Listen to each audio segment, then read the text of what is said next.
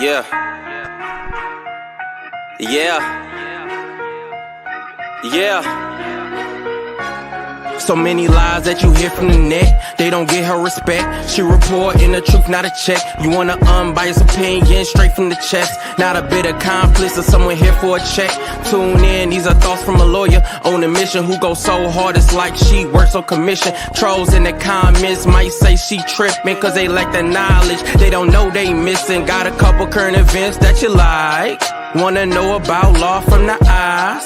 Tired of all these blogs running lies because they agendas are disguised. Tune in to the intellect, cause I'm sure y'all missing all the facts of the case that she steady is gifted. Someone here for the people, man, it's so uplifting. If you ain't subscribed yet, then you just omitting facts.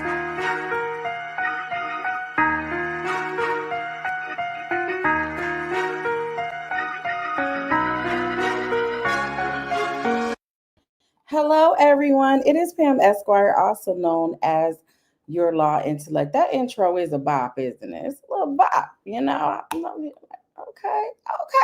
My son did his thing on that.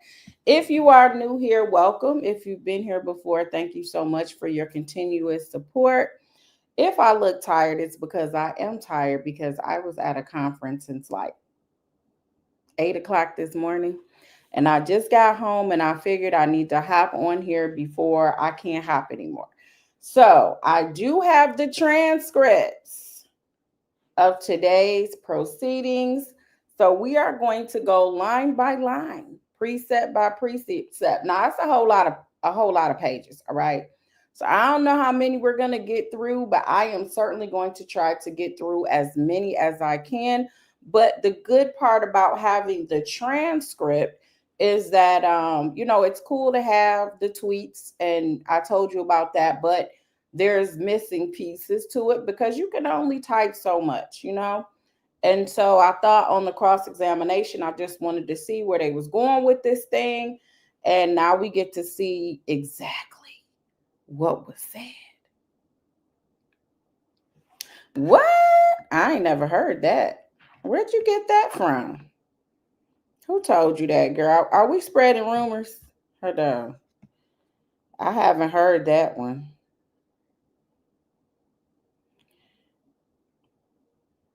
But see, this how stuff gets started. I haven't heard that one. I don't know, where'd you hear that from? Do I need to look up the source?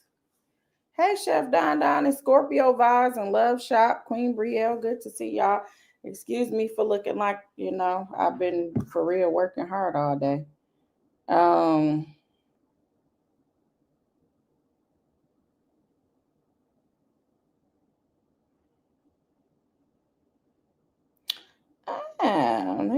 okay. All right, y'all. Come on now. Make sure mines put the cash app in there because these transcripts, they cost money. Okay. So if you guys want the transcripts for tomorrow, then we have to collectively come together to make sure that they're paid for. So the mods, make sure that if you're in the chat, make sure you put the cash app in there. If anybody would like to donate, if you don't have it, it's fine. It's not a prerequisite. You can still enjoy the content. However, if you are able, it would be nice. Okay.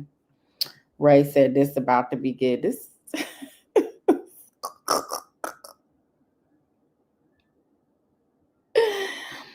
you said can't find nothing about her getting indicted. Y'all must got extra inside scoops with it. That seemed like that would have been on the Shade Room immediately. A TMZ. Did TMZ report it? Who reported that? So the transcripts, of course, the transcriber. So let me back up. When you have the transcribers or the court reporters, they charge different prices for how fast you want it, right? So with this, there was an expectation that people are going to want the transcripts. So I assume immediately after it's over, they have a way of correcting or doing what they have to do, and then they've released it to some people. So I was able to get this from Dennis Byron. And thank you, Ray. I appreciate it. Thank you for the Cash App, Sherman. I appreciate that. We only need $1,000 more to get to the transcript price. Like, I'm joking. It wasn't no $1,000. All right, y'all. Let's get started because, and I know some people are gonna have to catch up later, but we're gonna be here all day. Honestly, this is starting to sound like Cassie was Diddy's personal escort, and she didn't realize it until much later. He paid for her lifestyle in exchange. Dang, Elite Leo. My goodness. Thank you, Latanya. I appreciate it. Okay, let's see. Let me make sure I got the right. Make sure I got the right one on here because let me see. Yeah, I had to make sure I put. Sorry for the heavy rock watermark. You know what I'm saying, but I couldn't do it lighter, and I wanted to just come on here. Thank you for becoming a member, Carmelita Foster. I appreciate that. All right, let's get into it. All right, y'all ready? Y'all ready? So in the beginning, this is 200 and something pages, but in the beginning, they had some issues that they ironed out. I'm not going over that because we just don't have time for that right now. Maybe I'll go over that in membership or on a later date if you guys care. Thank you, Iris, for the Cash App. I appreciate it. Okay, let me go back. Shoot, we might get our little money back for this little money y'all done spent. Thank y'all for the love. All right, so first, so it's Miss Estavio, who is Estavio.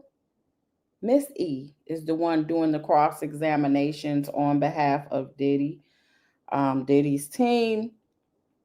From my understanding, they were saying there was a lot of consultation with I think her name is Tenny Garagos, who is another woman that is on the team. And there was a lot of conferring that was going on between them. So I don't know if she was told to do this at the last minute. I don't know. But nonetheless, we're going to get into it. Thank you, Charmaine and Cynthia and Portia, for the Cash Apps. I appreciate it. You guys rock. Okay. So first she asked, Your Honor, may I approach to give your deputy a drive of the defense exhibits? The court's like, of course. Members of the jury, welcome back. This is the court talking. I promised you that we would start right at 9:30. I'm only 8 minutes late. I apologize for that, but we are making some progress here. Miss Ventura, you understand you're still under oath? She's like, yes. Miss Estavio, when you are ready, you may proceed. Thank you. So here's the cross. Good morning, Miss Ventura. Good morning. You and Sean Combs were in love for 11 years, right? Yeah. During that time, you loved him. I did, yes. And you believed that he loved you as well. Yes. And during those 11 years, you took care of him in the ways that I could, yes. And you believed that he needed someone to take care of him. I don't know. In some ways, I guess, yeah. On direct examination, you used the term larger than life. Do you remember using that term? I do. From what you could see, to many people, he was a larger than life. Yes. Not just to you. Yep. But to you, he was Sean, right? Yes. And that's the name that you used the past 2 days in the courtroom, right? Yes. That's the name his mother gave him. Objection. Withdrawn.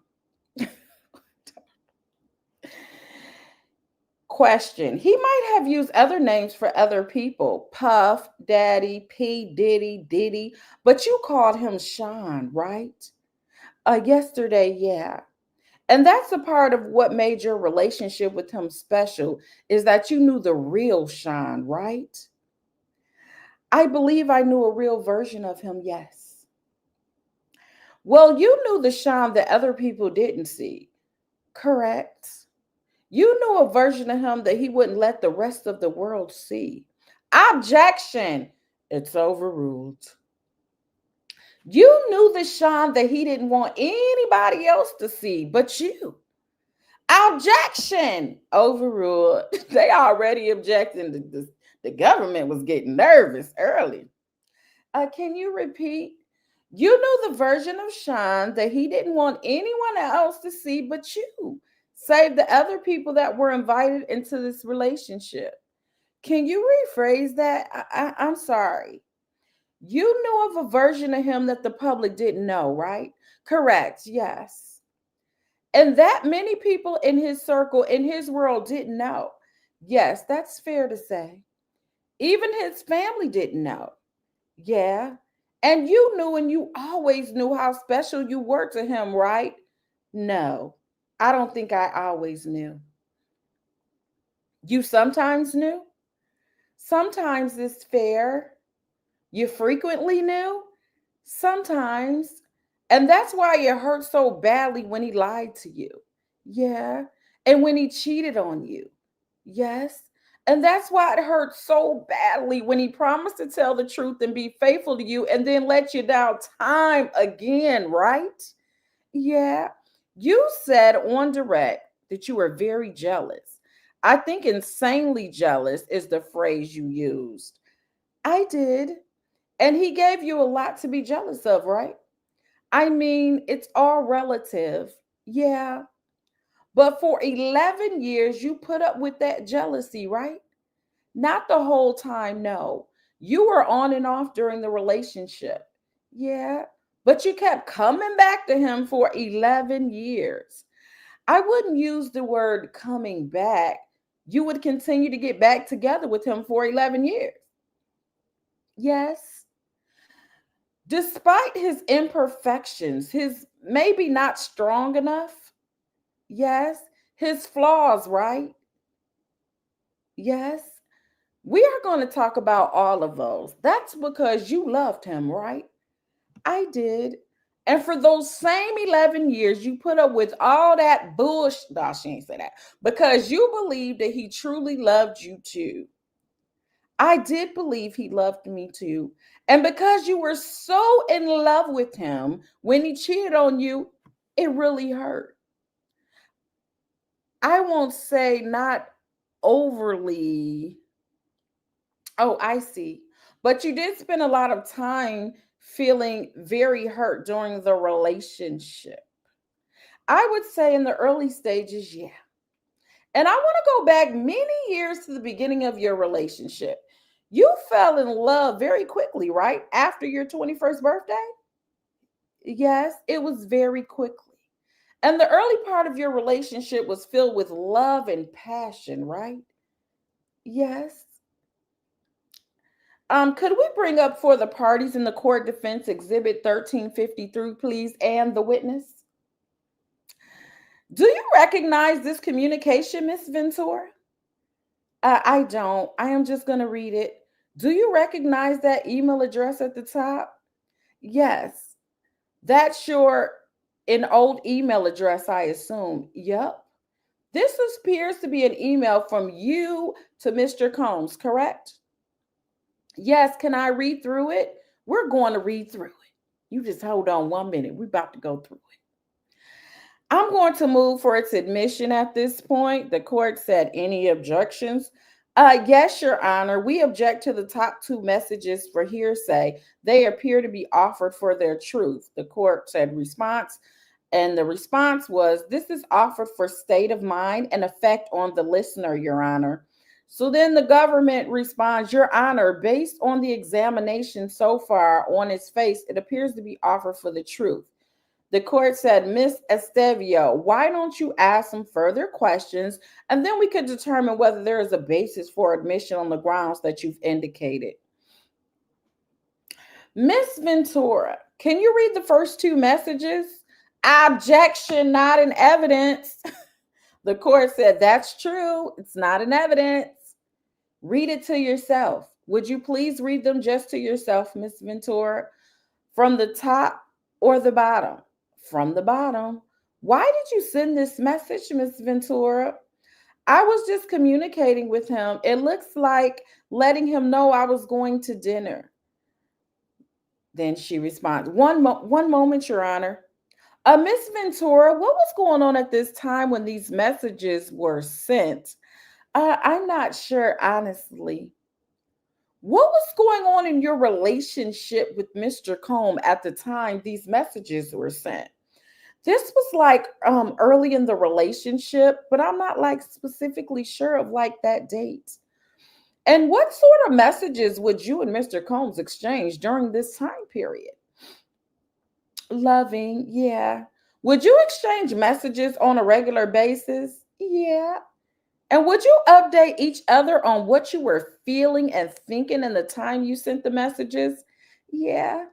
And would the messages that you then received from each other be read and reacted to? Yes. I would offer it at this time. Your Honor, same objection is clearly being offered for the truth. The judge is like, overruled. Can you please publish to the jury? Can you read the second message from the top out loud, Miss Ventura? This is from Mr. Combs to you. You want me to read it out loud? Yes, just of the message itself. So she's reading it. It makes me so happy that you would fly to ALT just to see me. I'm truly a lucky man. Oh, this is him. I got to change my voice. It makes me so happy that you would fly to ALT just to see me. I'm truly a lucky man. I love you, missing you. Can't wait to hold you. Now, would you read your response at the top, please? I'm a very lucky woman. Smiley face. I'm a very lucky woman. I miss you so much. I'd fly wherever you needed me, whenever. I love you, Cass. Thank you.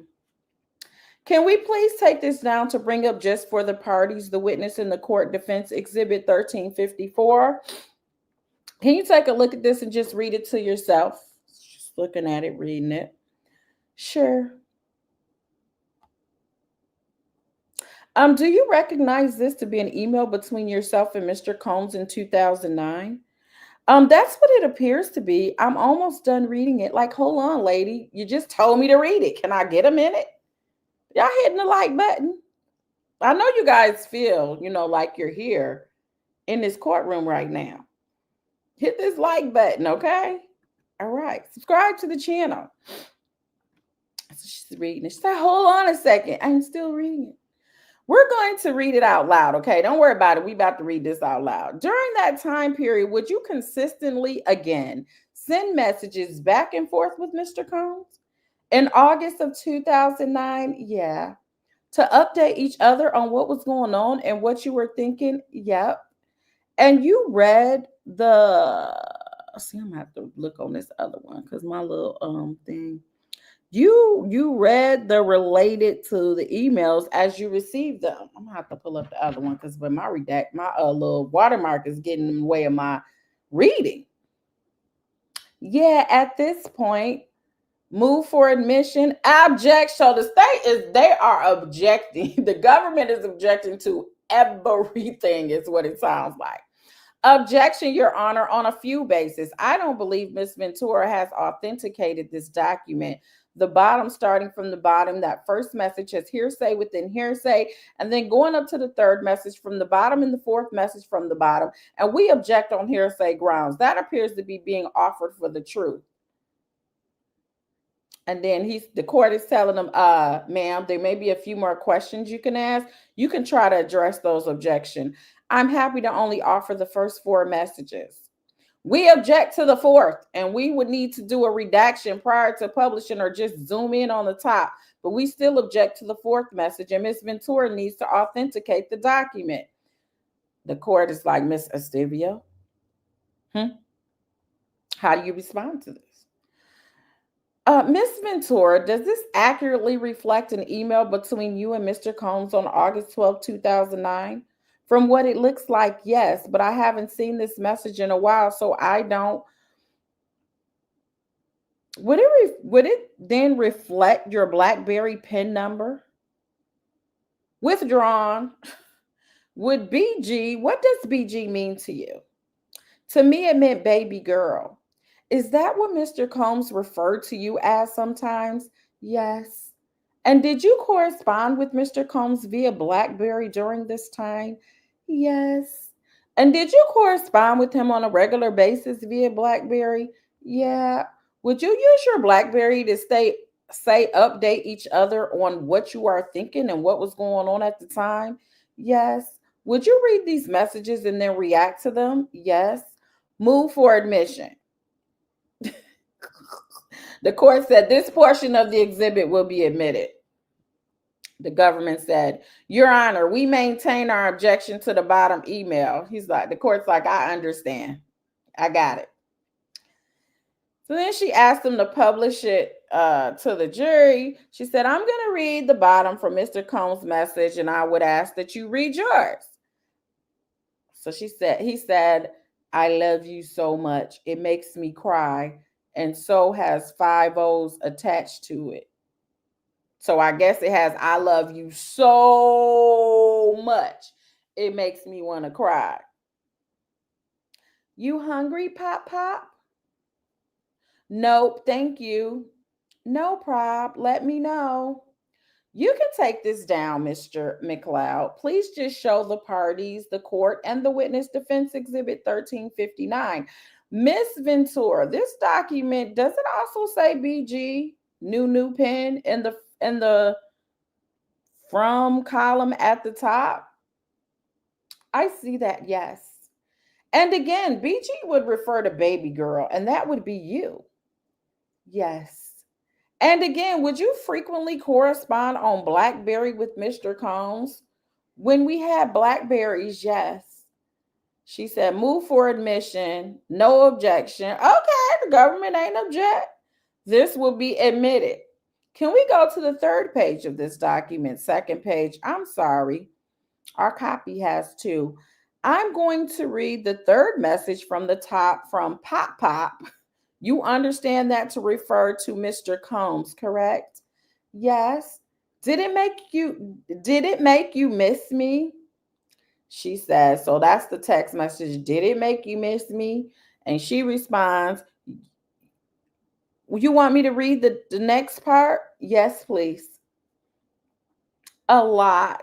You didn't even respond to my message. So she says, can you please take this down and put up defense exhibit 1360? Again, this says BG new pen. Does this accurately reflect the communication between you and Mr. Combs via BlackBerry in 2010? Yeah. Move for admission. Your Honor, we need a moment to review the document. All right.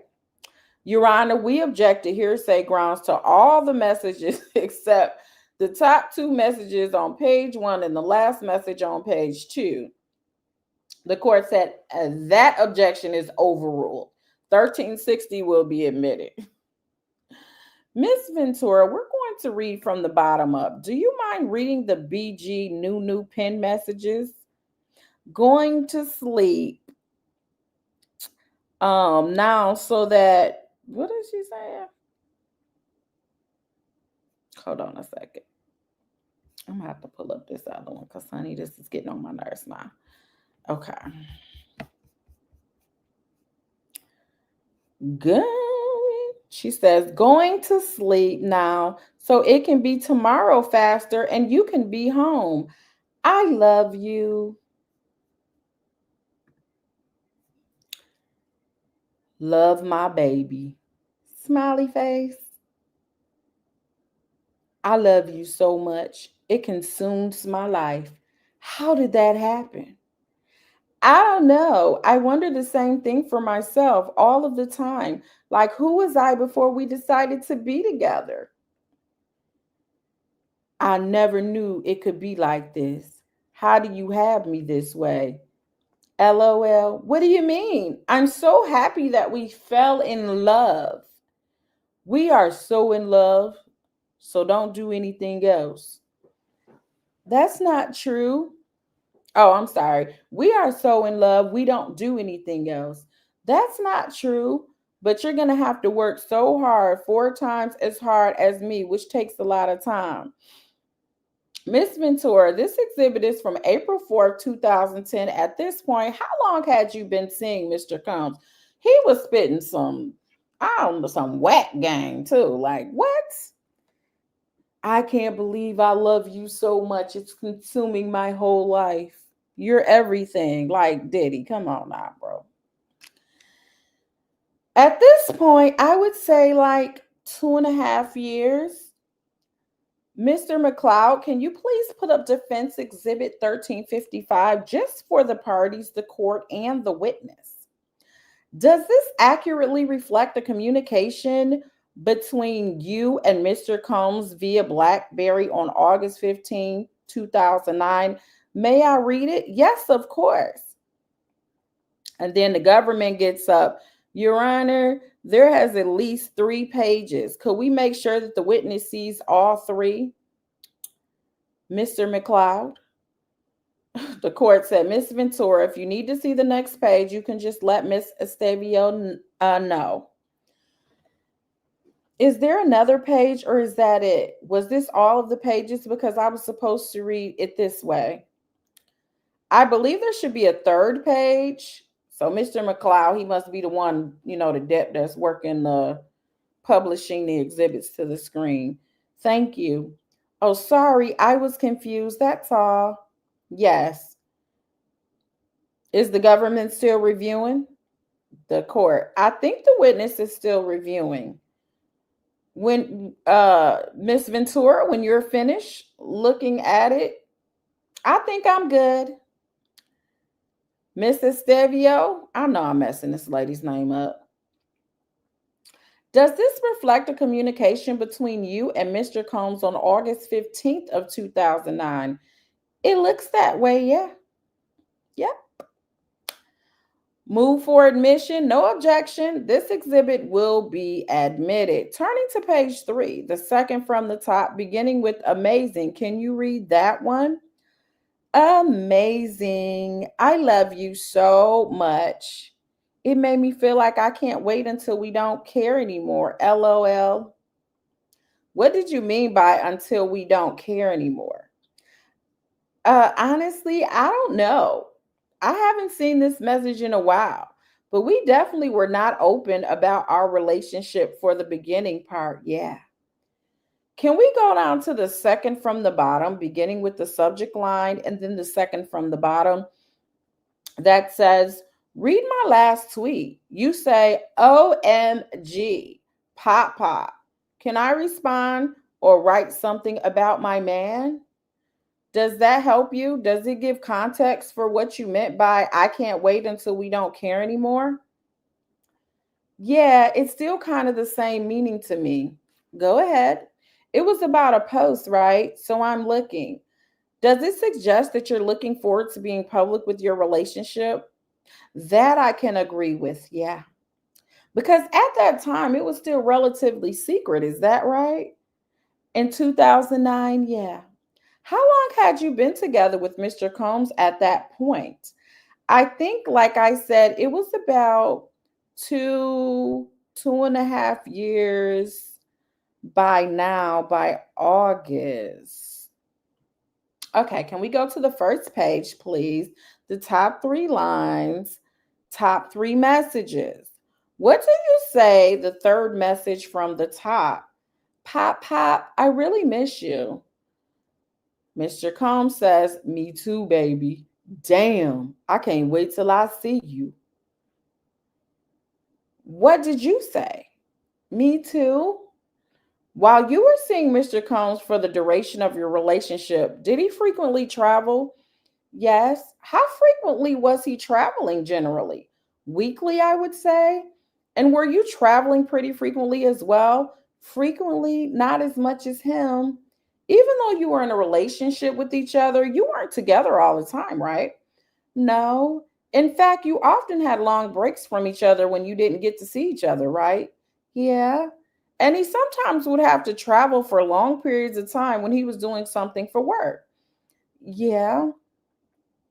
And the same for you. If you're going to film elsewhere or you had some event, you would not be together, right?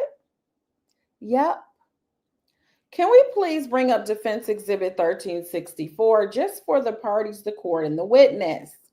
Miss Ventura, does this reflect a communication between you and Mr. Combs via BlackBerry on April 22nd, 2010? May I read it? Yes, I read it. Does it reflect a communication between you and Mr. Combs? Yes. Move for admission. No objection. 1364 is admitted. Please publish to the jury. Can you please read your message to Mr. Combs at the bottom? Page is this 55.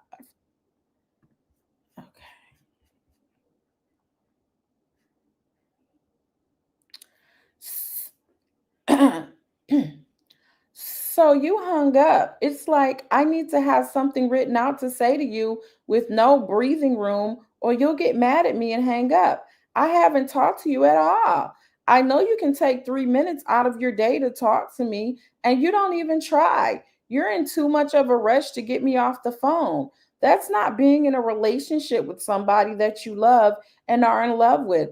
I'm really hurt by the way you deal with me. I don't need your money. I need some attention. I am thankful, but I can pay for these things myself.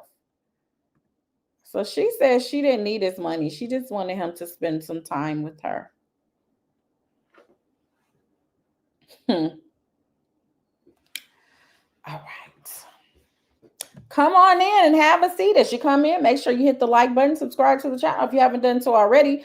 We are reading the transcript from today's cross-examination. So we're going to have line by line instead of summaries, okay? And we're going to read as much as we can while we can, because these pages are long, as you can imagine. Let's go.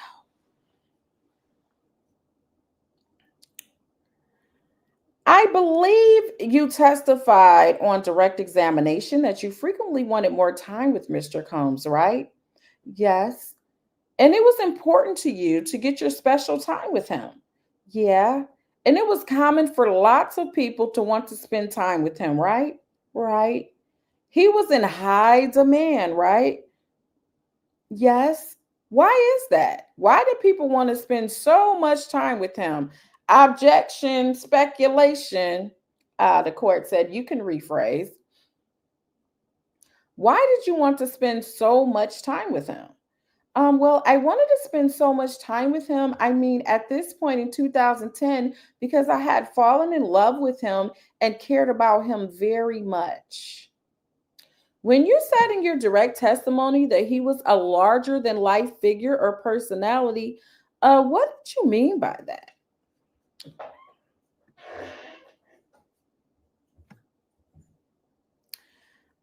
Larger than life, I mean, he's a charismatic, like big personality that everyone really loved. So larger than life would be that. Thank you.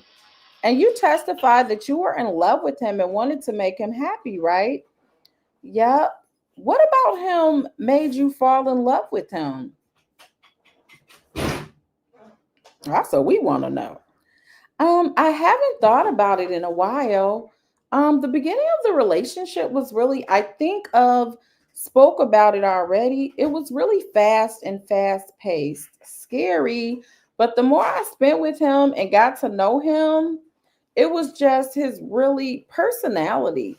At least what I thought was his really personality came out, and I liked who that was. What about it did you like? Just very sweet, attentive. Yeah. You have repeatedly testified on direct that you loved him and therefore wanted to make him happy, right? Yeah.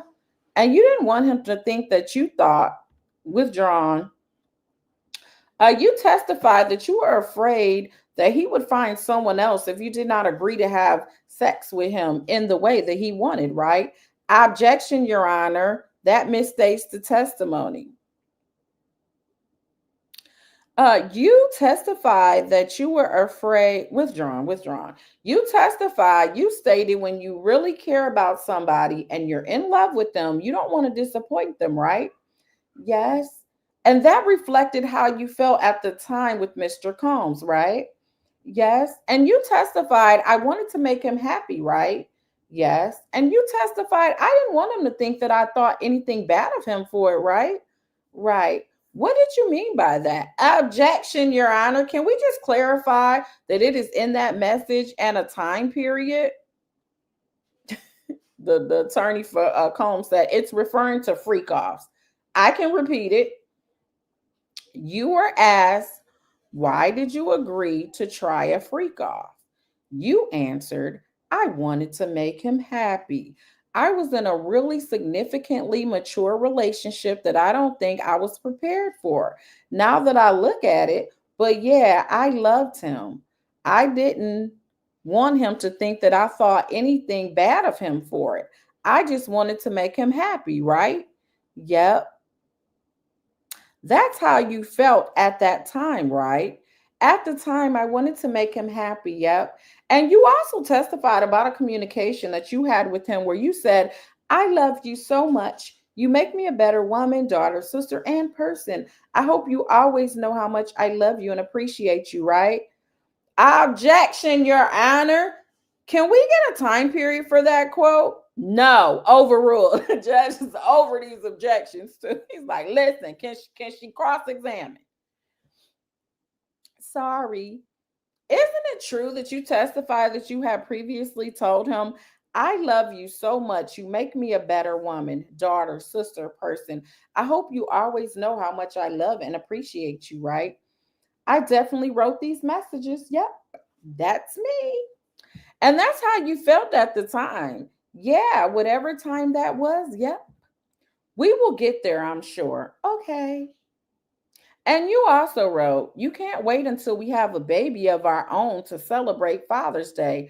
I love you with all my heart, right? Yeah. So that's for those that were on here talking about you can tell that's why she didn't have a baby by him. And I'm like, it was my understanding that she did want to have a baby by him.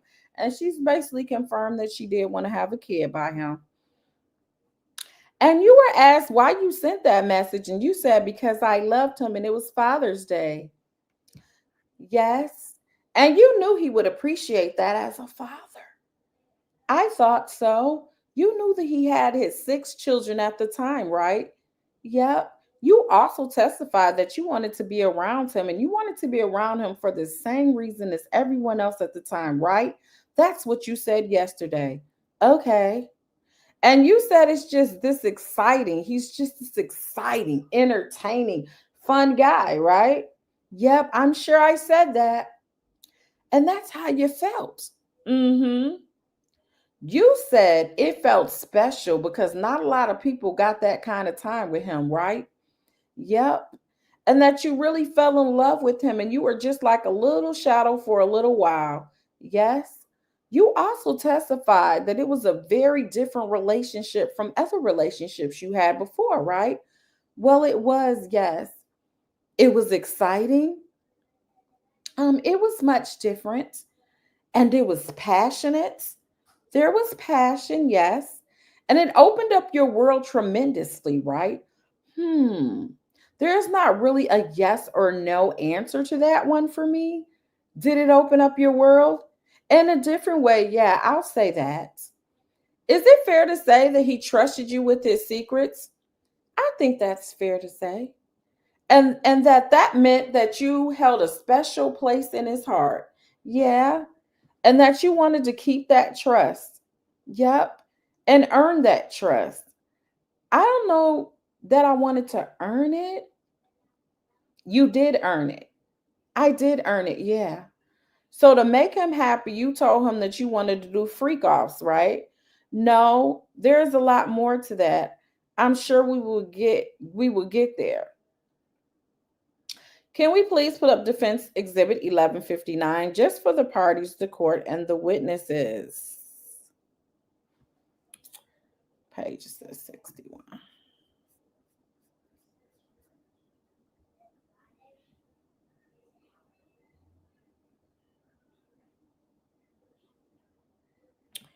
Miss Ventura, after you have taken a look, can you tell me if that reflects a conversation between you and Mr. Combs on August 5th of 2009?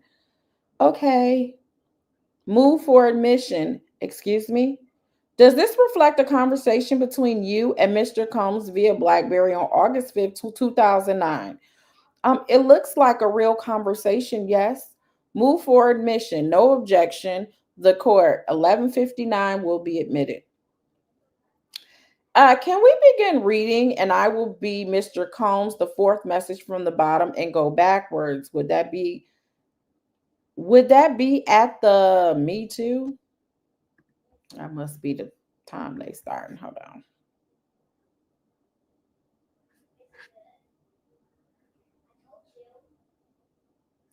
Let me read that over. Can we begin reading? And I will be Mr. Combs, the fourth message from the bottom, and go backwards. Would that be at the Me Too? I'll begin. I miss you already. Me too. When do you want to freak off? LOL. LOL. I am just going up to change and put my ring in. I just picked it up. I'm always ready to freak off. LOL. LOL. Let's just pause there. When you say I'm always ready to freak off, this was sent on August 5th, 2009, correct? Yes. And how long had you been dating Mr. Combs at this point? Almost 2 years. And you have already had freak offs before this, correct? Yes. I'll continue reading. You tell me the day.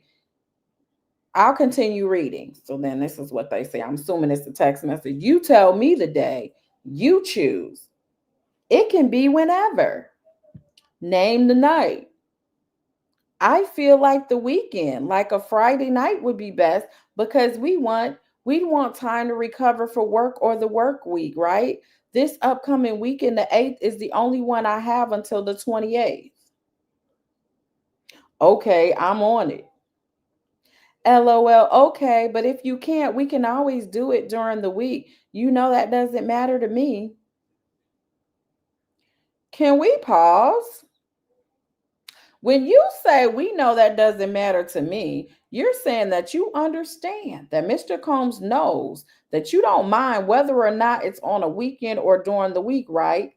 That's what it says. Yeah. Okay, then, Mr. Combs. Mr. Combs says, Friday it is. I wish we could get Jules here. LOL. Maybe we could. We don't know him that well, though. You want to call him and feel him out? Yeah, I can do that. Call him now, please. You want me to make you a bowl? What do you understand? Make you a bowl to me. Some food? Was this entire text message exchange kind of typical of your communication with Mr. Combs? I'm somewhat typical. One of the conversations. So, can we please put up for the parties, the court, and the witness Defense Exhibit 1162? Does this reflect a communication between you and Mr. Combs on August 7, 2009? It looks as such. Move for admission. We object to hearsay. I knew it was too good to be true. We object to hearsay. The court said overruled. Absolutely not. Uh, Miss Ventura, I'm going to ask you to read this one out loud. But is it fair to say that you are sending Mr. Combs an explicit text message? Yep. And that this was sent August 7, 2009, correct? Yep. Which is 2 days after the last message that we read about how you always were ready for the freak off, correct? Yes. Mr. Combs says, after the explicit message, he says, I can't wait to watch you. I want you to get real hot, right? Mm-hmm. Yeah. And you say, me too. I just want to be uncontrollable, right? Yeah. Can we please put up Defense Exhibit 1164? Does this reflect a communication between you and Mr. Combs on August 7, 2009? It appears to be. Move for admission. Same objection. Same objection. Yes, based on the questioning on the last exhibit, we think that is a valid objection. Certainly, this is Combs' attorney. Certainly not for its truth, Your Honor. The court said overrule it. Move along. Please publish for the jury.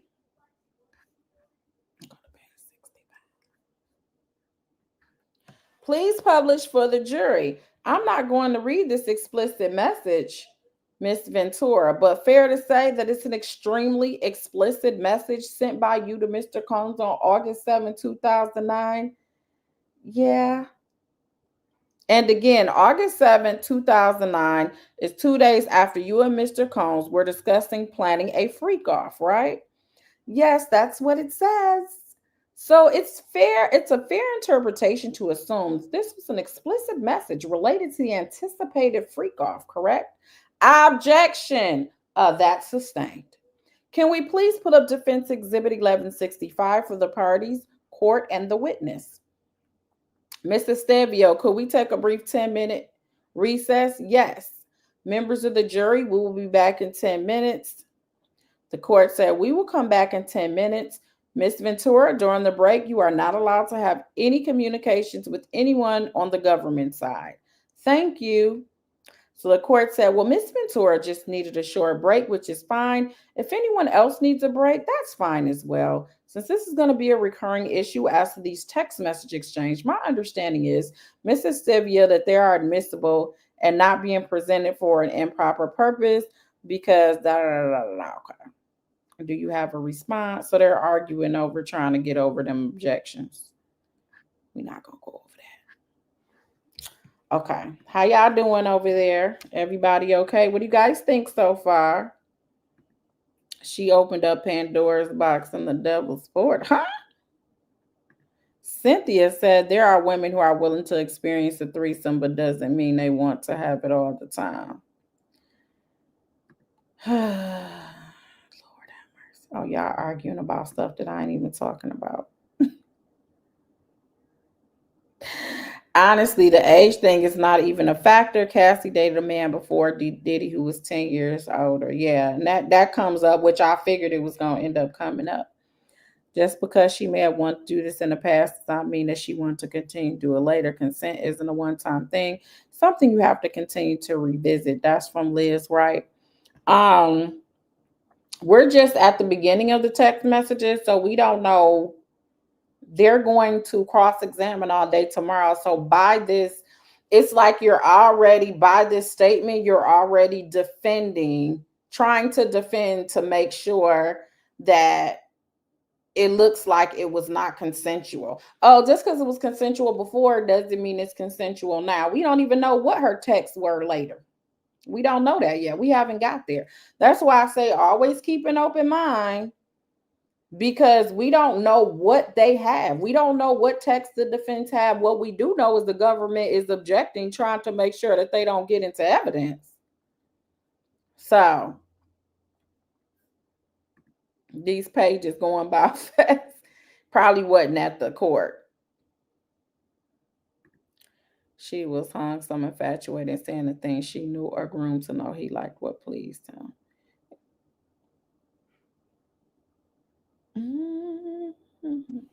You know what? The woman he chose, I'm not repeating that. She was saying whatever to please him. Yeah, I ain't like that game in the beginning. I'm like, that game is whack. What is he saying right now? Hey, Jay Parrish, good to see you.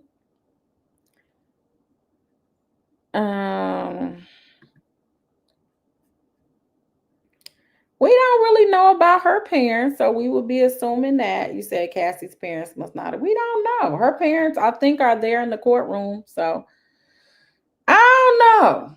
But we just gonna try to see how this stuff comes out. The state isn't taking Diddy to court without building a solid case. She's also not the only victim. So did y'all forget there's many more women accusing her? It's not many more women. That is an exaggeration. Oh gosh, Jesus. Did you read the indictment? It's not many more women. There are more women. There are a couple of women that has some things to say as far as the freak offs. So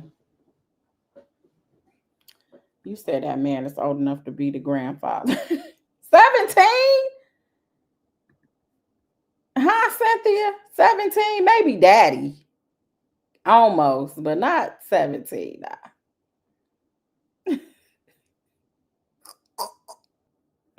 Y'all say, I need y'all to just listen to the y'all ain't even heard the whole, like even half of the transcript, and people are already like, well, she only did it because she wanted to please him. Oh, she only did, like she said she loved him and she felt like he loved her. She fell in love with a jerk. Why can't that be? Half of y'all done fell in love with buttholes too. It happens. But she said she's loved him for 11 years. Like that was who, and she wanted to be with them. And yes, it's obvious that in order to keep his attention and to get time from him, because he was being pulled in all directions, it's obvious that she was like, whatever I need to do to spend time with him, I'd rather do that.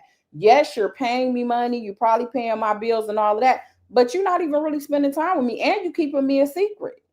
In the beginning, he didn't even let nobody know he was with her. So I'm trying to see how this is. So, I don't know. All right, let me go on with this transcript for y'all trigger me. I think she's mentioned too, I think.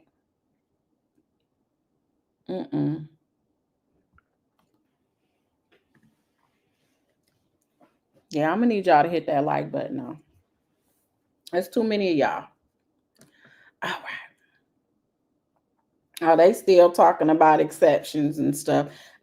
Typically, when you know that there may be some type of evidence issues, you're already prepared to address hearsay. It's not being offered for the truth of the matter asserted, meaning exactly what it says in there, but it's being offered for some other reason, like state of mind, excited utterance,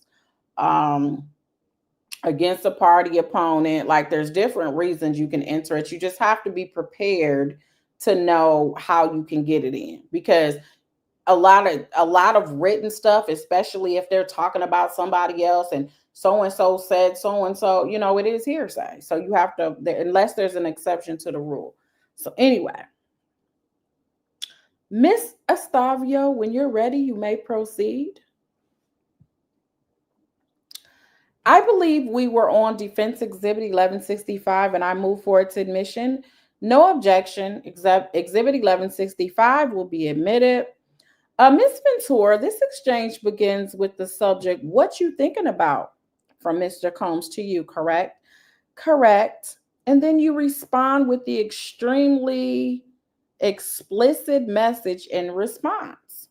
Yes. And you responded on August 7, 2009, right? Yes. And August 7, 2009, again, is 2 days after the discussion with Mr. Combs about planning a freak off, correct? Yep. And Mr. Combs responds and sent a message to you saying, I can't wait. And that's why I want to see you, right? Yes. And when you receive that message, that's why I want to see. Did you interpret that as him talking about in the context of a freak off? Yes, I would have thought we were talking about freak off. And how did you reply at the top? I can't wait either. That was on August 7, 2009. This was all on the same day, right? Yep. In anticipation of the freak off that you were going to do with him, right? Right. Can we please put up for the witness the parties in the court Defense Exhibit 1166? Ms. Ventura, does this reflect a BlackBerry communication between you and Mr. Combs on August 7, 2009? I'm just reading through it. Yep. Move for admission. No objection. What's the exhibit number? 1166. 1166 will be admitted. Beginning at the bottom, Mr. Combs sends you a message with the subject line. This in the subject line, I'm so horny, on August 7, 2009, correct? Yep. And you received that message, and in response, what did you say? OMG. I was about to text you the same thing. And he replied saying, how you feeling? Talk to me. You're supposed to be seducing me all day, right? Yeah, I'm just looking at the timestamps. The bottom one says 7:49. We were just in different places. You're reading it the same way I am. I believe so from the bottom up, right? Yes. I just wanted to make sure I wasn't. The court said, let's get to the question. Okay, y'all having these conversations like we kicking it in theater or something. Like, let's get this. You say, LOL, sorry, I'm nervous. I feel like I want to F right now. Fuck, right? Right? Yep, that's what I say. Can we please put up for the witness, the court, and the party's defense exhibit 1167? Ms. Ventura, does this reflect a communication via BlackBerry between you and Mr. Combs on August 7th of 2009? It looks like it. One, yeah. Mr. Combs says, I'm so horny, I can't concentrate, right? Objection. It's not an evidence. Oh, I apologize. Move for admission. No objection. 1167 will be admitted. Please publish for the jury. Mr. Combs says in the subject line, I'm so horny, I can't concentrate, right? Yes. And what do you say in response after receiving that message? Let me go to my thing.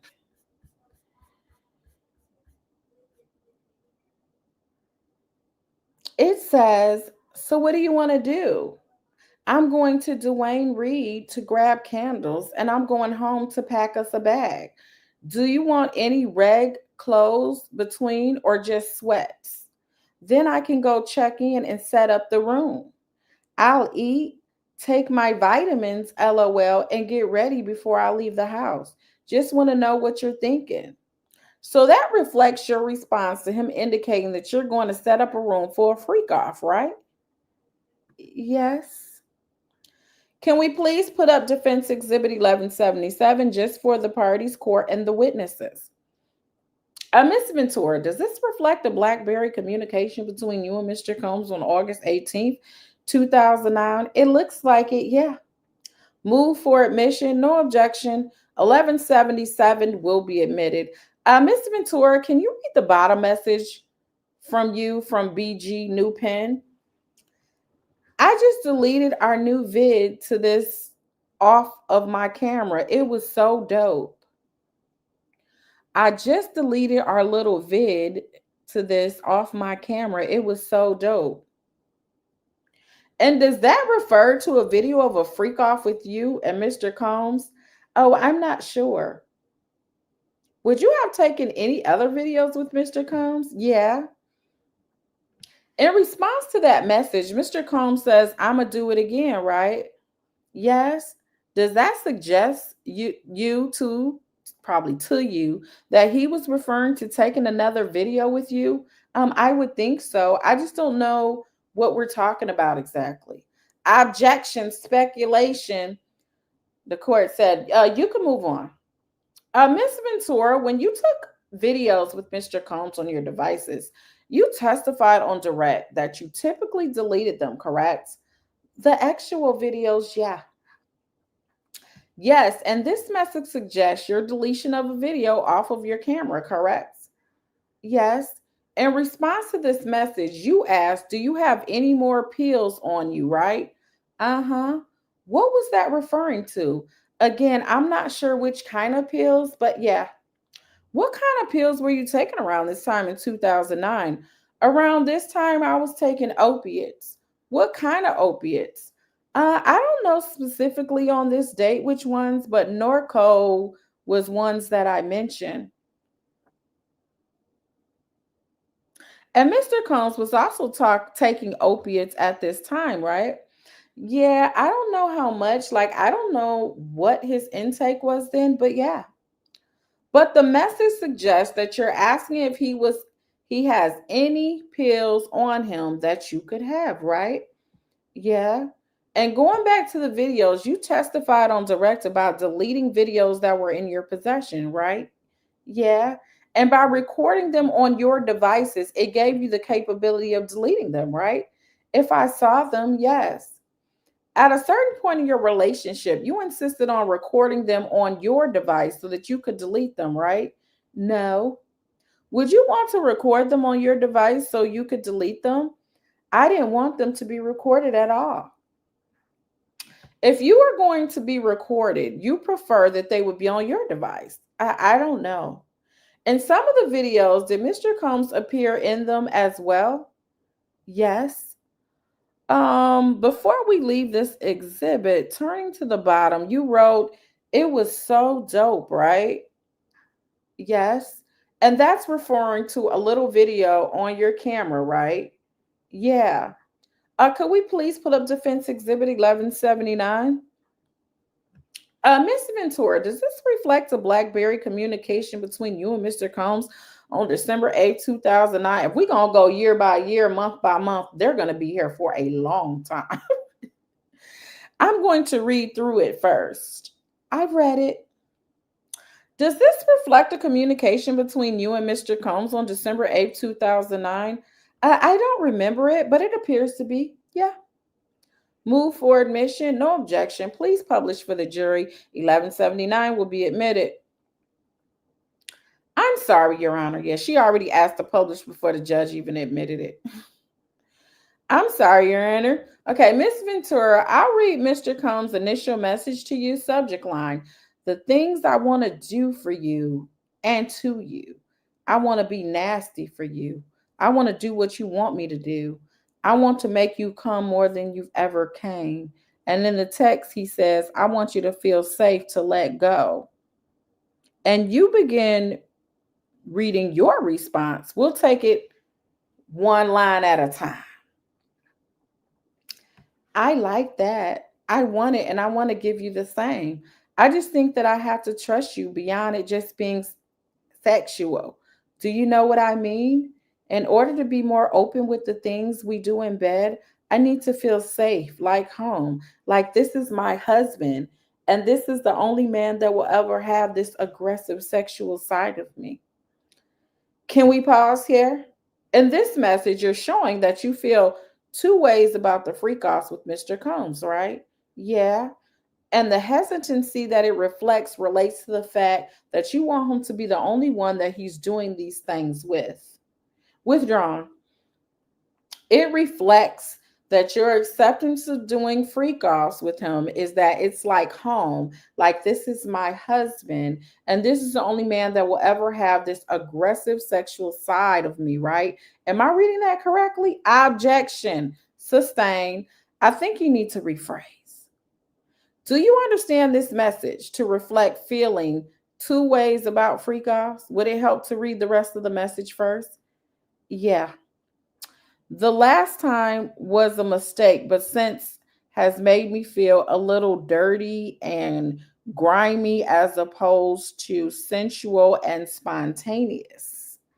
That's the only reason why I go back and forth in my mind with wanting and not wanting to do it. When we used to do freak offs, when we were so in love, there were no questions asked. It felt right. Like it literally made sense for the next step in our sex life together. I get nervous that I'm just becoming the girlfriend that you get your fantasies off with, and that's it. I don't get the other part anymore, at least. When you sent this message, were you afraid that Mr. Combs was only seeing you for sex in this way and that you were only fulfilling that part of his life, his sex life? Again, I don't like remember this message specifically, but the end of it sounds like that. Yeah, like I was worried about that. And that your hesitancy was that you were afraid that you would just become the girlfriend to get his fantasies off with, right? That you wouldn't be his true full girlfriend. That's a way to look at it, I guess. Yeah. You say that you go back and forth in your mind with wanting and not wanting to do it, right? Yep. And you say that that's the only reason why I go back and forth in my mind, right? That's what it says in the messages. Yes. Because at the time, you were afraid that you were being treated as someone who could just get the fantasies off with, right? That was a concern. And this was in December of 2009, after you had been seeing him for 2 years. Yep. And you still were not public in your relationship with him, right? Correct. And so it was a fear that you would never be his public girlfriend, right? I guess that was something that was thought about. It wasn't a huge fear, it was kind of an understanding that we had more so. By doing these freak offs with him in the first couple of years of your relationship, was that a defining feature of your relationship with him, doing these freak offs? By defining, what do you mean? Was it an important part of your relationship? Well, it became I don't know if important would be the word, but integral part of our relationship early on. And you wanted your relationship to develop more, right? Right. And this message was sent to him by you, correct, via Blackberry. The larger part of the message was, yeah, it was me. And this is also in response to Mr. Combs saying, I want to do what you want to do, right? Yes. And this reflects your open communication with him about how you felt, right? I would say it appears to reflect some deep thought about your relationship and your perspective on freak offs, right? Yeah. And you felt safe sending him this message, knowing that withdrawn, you felt comfortable sending him this message, right? Yes, at this time I did. I'd like to go back to the very beginning of your relationship. I know we're already 2 years in. You testified that it began, your romantic, intimate relationship with him began at your 21st birthday party when he kissed you, right? Well, sort of, yeah, in a way. You testified he kissed you at your 21st birthday party, right? Yes. And that was the first time you kissed each other. Yes. At that time, you were a very successful 21-year-old, right? I was trying, yeah. Your 21st birthday party was at a club in Las Vegas. Yep. I believe there were other celebrities there in attendance. There were. Like who? The actual party? Yeah. Sean was there and he brought Dallas Austin. He brought Britney Spears. I think those were the two people that stand out to me. How was a 21-year-old able to attract such celebrities to her birthday party in Las Vegas?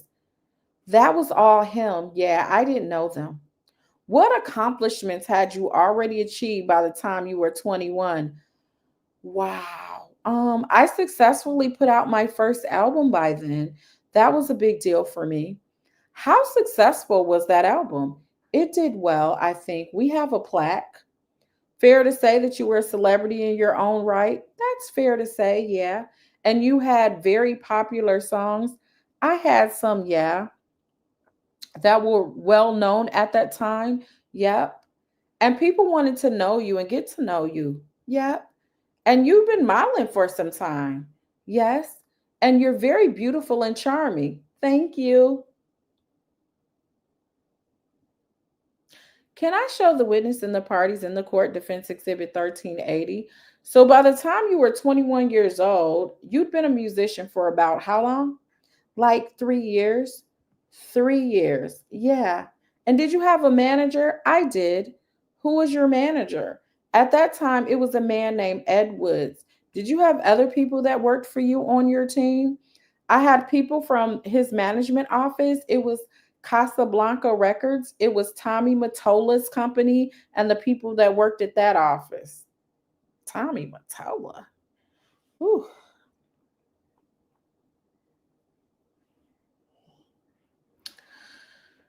Ooh. He's a really popular old school music exec. He's well known. I think he's pretty well known. Yeah. Yeah, that's Mariah Carey's ex-husband that had her all locked up in the house. What was your financial situation as a 21-year-old having a successful album out? At that time, it wasn't so much the album. I had been modeling for a while, so I saved up money from that. Did a lot of commercial catalog type stuff, but I was doing well. Were you able to have an apartment in Manhattan? Yep, my own place. And pay your own clothes and goods? Yeah. Was it Tommy Mottola who introduced you to Mr. Combs? No, I met Sean through a producer that I was signed to. And who was that producer? His name was Ryan Leslie. Who was Ryan Leslie? He's a producer, musician, writer. I met him when I moved to New York and we dated for about 3 years. And Ryan Leslie is well-known producer, right? I'd say in the industry, he's well-known, yeah. At the time, he was well-known. Yeah, for sure. People knew he and Tommy Mottola were, people knew who he and Tommy Mottola were, and they were important people in the industry. I guess you could say that. And you were an up and coming story, right? I guess you could say that. You were young and had a successful album, and people were excited about your prospects, right?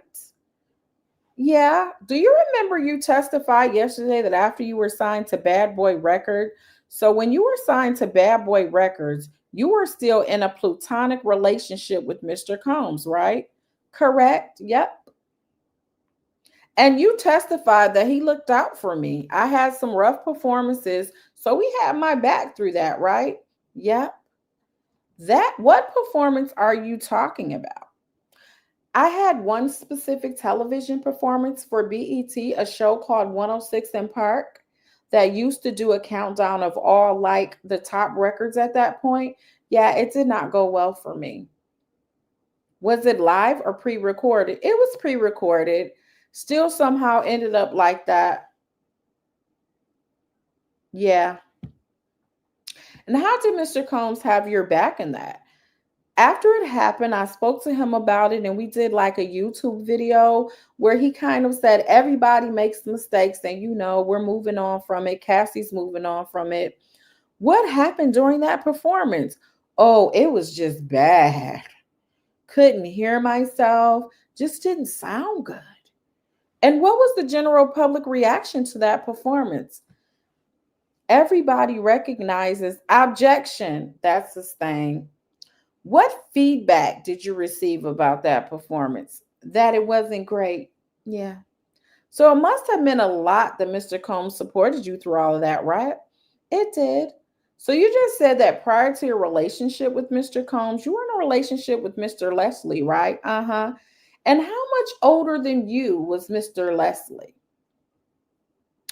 I said that all wrong. And how much older than you? No, I said it right. And how much older than you was Mr. Leslie? I believe 10 years older. And when did you start dating him? When I was 19, 18. How old were you when you started dating him? Oh, I'm sorry, when you were 18 or 19.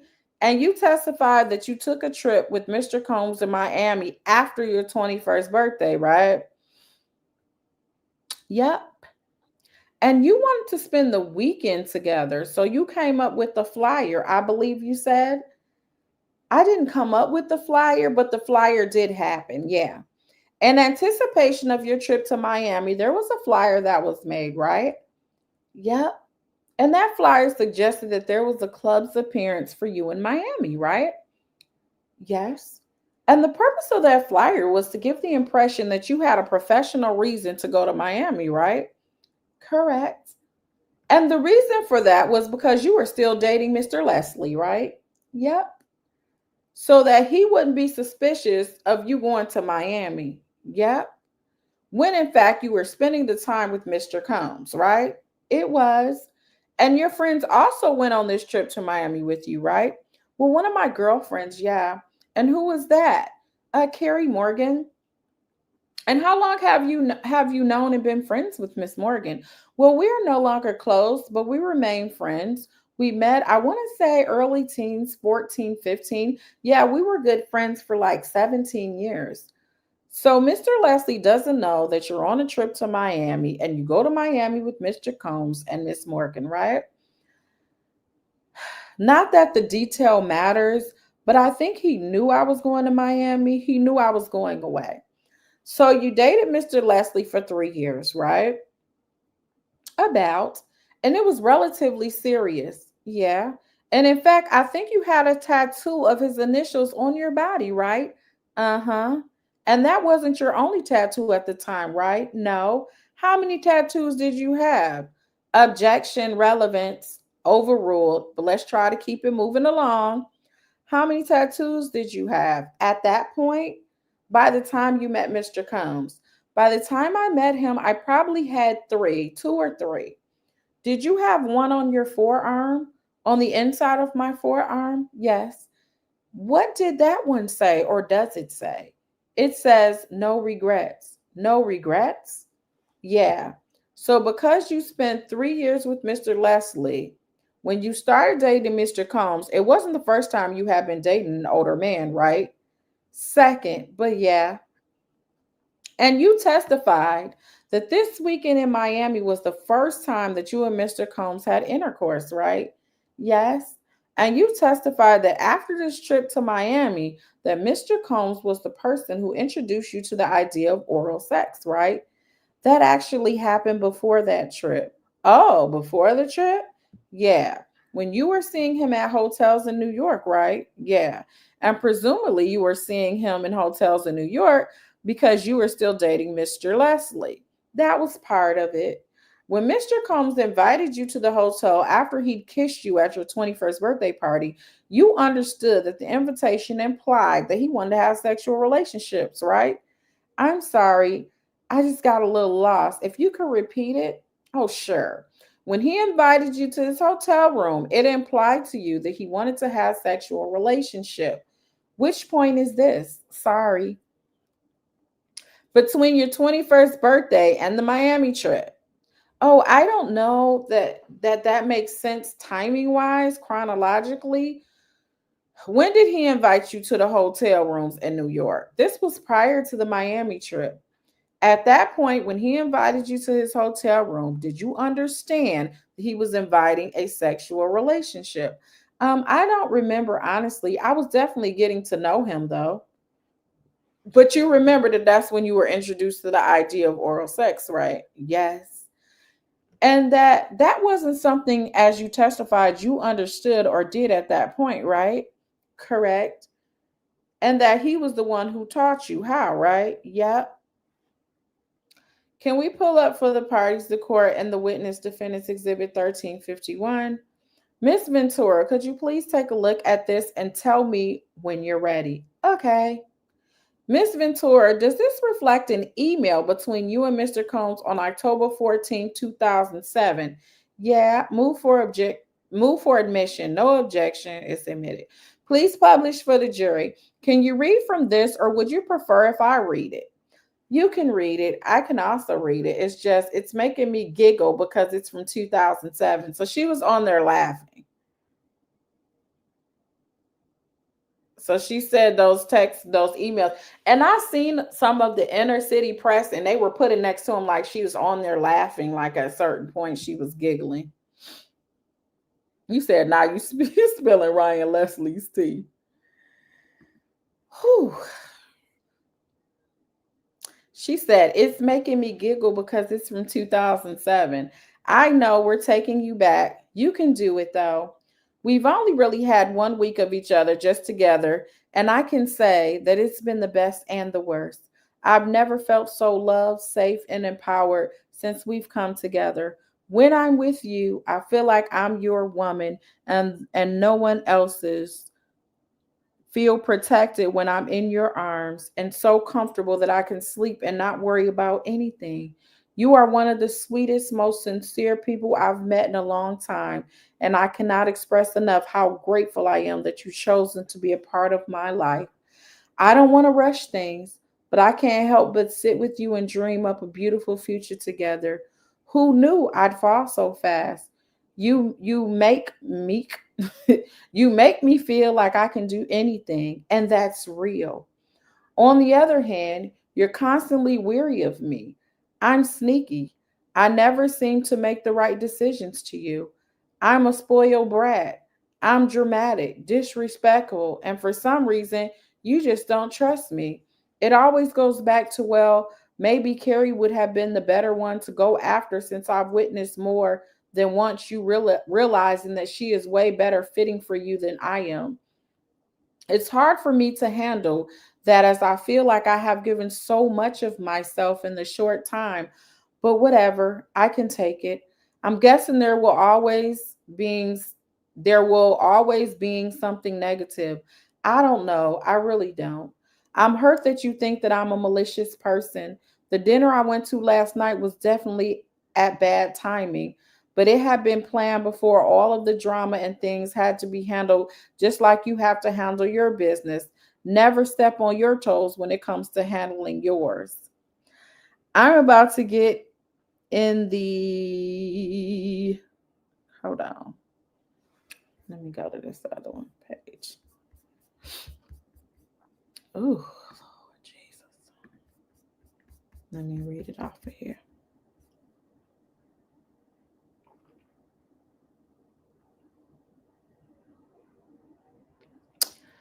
I'm about to get on this plane and I'm sad, mad, frustrated, and hurt that you just don't feel like I'm the right one. I really do love you, and I hope to just be able to learn what it is you want in a woman and give it to you. You're very important to me. I hope you know that. Cass. There's a lot in this message, right, Miss Ventura? There sure is. Yeah. I know there's a lot in here and we can take it one at a time, or you can tell me what you think you were trying to convey at this point. At this point, it was very, very early. I don't know. I'm just reading it like it's a journal entry.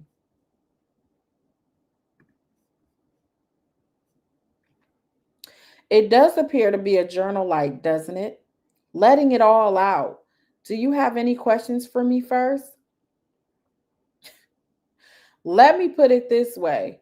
Your relationship with Mr. Combs was complicated from the very beginning, right? Yeah, pretty much the beginning. It was complicated by your relationship with Mr. Leslie, right? Yes. That ended kind of quickly, though. What do you think you meant by saying I'm sneaky?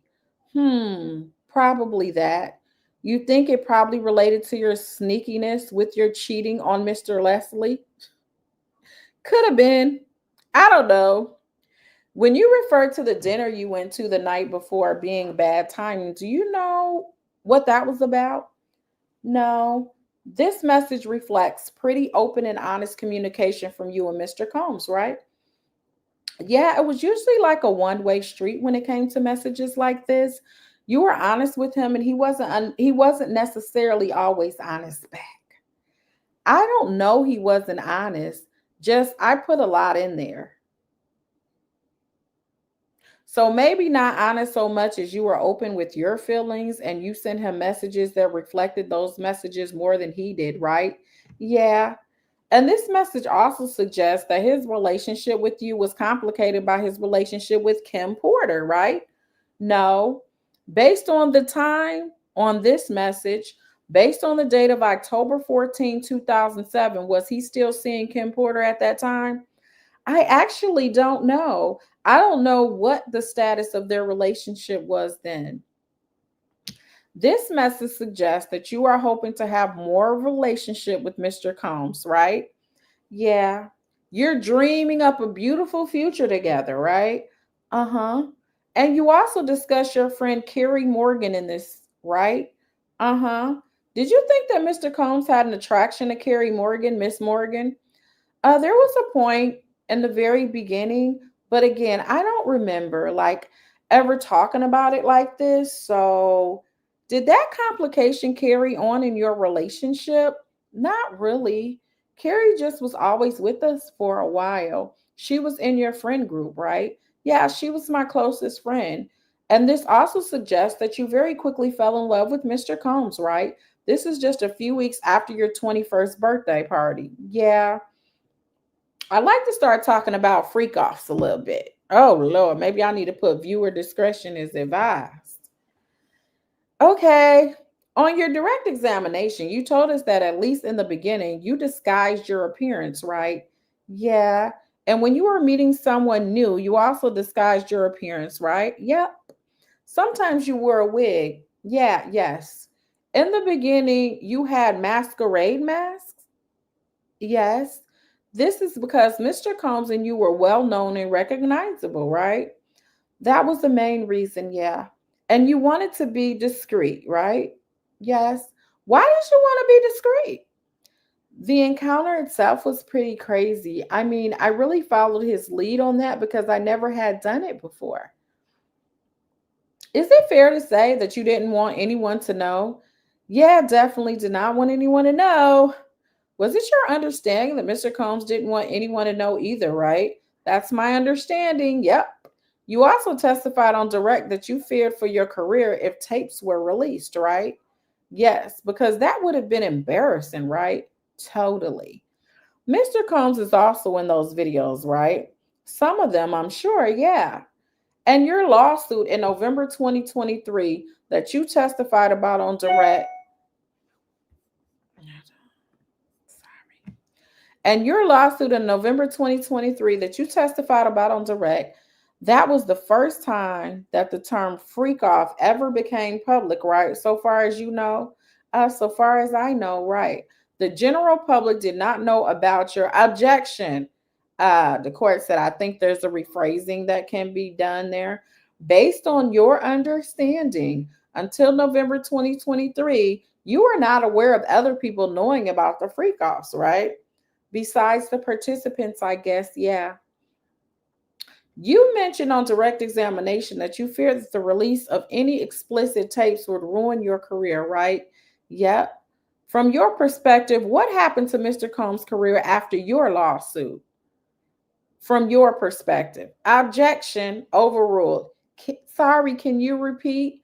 From your perspective, what happened to Mr. Combs' career after you filed that lawsuit? Oh, that's a lot. Fair to say that his career was ruined? Objection based on your understanding. It calls for hearsay and speculation. Objection is overruled. You can re-ask the Miss Estevio, you can re-ask the question.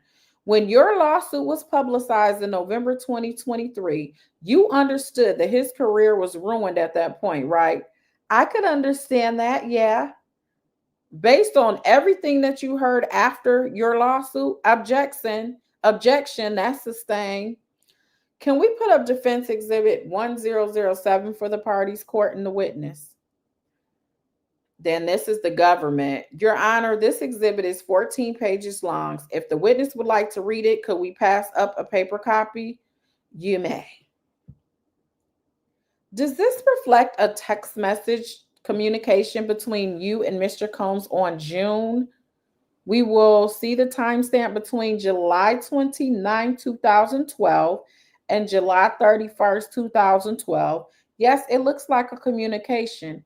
And I believe this encompasses a large part of Government Exhibit 346. Move for admission. No objection.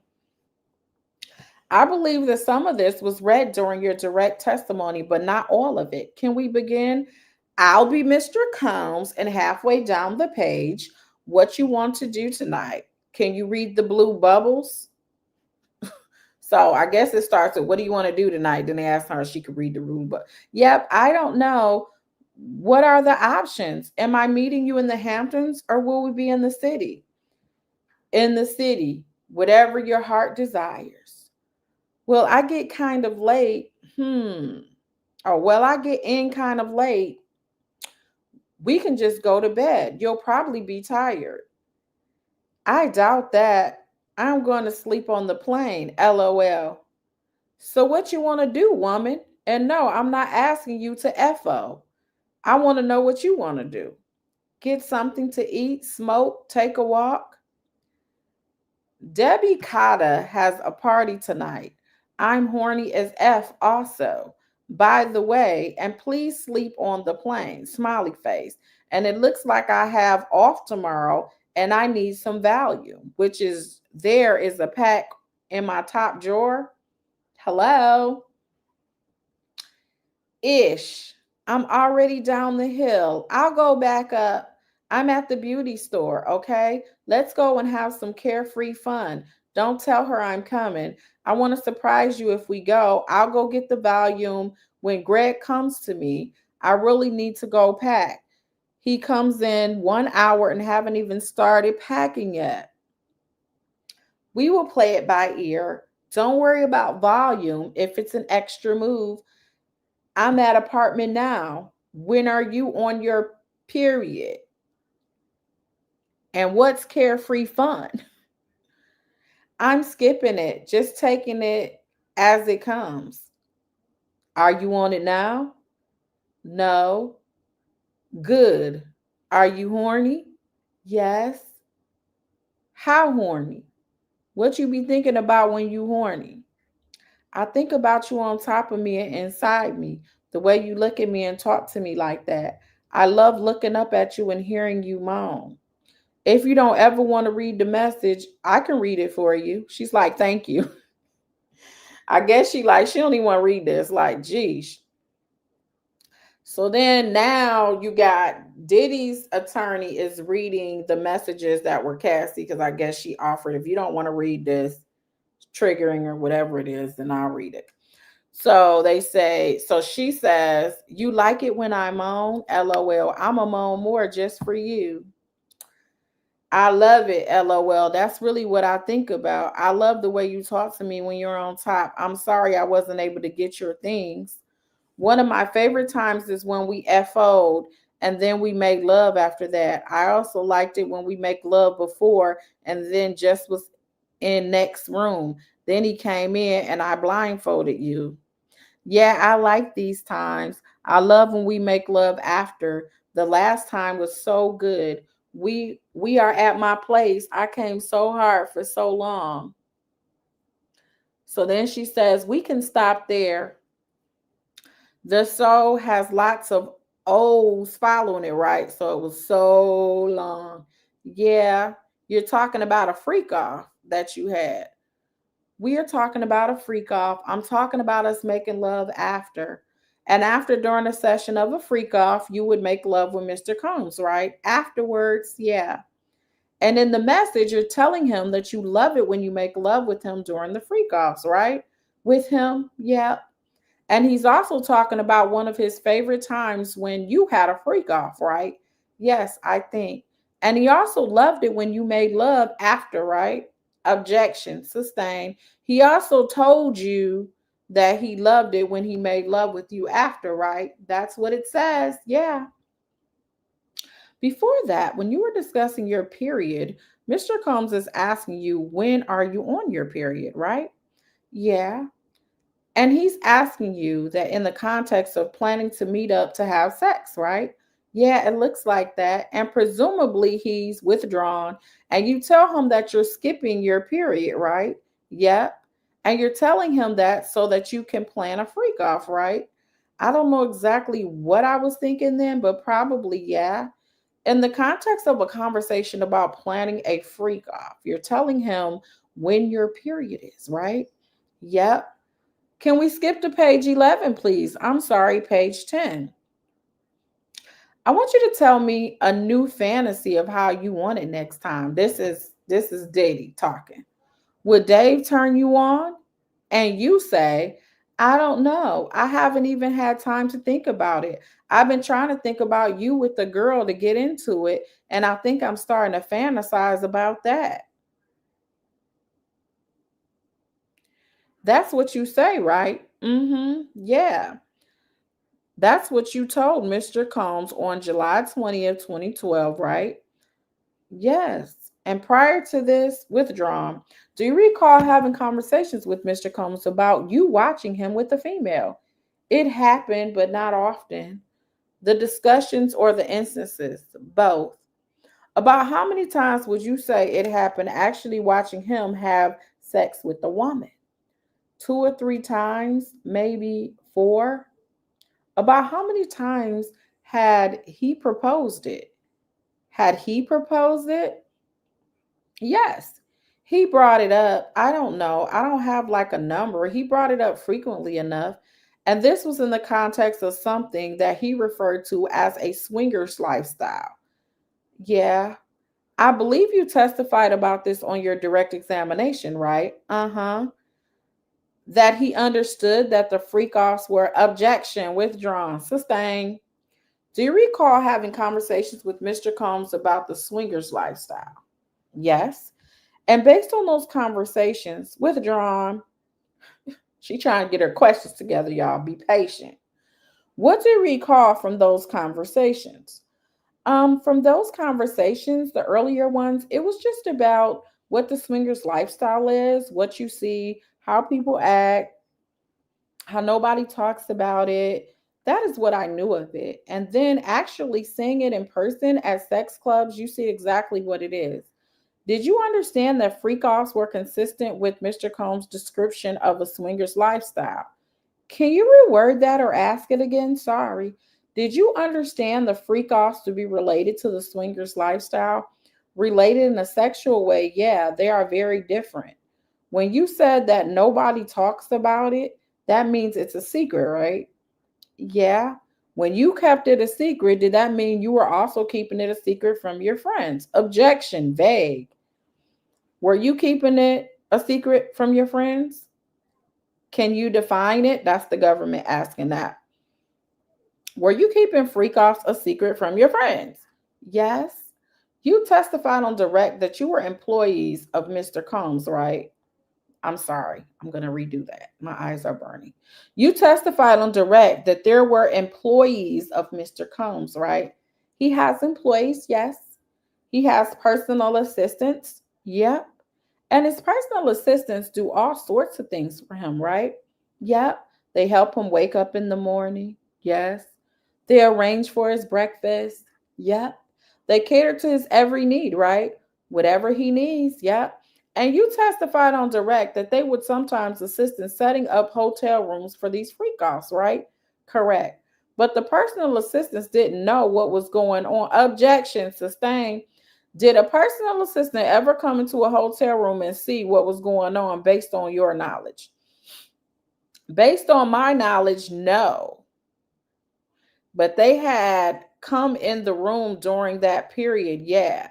I don't know if they saw anything. It's probably the better way to say it. You would remember if an employee came in the room while you were in the middle of a session with an escort, right?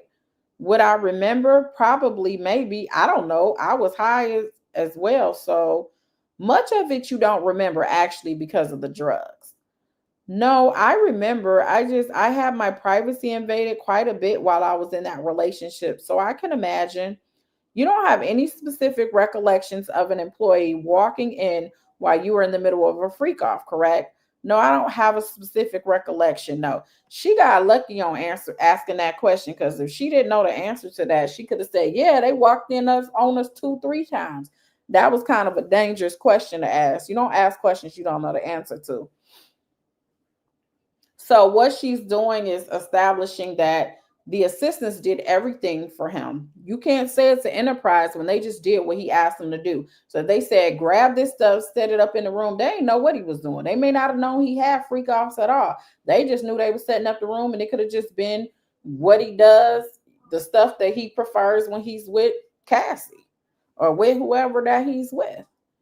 Okay. And Mr. Combs had other staff other than personal assistants, right? Yes. He had bodyguards. Uh-huh. Drivers. Yes. He had chefs, chiefs of staff. Yep. He had other high-level executives. Yep.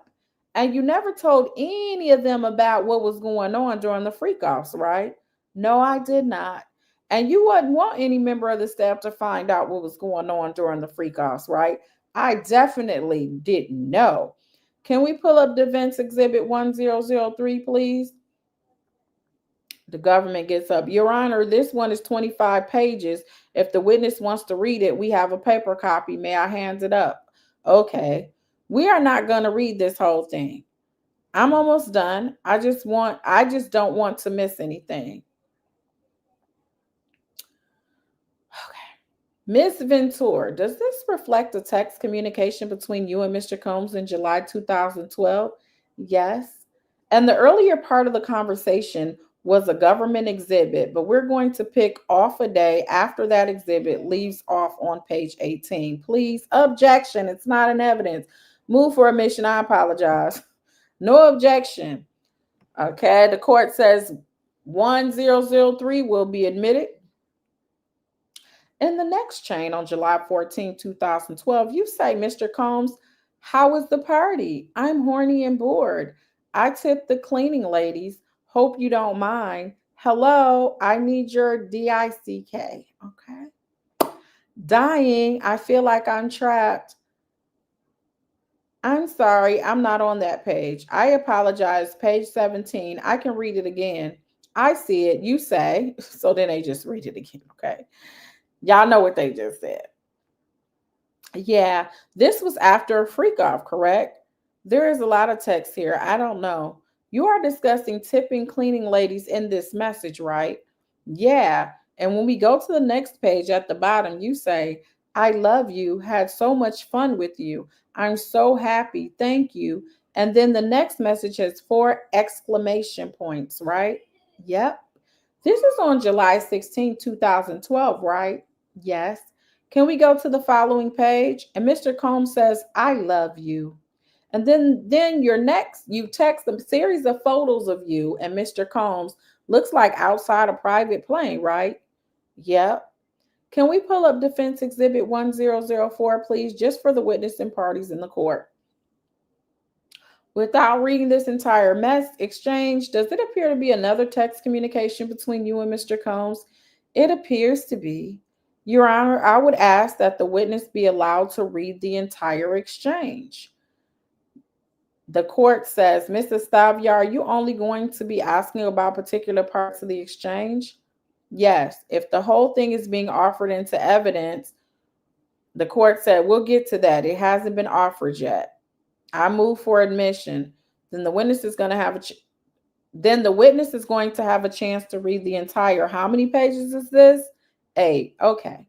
Do you have a copy for the witness, or would you like her to read it off the screen? The government said, unfortunately, we don't have a copy of this exhibit for the witness, Your Honor. The court said, Miss Ventura, if you can look at the screen, let the staff know if you need to move through the pages. Okay. So the court said, Mrs. Stavio, Miss Ventura does next page. There is 9 pages. Next page. Okay. Miss Ventura, does this reflect a text communication between you and Mr. Combs? Yes. Move for admission. No objection. 1004 will be admitted. Do you remember the portion on page 4? A lot of DICKs, a lot of partying. Yes, I do. And Mr. Combs said, so you feel sick? I'm sorry.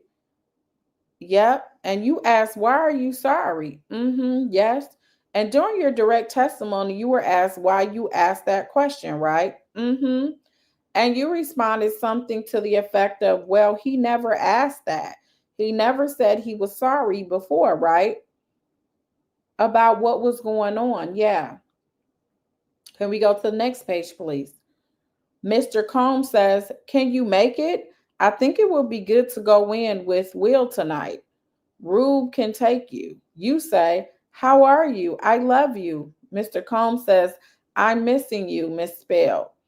And you have a frowny face and say, staring at your pictures from the plane, I miss you.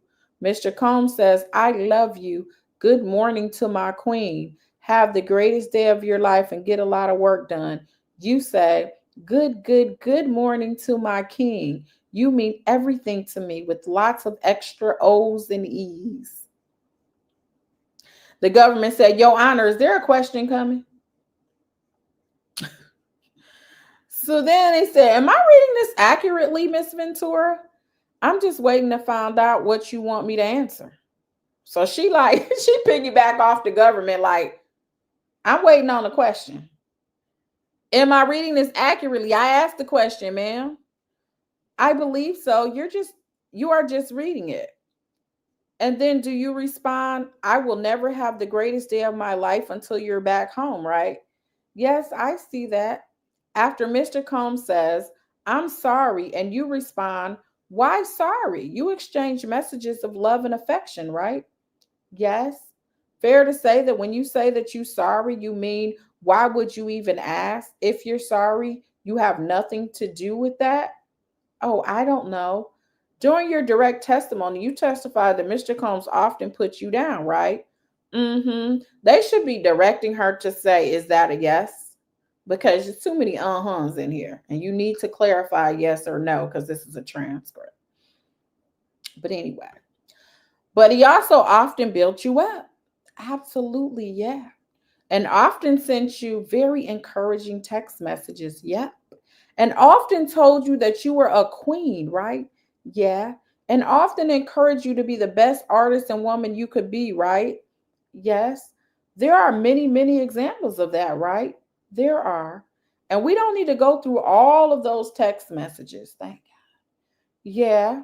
Suffice to say that there are many, many text messages that reflect that. There were uplifting text messages. And one, in what other ways did he build you up? Other ways did Sean build me up? I mean, words were helpful. He has got this energy, just that inspiring energy.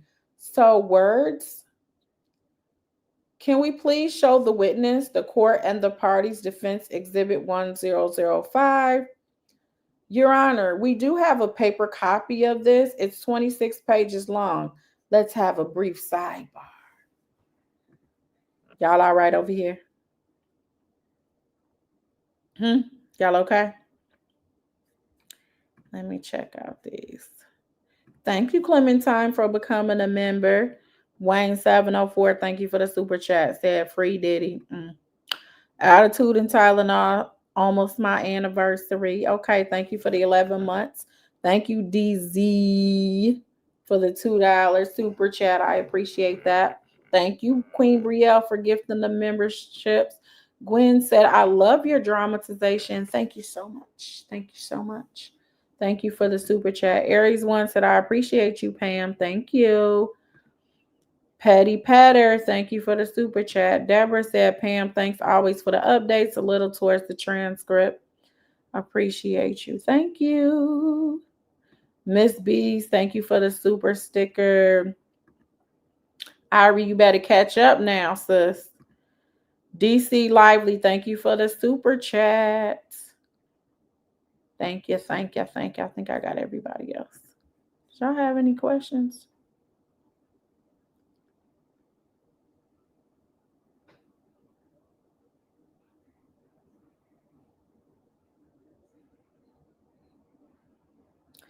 Absolutely.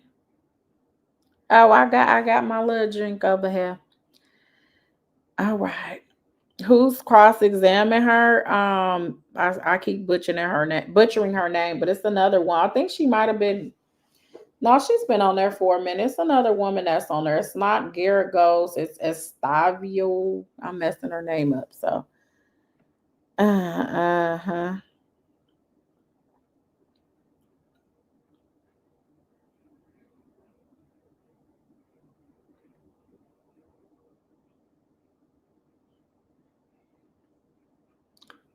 Did you just say he was Hugh Hefner? All In with Arion said Diddley was a Hugh Hefner. It never was a problem with Hugh Hefner.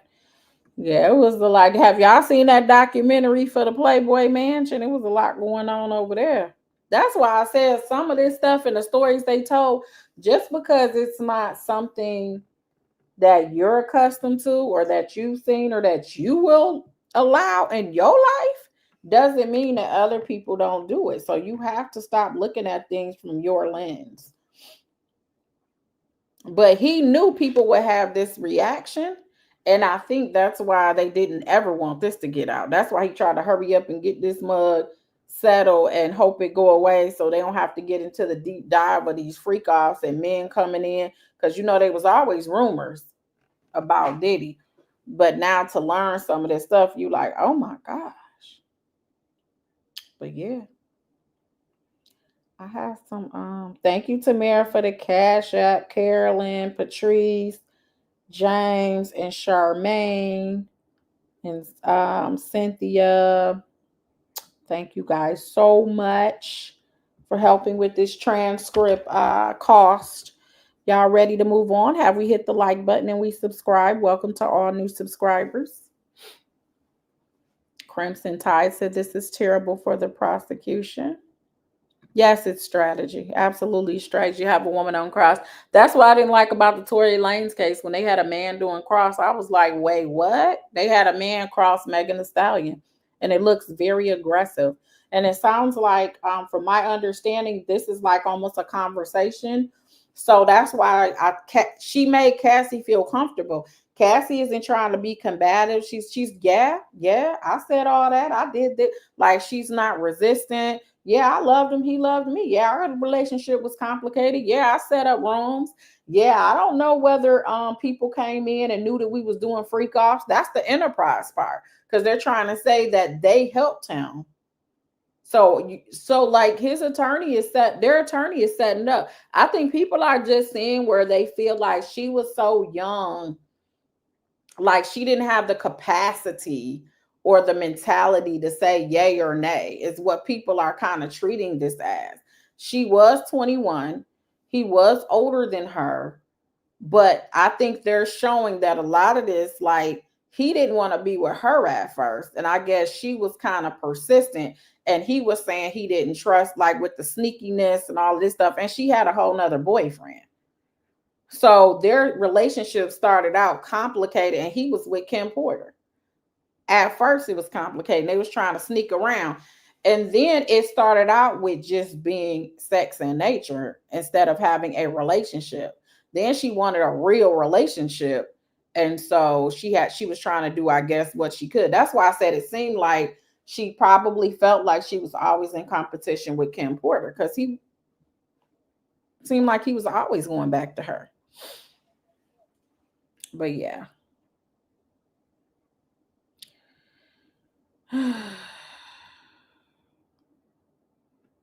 Lessons to take away: don't text what you don't want to be said in public or embarrassed to say yourself.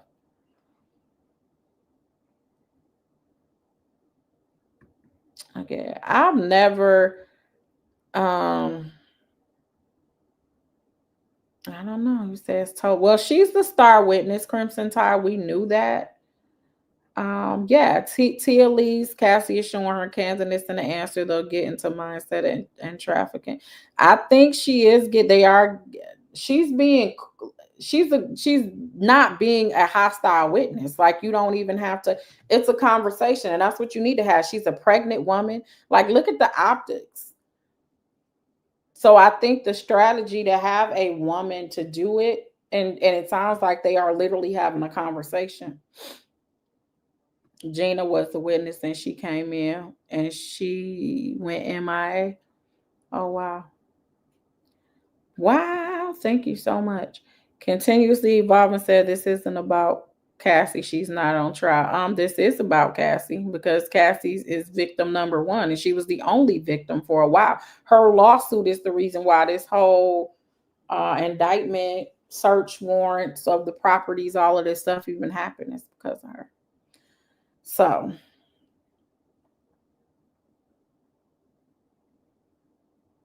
yeah, that's what I'm thinking. I think that he really didn't really want a relationship with her.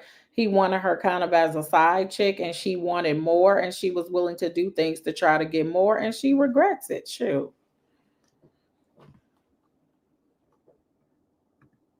She even was even complimenting Cassie's look. She's good but subtle. You really have to keep in mind the direct to catch what the defense. Yep, you get me. That's she's good. She's doing it pretty. It's a couple of questions I thought was, like I said, was a little shaky, that I wouldn't have done. They were risky, because you didn't know what the answer was going to be. But I mean, it seems to be working out for him so far.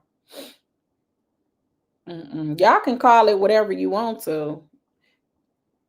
She's an alleged victim. He's sitting there as an innocent person. He has not been convicted. He is innocent until proven guilty beyond a reasonable doubt. And that's the stance we have over here. If you don't like it, maybe this ain't your channel. Okay. And that's okay. Cassie was not the only one. Young Miami said online that she could get Diddy to have another woman come over and be a bottom feeder. Oh, my God, today. What? All right, we got to get back. We took our little break with the court. Is it true? Said they have to done by tomorrow morning since Cassie has go. Okay, so the judge did get upset. That was a conversation at the beginning of the transcript, of which apparently they were told the court was told that Cassie would be done by Friday. They knew she would take 2 to 3 days. However, they wanted them done by Friday. Basically, the defense said we got a whole lot more to go. So I think that they're thinking, okay, even if the defense presumably is done by Friday, the government still gets to recross. And so redirect, and then they may recross if the court lets them. So that may be even more time because the government is going to try to clean up whatever they feel like the defense undid on their cross. And then they might want to redirect, recross or whatever. So that might be a whole day within itself. So the judge wasn't very happy, but it happens all the time. They ask attorneys, well, how long do you think this is going to be? And it's all a guess. And then you don't know until what they say and what they testify to. It sounds like they paid close attention to everything she said. They wrote it down. So they had their own cross-examination questions they were going to ask her anyway. And then they had the questions on how she answered on direct. So they probably added 7 more pages of questions based on her direct questions on top of what they already were anticipating doing. So y'all ready to get back into it?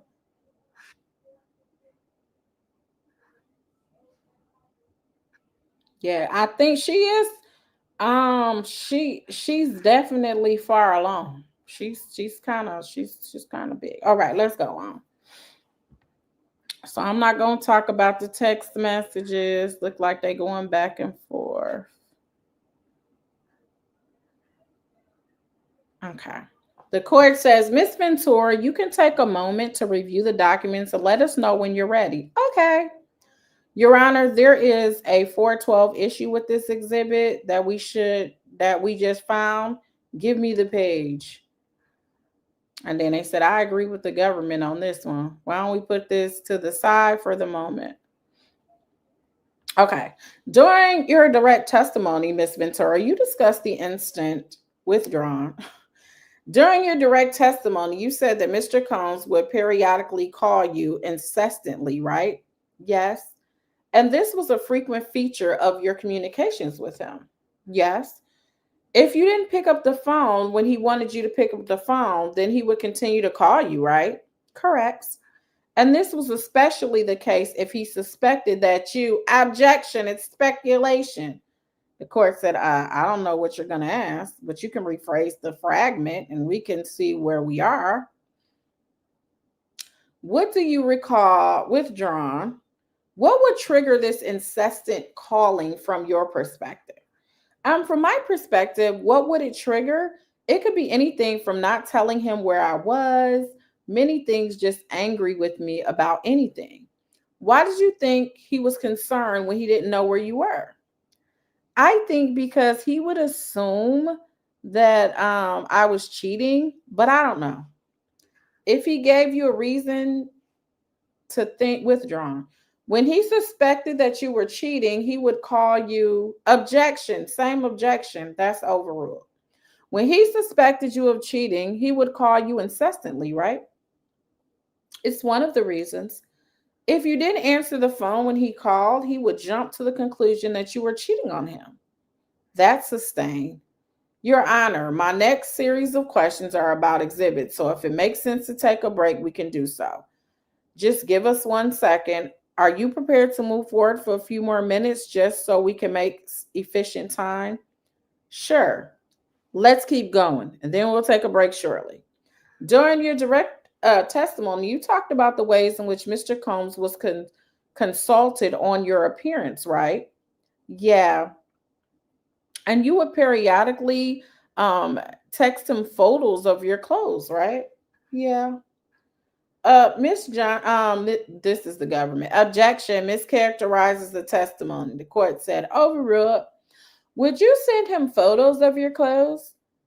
What I was wearing, things like that? Yeah. and send him photos of your hair? Yep. And ask him what he thought? Sometimes, yeah. And is Mr. Combs generally known as someone who has good taste? Objection. Can you rephrase the question? Do you believe that Mr. Combs has good taste? I think he does, yeah. And do you believe that Mr. Combs is known publicly for being objection? That's the thing. Mr. Combs is a celebrity known for many things, right? Yep. What are some of the things that he's known for? He's known for his music and production and artistry, style. Is he known for his impact on the culture? Yep, absolutely. Is he known for his impact on fashion? Yep. How, to your knowledge, has he had an impact on fashion? I would say he's had a big impact on fashion over many decades. In what respect? People like his style. Did he also found a clothing line? Yes. Was that clothing line successful? It was. What's the name of the clothing line? Sean John. And did that clothing line, did his involvement creation of the clothing line earn him any awards to your knowledge? Objection, foundation, hearsay. I don't know where they got that from. It's overruled by the court. I don't know. I believe he did, but I don't. And you consulted with him periodically on your own look, right? Yes, sometimes I got information without asking for it as well. Yeah. But in many ways, you trusted in his perspective, right? Yeah, I did. And to your understanding, many people respected his perspective in this regard. From my perspective, yes. To your knowledge, did other people consult with him on their look? If he had the time for them, yes. Did other artists on his label consult with him on their looks? Yeah. Was he consulted on various aspects of marketing and production for the label? I'd say so, yes. What other professional roles did Mr. Combs play? An actor, company owner? Would you say he was a very busy man during the course of your relationship? Yep, he was very busy. He had lots of meetings. Meetings? Yes, yes. And he met with lots of advisors. Yep. He met with managers and accountants and lawyers.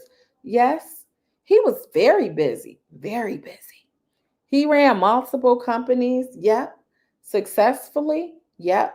He was very wealthy. I believe he was wealthy. Yes. No, you know he was wealthy. You got $20 million.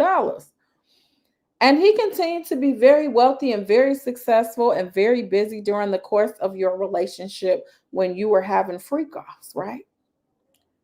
Yeah. And when you were having freak offs, he was also consuming lots of substances, right? Yes, we both were. At least as much as you were. Yeah. And likely more? I don't know. And he would also have to take time to recover from those freak offs, right? Yes. Sometimes the recovery would take some time, right? Yep. And sometimes you got IV drips to help recover. Yep. And during this time, he was still running all of his companies, right? Yes.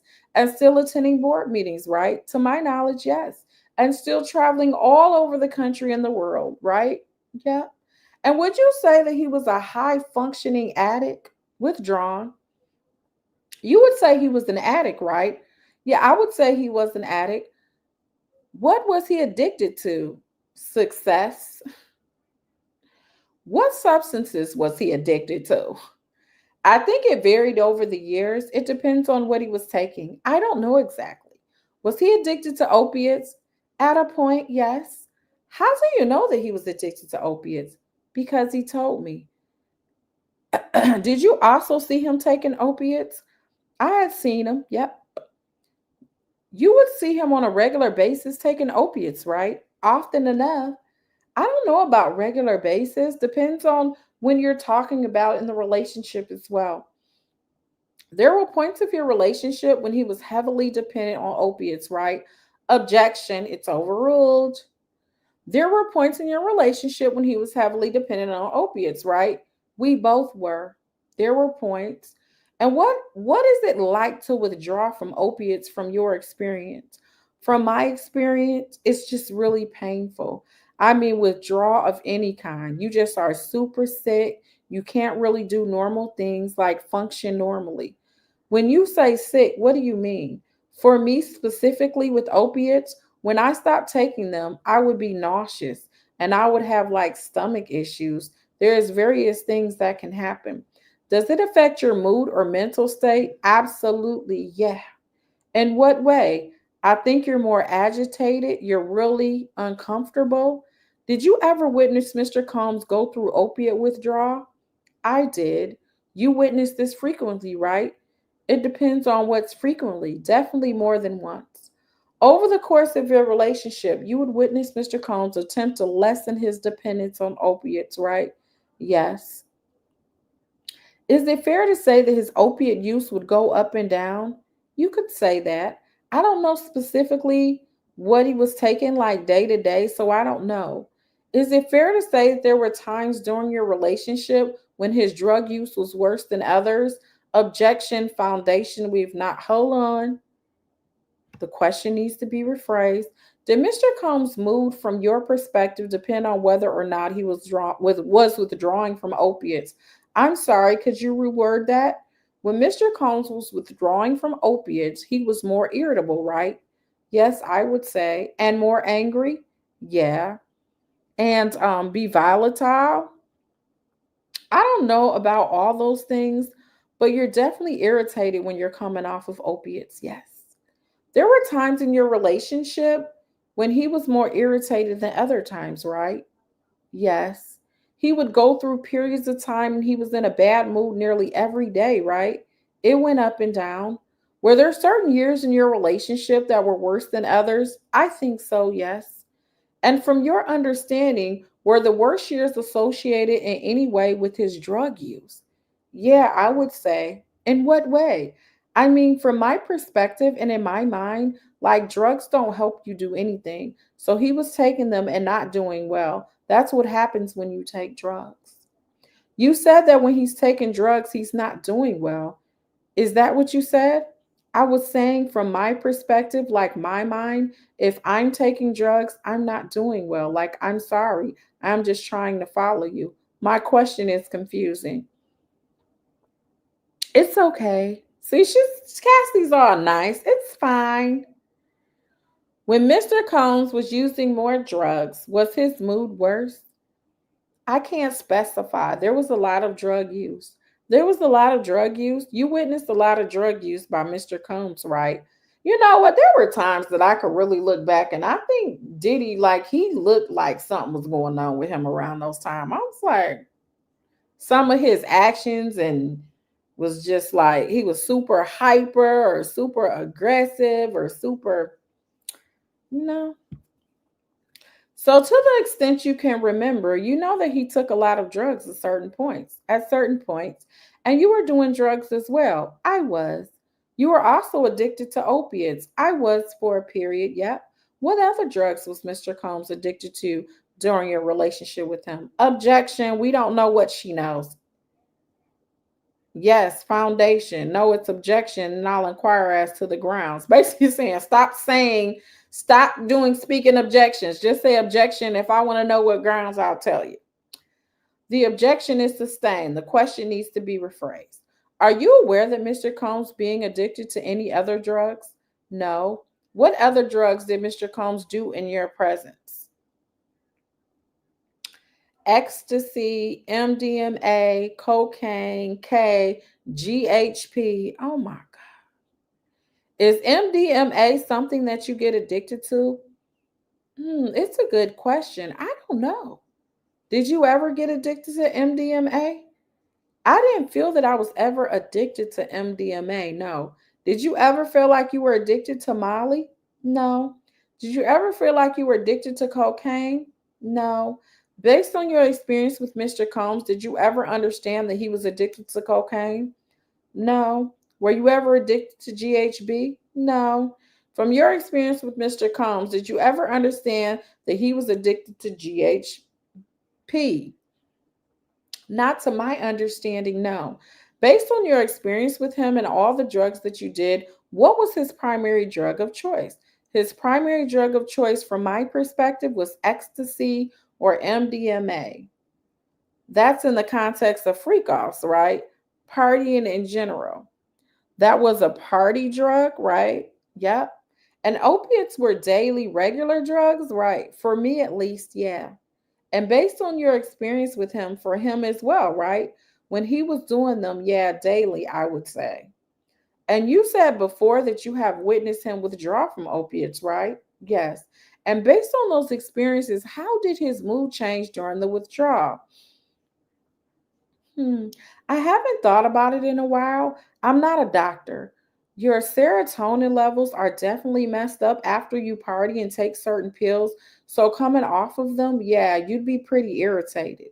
If Mr. Combs was withdrawing, would that affect how you interacted with him in any way? I'm sure it did to a point, but there was no telling when somebody's actually going through that unless they tell you. Well, sometimes he told you, right? Sometimes he told me, right? In fact, you exchanged lots of text messages about withdrawing, right? Oh, wow. Yeah. And the side effects of withdrawals, right? Mm-hmm. And that includes feeling sick, right? Right. And like flu like symptoms, right? Right. So in your text message, if you're talking about flu like symptoms, it might be that you're discussing withdrawals, right? Objection, that's the stain. Is throwing up or vomiting another symptom of withdrawal? It could be, yeah. And during your direct testimony, you were talking about you used the phrase rolling, right? Yes. What does that mean? It's when the high is really at its peak during taking like MDMA or ecstasy. Is vomiting a side effect of taking MDMA or ecstasy? It was for me. What do you feel when you take ecstasy or MDMA? It's a feeling of euphoria. You're sensitive to touch, sensitive to sensations, but notwithstanding the side effects of throwing up, you would still take MDMA or ecstasy to feel the euphoria, right? Say it again. You will take ecstasy to feel the euphoria, notwithstanding the side effects of vomiting, right? I would take ecstasy and MDMA to be high during freak off. You have taken ecstasy and MDMA outside of freak offs, right? We had. It just wasn't my favorite. It wasn't my drug of choice. Do you understand ecstasy or MDMA to be a drug of choice during sex? Yes. Outside of the context of freak off, you've heard about this concept, right? Yes. It's a popular activity while taking ecstasy, right? Objection. It's overruled. Let's go ahead and take our lunch break now. Members of the jury, we're going to be back at 1 p.m. All right, now, y'all. Thank you for getting the transcripts and reading to us so clearly. I'm sharing this live with my. Thank you, Aaliyah TV. Thank you, HFG. You're doing very important work here, and we appreciate it. Thank you so much. I just want you guys to you can make your own assessments, but sometimes when you're in the courtroom, you can only write down so much. It's only so much tweets, so you guys can really see. I mean, you can make your. Do you think the defense, they punching back? Do you think the government still got it? You get to see both sides if you're trying to be unbiased. There are some people that because he was whooping on Cassie, they don't care what nothing say. They still like whatever he need to be punished. That's how they gonna be, and they don't really care about this transcript. They don't care about any of this. And you got some people that really are trying to wait. Yeah, he ain't nothing, but he ain't do what they're saying he did in this federal indictment. So you guys can make your conclusion. I want to make sure you base it on actual facts. You know what I'm saying? So yeah. Oh, that's so kind of you. Dropping a little something in the collection plate. Thank you, Attitude and Tyler. I appreciate that. He already in jail, Wear Wellness. He already in jail. He is innocent until proven guilty beyond a reasonable doubt. You said they paint her as an expert in addiction and withdrawals, Cass. Well, I believe she testified. She's actually recently, I think she's recently been through rehab or something, like recently stopped, like 2022 or something. I don't know. That's what somebody told me. I don't know if it's going to be in this transcript or it was in the one from yesterday. It may have been, but that's what I heard. So let's go. Let's see what they got going on after this. Okay. Like the court trying to see. I knew they was gonna have a bunch of talking because the court's trying to figure out how we can speed this along.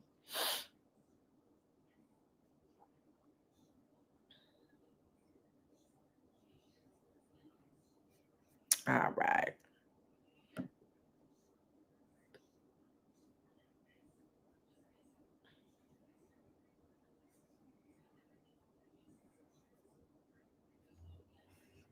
Shoot, we moving right along here.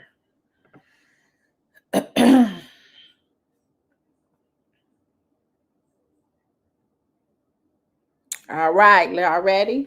Okay, we took our break. Miss Ventura, you understand you're still under oath? Yes. Good afternoon, Miss Ventura. I would like to turn to some government exhibits that are already in evidence. Mr. McLeod, could you pull up government exhibit 411, please? Excuse me, B411. This is the government. Your Honor, I don't believe that's in evidence yet. According to our record, it's not in evidence. What was, and then the court said what was put up was A411. So I think now you're getting up B411. Okay. Miss Ventura, these are your messages to Mr. Combs on March 18, 2017. So we moving further along, y'all, because they broke up in like 18. Yes. And you say, please don't play victim if you can go to our last messages. And then you say, that's all you wanted. And that's why I was upset, right? Yes. After that, you say, I love our FOs, right? Yes. And then you say, when we both want it, right? Yep. And that's how you felt at the time, that you love freak offs when you both were into it, correct? I would say that loving FOs were just words at that point.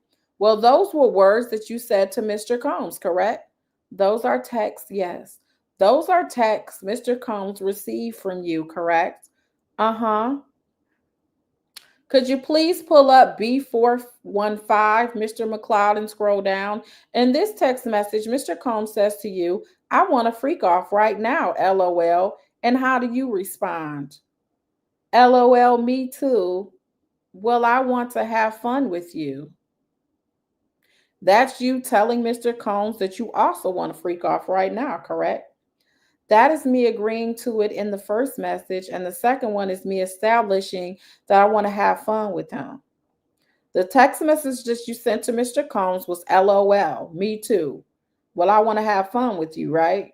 Correct. And that's the message that he received from you, right? Yes. Can you please pull up B418 into evidence? Hold on. What is this? Oh, then it's still the article. Okay. In this text message, Mr. Combs says to you, let me know if you want to have a light night. Jules is available. FYI. If you're not into that, no problem. And that means no problem, right? Yeah. We can just do our thing, me and you. Just want to know for hotel purposes. And then he says, love you. And in response, you say, love you, right? Right. So that's him asking you if would you like to have a freak off, right? He says, let me know if you want to have a light night, which, yeah, by saying Jules is available, that suggests to you that he wants to have a freak off, correct? Correct. He says, if you're not into that, no problem. That's what it says, yeah. And that was an invitation for you to respond yes or no, right? I suppose so. And the response that you gave was love you, right? Right. There was no yes or no. Could we please go to the next page? He says, you didn't give me an answer. In response, you say, I love you, Pop Pop. And he said, love you, Mama. Answer. Yes. Is this connected to the last page too? The following page. Okay. Can we go to the next page, please? The next message. You can take it down, please. Can you please bring up B420 on page 2? In this message, Mr. Combs writes to you, I want us to have one of our night. I found this new store. Dope. We'll drink a lot of water. Don't overdo. but have us some freaky fun. Do I have permission to set up? You say, yeah, but I'm ovulation.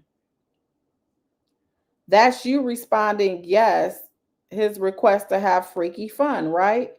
Yeah. But you say that you're on ovulation, which does that mean you are ovulating, right? Uh-huh. Can we go to the next message, please? You're correcting your statement saying, ugh, ovulating. That's good. We'd be extra careful with anything else, right? Yep. And so in the message, he's saying to you that he's planning to be careful. What do you interpret that to mean? From getting me pregnant, I'm assuming. Can we go to the next message, please? Mr. Combs is asking, if you're not super horny, what the F? What do you say in response to that? Horny? Of course I am. Thank you. You can take this down. Could we pull up B427, please? And this text membership exchange, Mr. Combs says, how you, and you say, okay, how are you? And he says, baby, call me. Can we go to the next message, please? What do you ask? I say, which hotel? What was their time? I must have called him. Yeah, ahead of that. The text message don't indicate cause, but would you assume from this message that there would be a call in between these messages? I don't want to assume anything at this point, but I would think so. Is that an inference that you're drawing from this message? Yes. And he says montage, and you ask, Hustler is a little unblessed. No, no. Yes. Can we go to the next message, please? And you say, I don't mind about to get in my car now, just asking what you think. I can also go to Pleasure Chest. This is you discussing an anticipated freak off and planning to go to Pleasure Chest, right? Yep. What would you get at Pleasure Chest? I would get different sexual supplies, lubricants, outfits. Can we go to the next message, please? Mr. Combs says, that's so far. And you say, okay. And he says, I'll go if you don't want, right? Uh-huh. So he's suggesting he go pick up supplies, right? Yep. And in fact, there were many occasions in which he was picking up supplies for the freak offs, right? He picked up supplies, yeah. You weren't the only one picking up supplies. No. And there were also occasions in which he was the one contacting escorts, right? Correct. You weren't the only one contacting escorts. Yep. Can we go to the next page, please? In response, you say, no problem. No, it's cool, unless you're done. And he says, not done. This is you two just negotiating who's going to pick up supplies for the freak offs, right? It looks like it. Can we go to the next page, please? You say, okay, got it. Anything else you want? You're asking him in the message if there's anything else he wants for the freak offs, right? Yep. He says, have fun, impress me, right? Yes. Can we go to the next page message? You say, okay, right? Yes. And he says, can we kiss tonight a lot? Yes. Next page. What do you say? Yes. That's in response to him asking if you can kiss that evening, presumably at the freak offs, right? Yep. And he says, what are you doing? Where are you at? Can we go to the next page? What do you say? At Hustler, about to check out, trying to find something to impress you, LOL. Can we go to the next page? And he says, great, go to the hotel, right? Mm-hmm. What do you say in response to that? Okay, how long you gonna be, you think? And in this exchange so far, you have not said no, right? Correct. And he says 20 as in 20 minutes, right? Yep. Can we go to the next page, please? He says, you can go set up. And you respond, okay, you still tired, right? Yes. He says, no, right? Yes. Can we go to the next page, please? You say, ish, I left the iPad. Should I go get it? Go get, right? Yes. What iPad are you referring to there? I'm not sure which iPad specifically, but probably an iPad that we were going to use that night. When you say I left the iPad, you meant that you had previously had possession of the iPad and have left it wherever you left it. Yeah, I just don't know whose iPad it was. Putting aside whose it was, you had left it somewhere, right? Yes. So it had been in your possession, right? Yes. And you told him that you left the iPad because you knew that he would want it for the freak off, right? Yes. It was anticipated that the iPad would be used for some sort of reporting for the freak off, right? In 2017, yes. And you asked him if you should go get it, right? I did. And he says, yeah, F, right? Uh-huh, yes. Can we go to the next page, please? You say, okay, I'll run there. Sorry, I had it hidden, so I forgot to grab it, right? Yep. And you're referring to the iPad being hidden here, right? I am. And this message exchange is from May 26, 2017. Do you see that? Yes. And at this point, you've been together with Mr. Combs for many years, right? Yes. And he says in response to that, okay, meet you at the hotel, right? Yes. And you say they took forever to check me out because I got a lot of stuff. I'm leaving the store now, right? Correct. Can we go to the next page? He says, on way to hotel. And you say, pulling up to my house. He says, I'll be at hotel waiting, right? Yes. Can we go to the next page? And then he is asking about a pizza. You say, almost there. I'm good, I think. Maybe a slice, right? Yes. Then you say, I'm so excited. Yep. That's referring to the freak off that you were about to attend, correct? In my mind, I probably would have been excited to see him and have fun with him. But the words that you texted him were, I'm excited, right? I'm too excited. I'm too excited. Excuse me.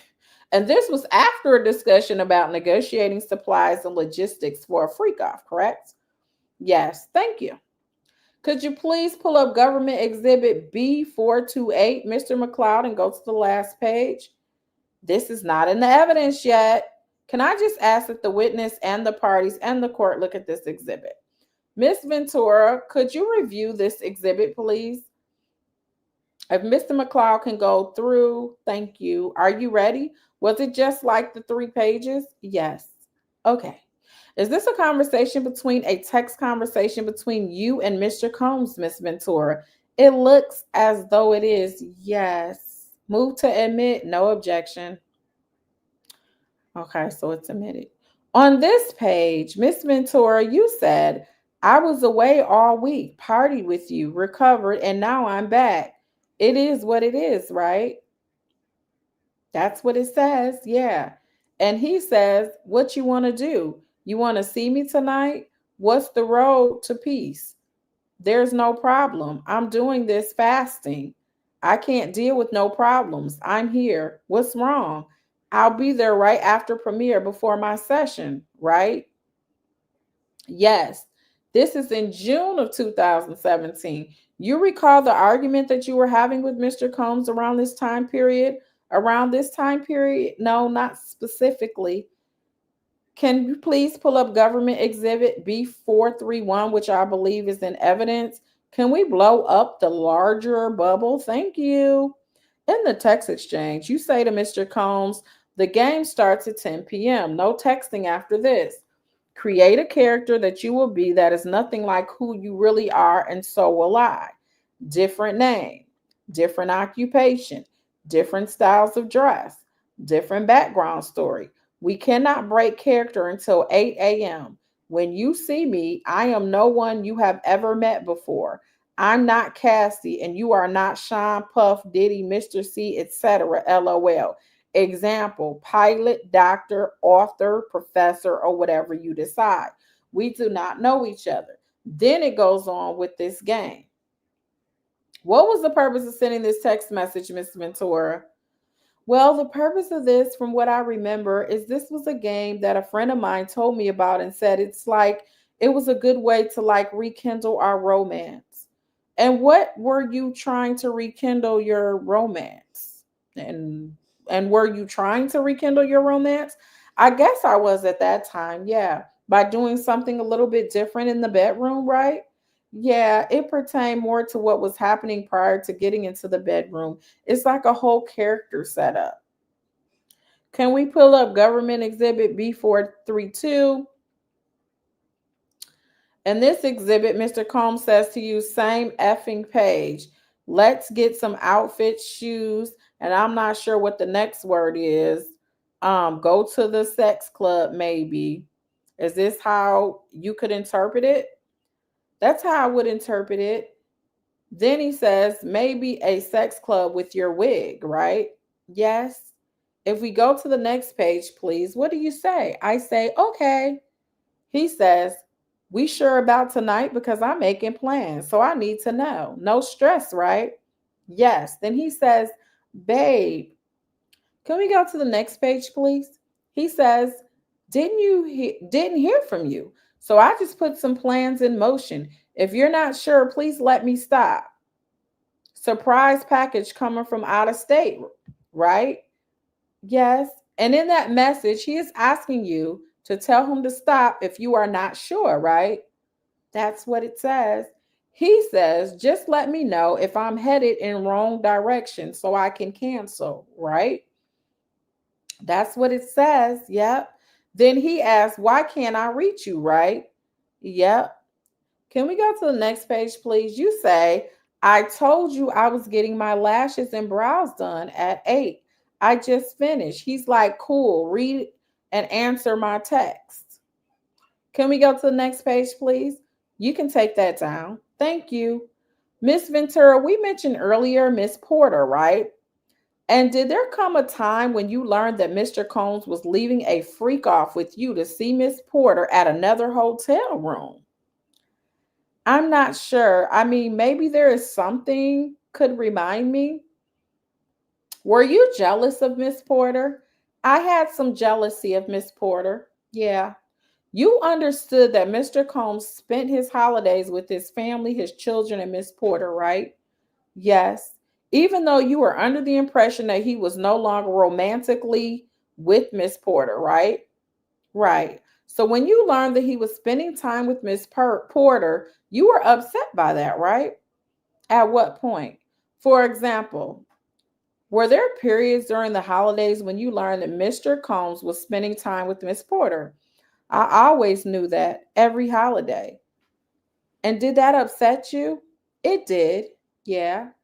Did there come a time when you learned about Mr. Combs having relationships with other women? Yes. And do you recall a time in April 2014 when you learned of someone named Gina? Yes. How did you learn about Gina? I honestly don't remember exactly how I found out. It might have been like associate media or something like that. What was your reaction to that? I was really upset. What did you learn? That time, 2014, I think, I just learned that they were spending time together. I didn't really know. And what do you recall Mr. Combs' response was when you approached him about this? I honestly don't remember, but I feel like he denied it to some extent. Yeah. Did there come a time when you learned that Mr. Combs was still with Gina? Yes. And in fact, he did not break it off with Gina as you were led to believe. Yeah. And did that upset you at the time? Yeah, it did. It did.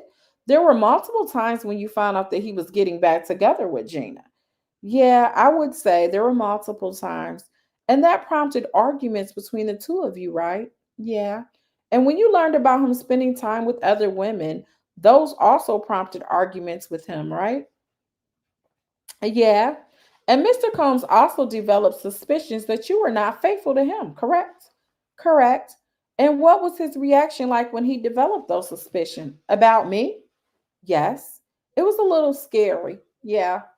The arguments that you had with Mr. Combs about the suspicions that you were cheating, do you remember those clearly? Not super clearly, but I remember them. Are there some fuzzy spots? There is fuzzy spots. This was a long time ago. Yeah, it was a long time ago and it sounds like you were doing a lot of drugs at that time, right? Yep. And the risk of having you at the risk of having you read more exhibits, I'm going to do it. Can we please show the witness defense exhibit 1019? Did you already look at this exhibit, Miss Ventura? I think I saw a part of this one. I'm not positive if I saw the whole thing or not. Do you want to check first? Yeah. How many pages is this one? Unfortunately, 17 pages. Oh my gosh. So she says she read that one. Is this a text exchange between you and Mr. Combs? Yes. Move to admit. So Mr. Combs asked, so this is another text message. What can we do in NYC this weekend? What do you say? Let's do something different. He says, I have one idea. Let's see a Broadway play. I think we're going to skip ahead to page 3, please. He says, FYI, effing Dave hit me. And you respond, LOL, me too. So did Daniel, right? Yes. Can we skip to page 5, please? What does hit mean in this context? Like reached out? Thank you. Over the phone? Mr. Combs asks, is coming to NYC this weekend the right move? Right? Yep. Can we go to the next page, please? He again asks, is coming to NYC this weekend the right move? Right? Yes. And you say it's totally up to you and how you feel. Um, if not, I can come home tomorrow. I would just need to know so I can book a new flight, right? Yep. This is after your disgusting Dave hitting, contacting Mr. Combs, right? Yes. And Daniel contacted you, right? Yes. And you understood that Daniel was New York based, right? Yes. So when Mr. Combs is asking about coming to New York City this weekend, after hearing about Dave and Daniel, did you understand that to mean that you might have a freak off that weekend? That we might. There was like a lot of things going on in this one conversation. He asked, is coming to NYC this weekend the right move? You say it's totally up to you and how you feel, right? Yes. Then he says, you make the decision, please, right? Yep. Can we go to the next page? You say, what decision? He says, I've been hitting you, meaning contacting you. WTF are you doing that is taking so long for you to hit me back? WTF, right? Yes. You said, I'm at the studio. Wyclef is an A. I played in some stuff and he wanted me to play a couple of songs, right? Yes. You're busy at the studio, right? Yep. You tell him that. He's telling you, you better put me on VIP, vibrate, harm, ring, something, right? Yeah. He is acting impatient because you're not responding to him, right? Correct. Then he says again, halfway down the page, you make NYC decision, right? Yes. And you say you're responding to his other questions. Can we go to the next page? And you say, okay, I think it would be nice switch up for you to come here. Can you come tomorrow early though? Because I have to leave on Monday afternoon, right? Yep. You're telling him to come, understanding that there would be a freak off, right? I don't know that that's what I understood, but can we go to the next page, please?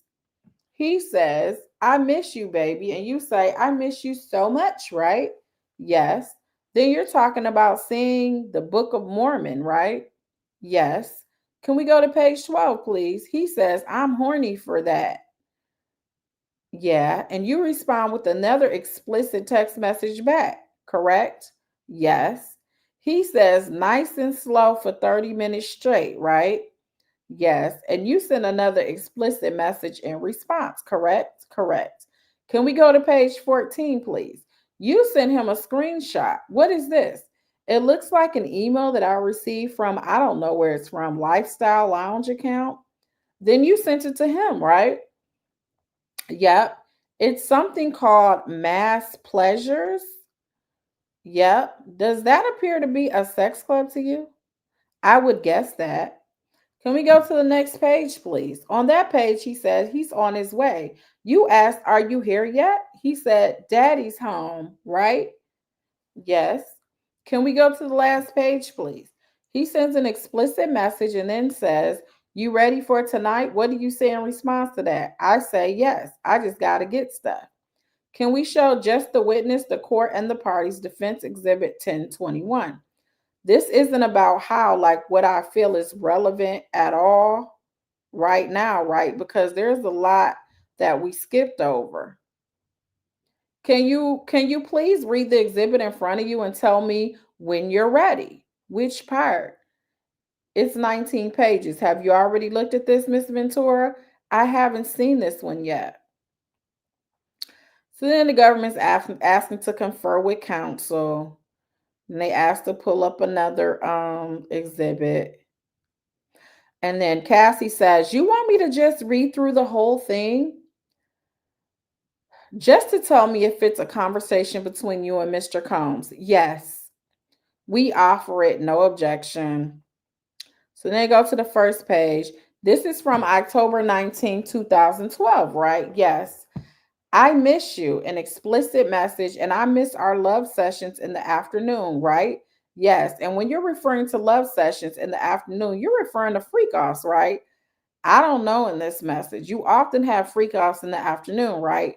We did, but that doesn't mean that that means that for this message. Can we go to page 10, please? At the bottom, Mr. Combs says, "You up? Want to have some freaky fun in the afternoon?" Smiley face. Yes. Can we go to the next page? Mr. Combs says, "Are you horny or sleepy? We can sleep or make love today, right?" Mm-hmm. Yes. What do you say in response to that? "I'm both. LOL. I thought we were going to lay up and spend time, but you want to just come here so we can talk about in person. I was thinking I wasn't going to see you until tomorrow. I had stuff planned for the day, but I'm good to cancel either way." What does he say? "No, cool. We'll do tomorrow. I just called kids, so I'm gonna get them at 2 p.m. All good. Coming to see you now." Can we pull up for the witness, the parties, and the court? Defense Exhibit 1035. Is this a conversation between you and Mr. Combs? It looks like it, but I don't remember this at all. Does this resemble the other conversations we have looked at? Yes. So it appears to be a fair and accurate depiction of your conversation with Mr. Combs. Yeah. Move to admit. There's no objection.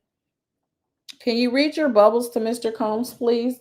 "Okay, I'm just going to go lay by the pool for some sun if it's cool. Wish we could have FO'd before you left. My period is over. Sad face." Can we back up to the previous page? On that page, Mr. Combs is not initiating the freak off conversation, right? No, not in that one. Can we go to page 4, please? Can you read your message at the bottom? The large message? Yes. "As much as you think you're Bruce Willis, you aren't. He's married, and before he was married, the family as a whole went on trips together or just with him and his woman. Eddie Murphy and Paige took his kids away on their own. He didn't go with his ex because that's not who he's in love with. I've been at the edge of tears this whole week. I don't think that you sympathize with my feelings. I understand you feeling like you need protect your children, but after a while, for what? It's like, for what? They've never known you and Kim to be together unless there's something that I just don't know about. They were babies when we started dating. If Chance can go away with her dad and not her mom, I think the other kids can too. The more time that goes by, the harder it is to understand. I'm here ready to be that woman, and I'm in a constant fight because you won't ever allow it. This isn't what I want. I can't become that woman this way. I'm bracing myself for pictures that are going to break my heart. That's where my head is at." Whoa. So he was spending time with Kim, and she's trying to say, like, you don't. So every time you go out as a family, she got to come with you. But with Chance's mom, she could just go with you, but you don't deal with her mom. But with Kim, you guys got to do everything as a family. Miss Ventura, you were upset. That you weren't integrated into Mr. Combs' family life, right? Yep. That you didn't get a chance to form a relationship with his children, right? Correct. You have been together with him for years at this point, right? Almost 7 years here. And you still hadn't been on family trips with him and his children, right? Nope. When you would see photos of him and Kim, that was extremely hurtful, right? Not always. If you saw them on social media when he was on vacation with Kim and his kids together, that was a little heartbreaking, right? It could be because it seemed as if he was in a family unit with Kim and his children and without you, right? Yeah. And you wanted to be a part of his family, right? 7 years of my life at this point. Yeah. You didn't just want to be a part of his sexual fantasy, right? Correct. Can we go to Defense Exhibit 1184 just for the parties and the witness? Okay. Mm-mm-mm. Miss Ventura, is this a conversation between you and someone named, is that Ruth? Ruth in July 2012? It could be. This communication came from your LI005 MacBook Pro that you turned over to the government, right? Okay, I don't know. I haven't seen this recently. Miss Ventura, do you remember reaching out to someone named Ruth in July 2012? I could have. I reached out to people before. Yeah, I don't know about Ruth specifically. You do not remember? I do not remember. Can you read this conversation and see if it refreshes your recollection, please? Sure. Does it refresh your recollection? Yes and no. Yeah, I kind of remember it. I don't even remember what this was about. You saw something on social media related to someone named Ruth and Mr. Combs, right? I don't know. Were there many women that you saw on social media who claimed to have relationships with Mr. Combs? Not many, like a lot, but not crazy. So if there were women who had relationships with Mr. Combs on social media, would you remember it? I feel like it happened often enough that I don't know what I would remember every single one, that I would remember every single one. But you reacted when you saw on social media that Mr. Combs was with some other female, right? Yeah, mainly Gina. Mainly Gina? Yeah. Was Gina the main problem in your relationship? I would say. Was Mr. Combs consistently denying his relationship with Gina to you? For the most part. And how did that make you feel? Not great. Can we go to Defense Exhibit 1028? In this text exchange, he asked, what am I doing disrespectful in the picture, presumably, right? From Sean? Yeah. And what do you say? You're making me look like a side piece, and that is not what I thought I was. You want me to continue? Yes, please. And you won't come to bush BS. We'll have a great time because for 2013, I'm not on any okey doke bull. It is what it is. I am who I am to you, and I'm clear. We'll have a good time no matter what. I'm having a ball. It is what it is. I'll be happy with you no matter what. I'll treat you as a king no matter what.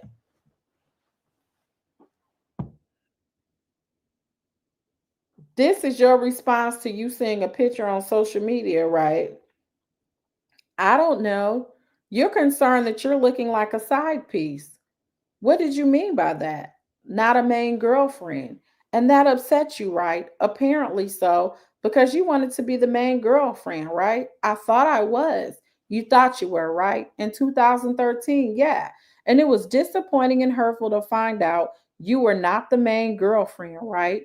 Yes, I just don't know what we are even talking about, though. The text messages. He's talking about a picture, but I don't know what picture it is. You testified on direct that you were insanely jealous, right? I did say that, yeah. And you reacted when you saw social media posts of Mr. Combs with other women, right? Yeah. And you were upset and angry that you saw when you saw that, right? Yeah. But you were insanely jealous, right? Sure. But I wasn't. I expressed that. Can I speak? Of course. I expressed insanely jealous is who I was then, and it didn't pertain to every situation, but I definitely was jealous of certain situations that he was in. And you were particularly upset because Mr. Combs made it seem as if you were in a monogamous relationship sometimes, right? Yes. At least that's what he expected of you, right? Yes. So it seemed hypocritical to you that he would date other women, but simultaneously expect you to only have an actual relationship with him, right? Yeah.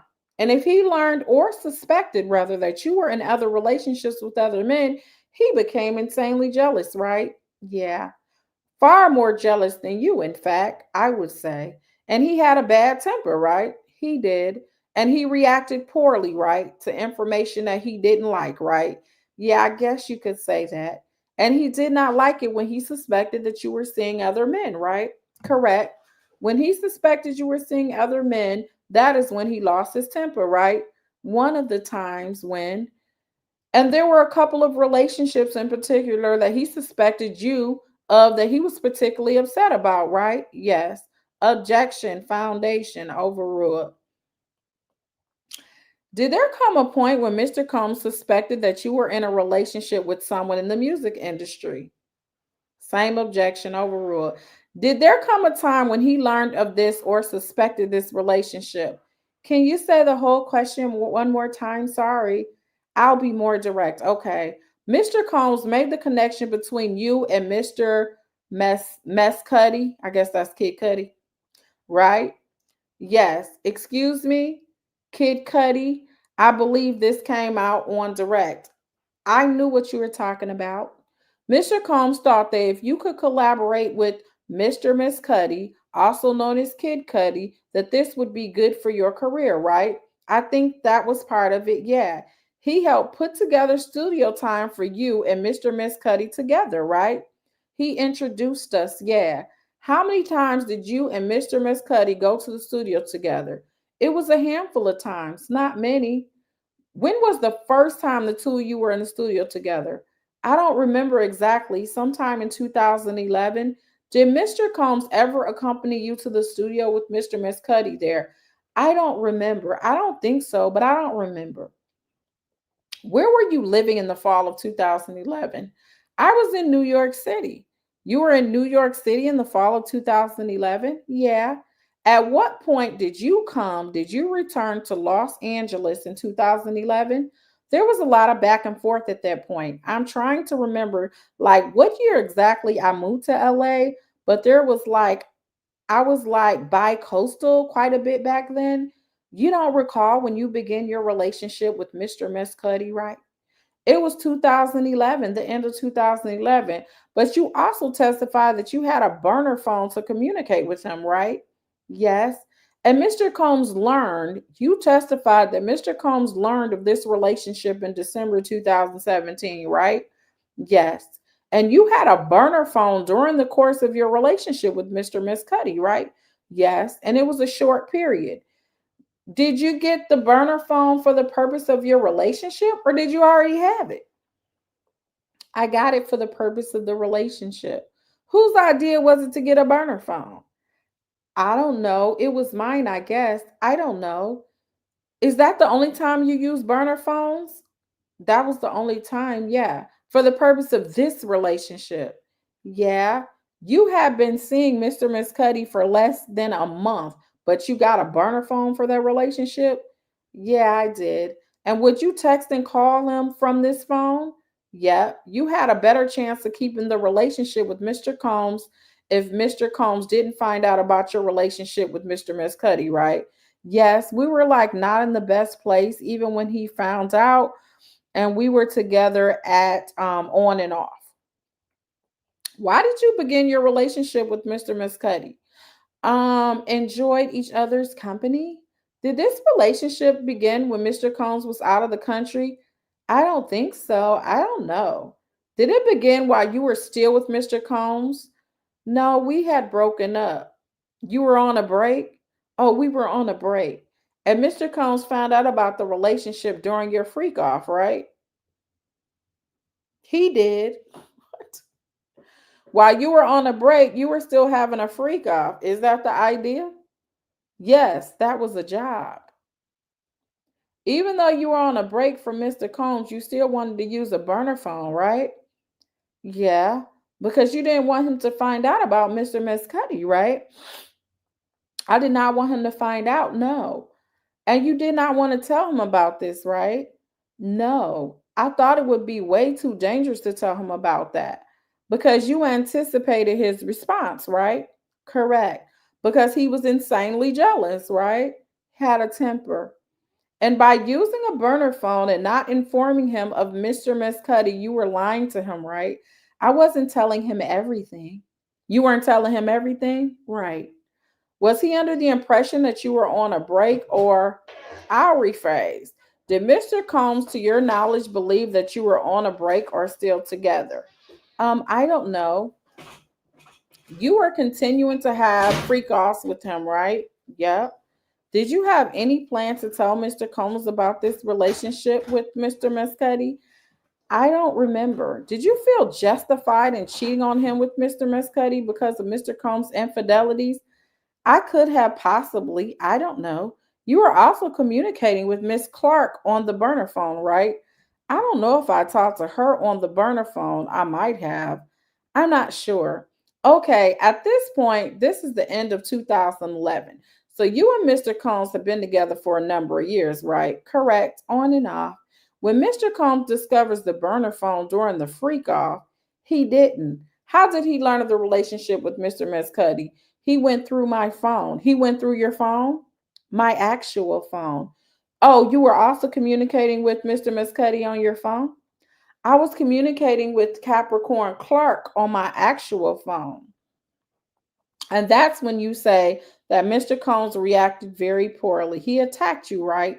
He laughed, but no contact. No contact? And when you say you called Capricorn and Capricorn came to Mr. Mescuddy's house, right? That happened, yeah. And when you say you testified on direct that you returned to Mr. Combs' house, right? Yep.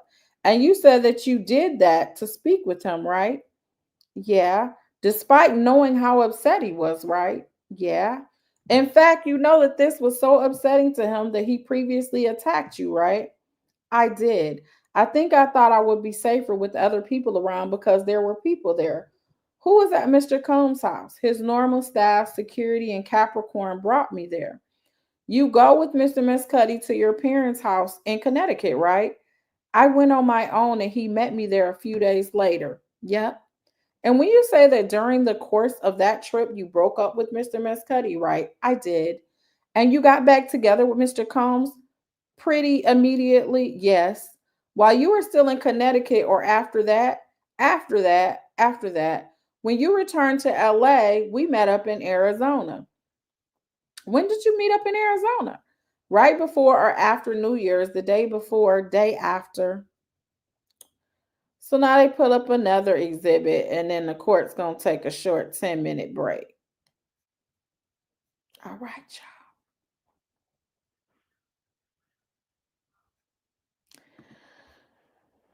Christopher said Cassie got out with $20 million, a husband, a book that will likely sell because it'll be so salacious. Imagine if he had enough discipline to keep his hands off his artist. The devil be at work. Oh, girls, what's that? T said, I feel Cassie is keeping it safe because she don't want Diddy to go to jail. She still has love for that fool.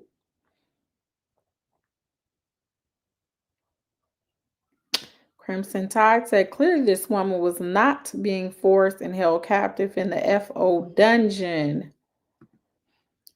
NYCBK said in NYC, FOs are common. Hmm? Is it? Older people engaged and under 18 engaged. Okay. Learn something new every day. A lady 747 said blowing up a car is a crime, right? Is that intimidation and part of the racketeering? They put that in there. So I wonder if Diddy was still paying her bills. That's from Clutching My Pearls. I don't know. She thought they were more than what they were. Yeah. And honestly, until she started probably messing with other people, is when all of a sudden he probably was like, no, it's just me and you, girl. You know how they do. He like act like a regular ninja. I am realistic. We act like was don't know or seen people in these situations. Okay. That's what y'all do over there in New York. I don't know. I'm learning new stuff, okay? So they're saying Cassie had many men throughout their time. They're calling her a 3 or 4 without. I don't think they're saying that. I think they're trying to explain why he had some of his blow ups because he was insanely jealous.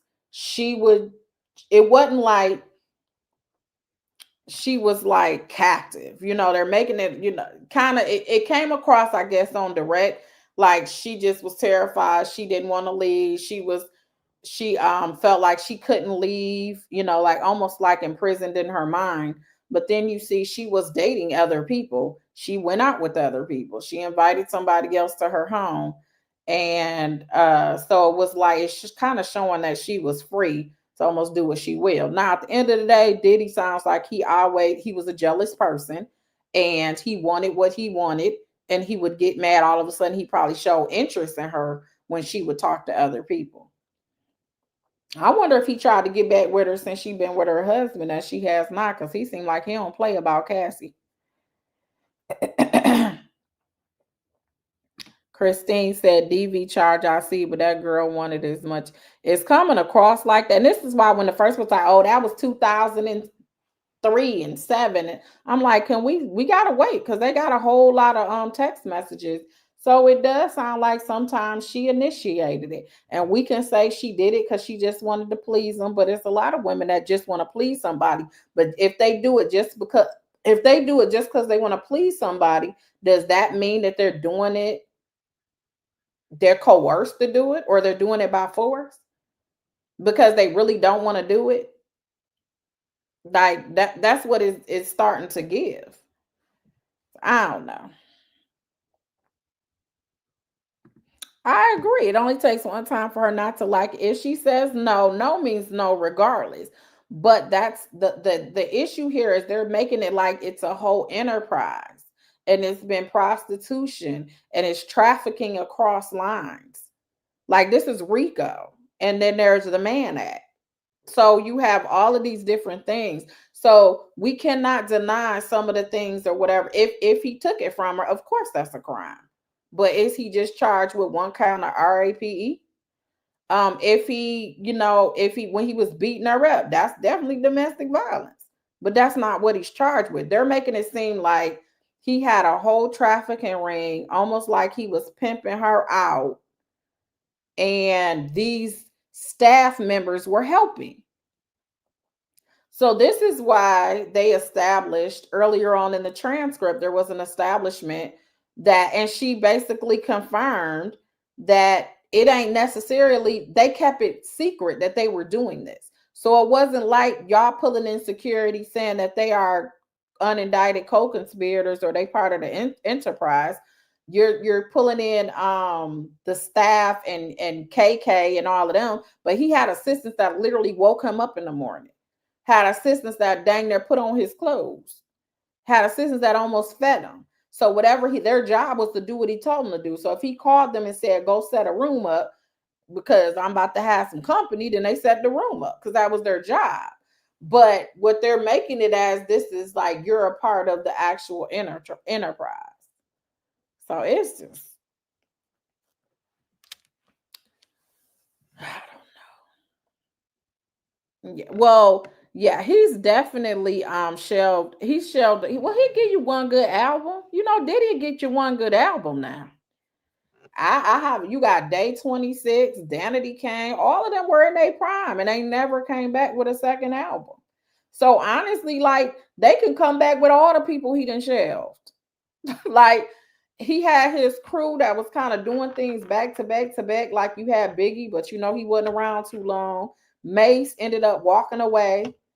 But for the most part, when you really look at it, look at Making a Band. Look at all of these people that had one album and then he never did anything else with them. It's almost like he just didn't want nobody to surpass what he did or something. Poor Cassie didn't know she was the fun girl. Did he play her? But he got played in the end. He should have paid that $20 million and avoided all this BS. You mean 30. She wanted $30 million. He settled for 20. Thank you for the super chat.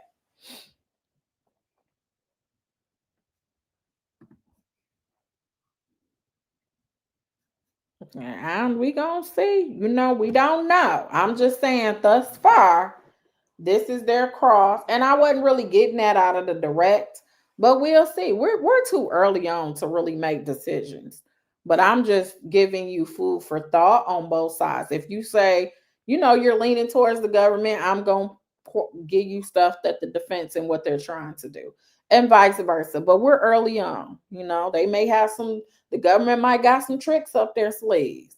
They don't lose that often, but they don't got 100% conviction rate. They lose sometimes. So thank you so much, Pink Clover, for the super chat. I appreciate that. Sunshine said, in a way, I think they played each other, though. She just got less out the deal. Yeah, and then it's like, y'all know women, because we all do, where you kind of know what the man is doing, but I think she just consistently was competing for her being the one. So there's no way. And I get it. Like, she gave the whole scenario of all these celebrities who they've been able to co-parent good, like Alicia Keys and Swiss Beats and all of them. They show the whole family on the boat, and you got Will Smith and the whole family, you know, and the ex-wife and all of that. So she gave that, was trying to give that, those examples, because she never was made a part of it. When it came to Kim, it was like he always tried to protect how it would make her feel. So the family, that's who, like, he was something about Kim. That's why I said that was his person. And I think Kim probably didn't go as far, and would Kim probably wasn't willing to do any and everything for Diddy like Cassie was. And Cassie in her mind probably was like, I'm willing to do everything, whatever you want me to do to be the woman you want me to be. I will sacrifice everything to be with you. And it didn't make him just be with her. He still was messing around with who he wanted to mess with, and he still was concerned about Kim. Like, how do you know you in a relationship with somebody, but you taking pictures with Kim and the family, and you know it's going to be on social media, and she has to brace herself to say, I'm getting ready for my heart to be broken because I'm about to see you on social media with her. But this is like what she accepted in the relationship, and then made the comment, I just want you. I don't care how I have you. I'll just take whatever as long as I can have a piece of you. So, Zeta said, Gene Deal said Kim fought back and cut him up. And she seemed like that. That's why I said, like, Kim seemed like another person. Yeah, I heard about her unreleased songs. She said that, I think, on the first day, and then Tiffany Red, who was in there writing with her, she, you know, of course, she posted that, and there was other people that was like, yeah, I was part of writing them songs that never released. Yeah, they have a couple of other witnesses. Love and Vibes, good to see you. Hey. Oh, you said Ken. I don't think that's as one of the acts, Quintavious. I don't think they got unaliving anybody in one of the acts of his racketeering. Lawyer podcast said Diddy will get you one good album. Day 26, Danity Kane. Cassie was delusional thinking. That's all I'm saying. Like, the thing is, and it's not trying to be, you know, minimize, because they're trying to say he kept her on the hook by, because even I heard Tiffany Red say Diddy almost used having her in the studio thinking she was gonna have an album coming out, and they were a part of them being used to keep her thinking that he was still gonna release another album. But when you look back, Diddy is good for like a good album. I ain't saying he can't do more, but it just seemed like he doesn't concentrate on you. After he get your good album, it's like he throw you to the side and be like, go swim. If you didn't figure out how to make it on your own by now, I don't know what to tell you. Hey, Kim, welcome. Where's that Pam? If she's an employee and he's her boss, don't this count as traveling, especially across state lines?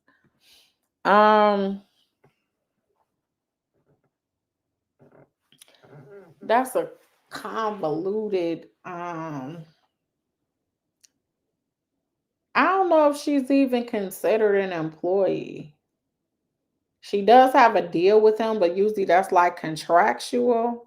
I guess she could have been his artist. I don't know. I would have to look more into that to answer that question. But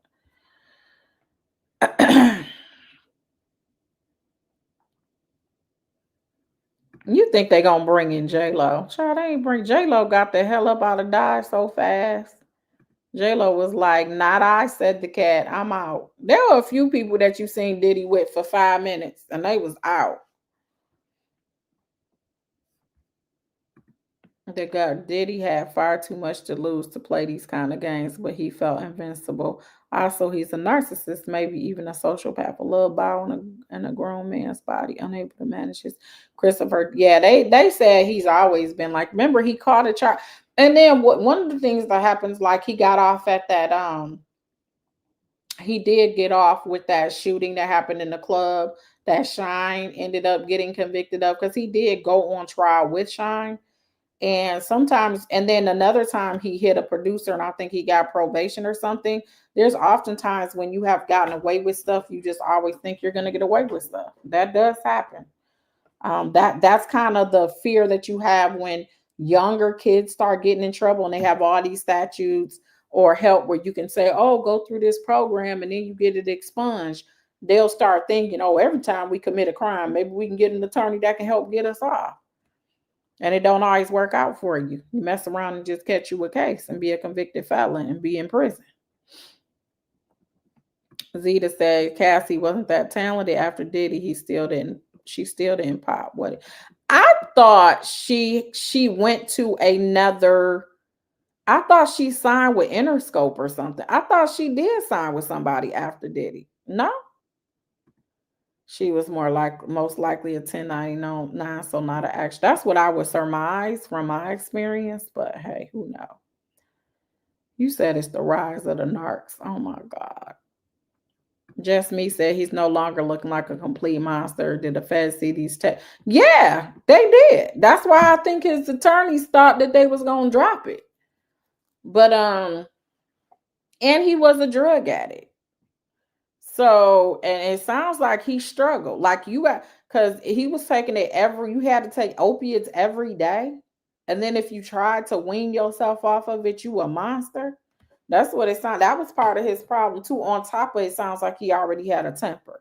So you had a temper, and then you taking drugs, then you got withdrawal and you're agitated.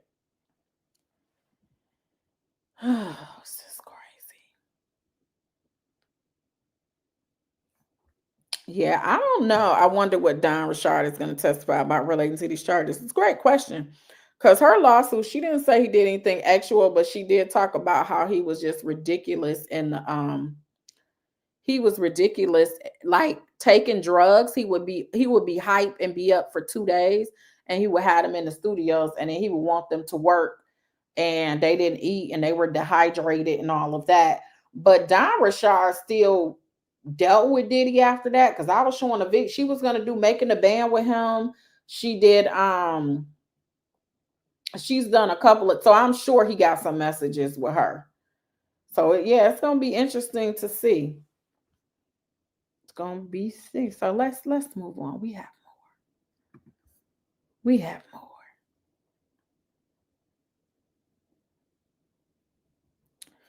All right. Miss Ventura, we've been talking about Mr. Combs, your actual favor with Mr. Mescudi in December 2011, right? Yes. And you testified it was less than a month long, right? It was short, yeah. And despite it being less than a month long, that you had a burner phone for the purpose of the relationship, right? Yep. And that Mr. Combs did not know about the relationship, and you were keeping it a secret from him, correct? Correct. And that you broke up with Mr. Mescudi in Connecticut when you were there for the holidays visiting your family. Yes, right. Before New Year's. And then you met up with Mr. Combs and got back together with him in Arizona. I did. And prior to this, after Mr. Combs discovered the relationship with Mr. Mescudi, You went to his house to talk to him about it, and that's when he kicked you in the back, according to your direct testimony, right? Yep. And after he kicked you in the back, that's when you left his house, right? Yes. Where did you go directly after that? Directly after that, from what I remember, I went back to my hotel that had my actual clothes. It was a whole other hotel. From there, you flew to Connecticut with Mr. Mescuddy. No, I flew on my own. He went home to his family for the holidays, and I went to Connecticut, and then he met me there a few days later. And as far as the flight to Connecticut, you sent that email that the government made an exhibit, right? Correct. When did you return from Arizona, if you recall? From Arizona back to LA? Yes. I think we're only there for a few days. Would you have returned to LA by beginning of January? Yeah. And this relationship was particularly offensive to Mr. Combs because of Kid Cudi's stature in the objection overruled. To your knowledge, this was particularly offensive to Mr. Combs because of Kid Cudi's stature in the industry, right? To my knowledge, yeah. And Mr. Combs was irate over this, right? Yeah. Because from his perspective, he was cheating on you with people who weren't celebrities, right? Objection sustained. Mr. Combs was not cheating on you with other celebrities, right? I don't know.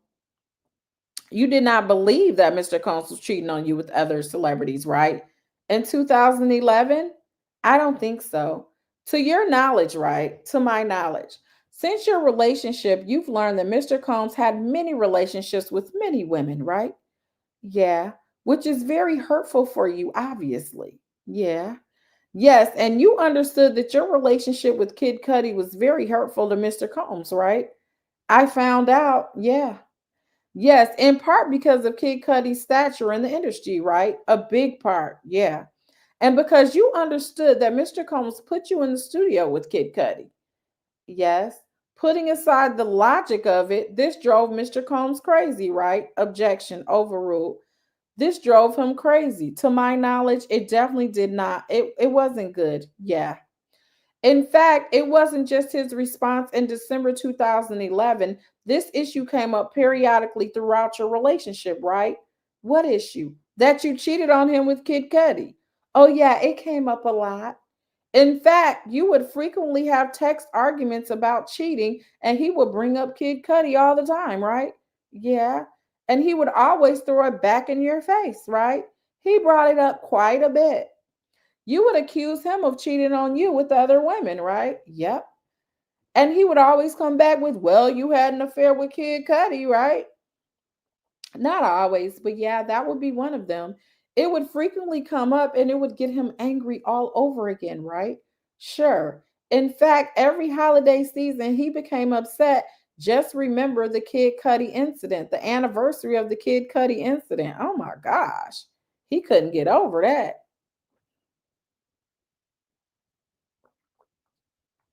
Would Mr. Combs become angry over the holidays recalling the Kid Cudi incident? I don't really remember that because we didn't spend the holidays together. Remember, he was with Kim and the family. And what was the source of frustration for you? And that was the source of frustration for you too, right? Yeah.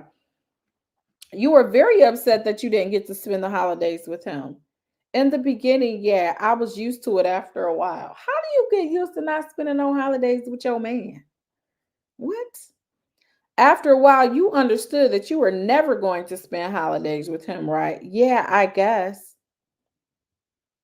You had to slowly come to this realization. We spent New Year's together in 2018,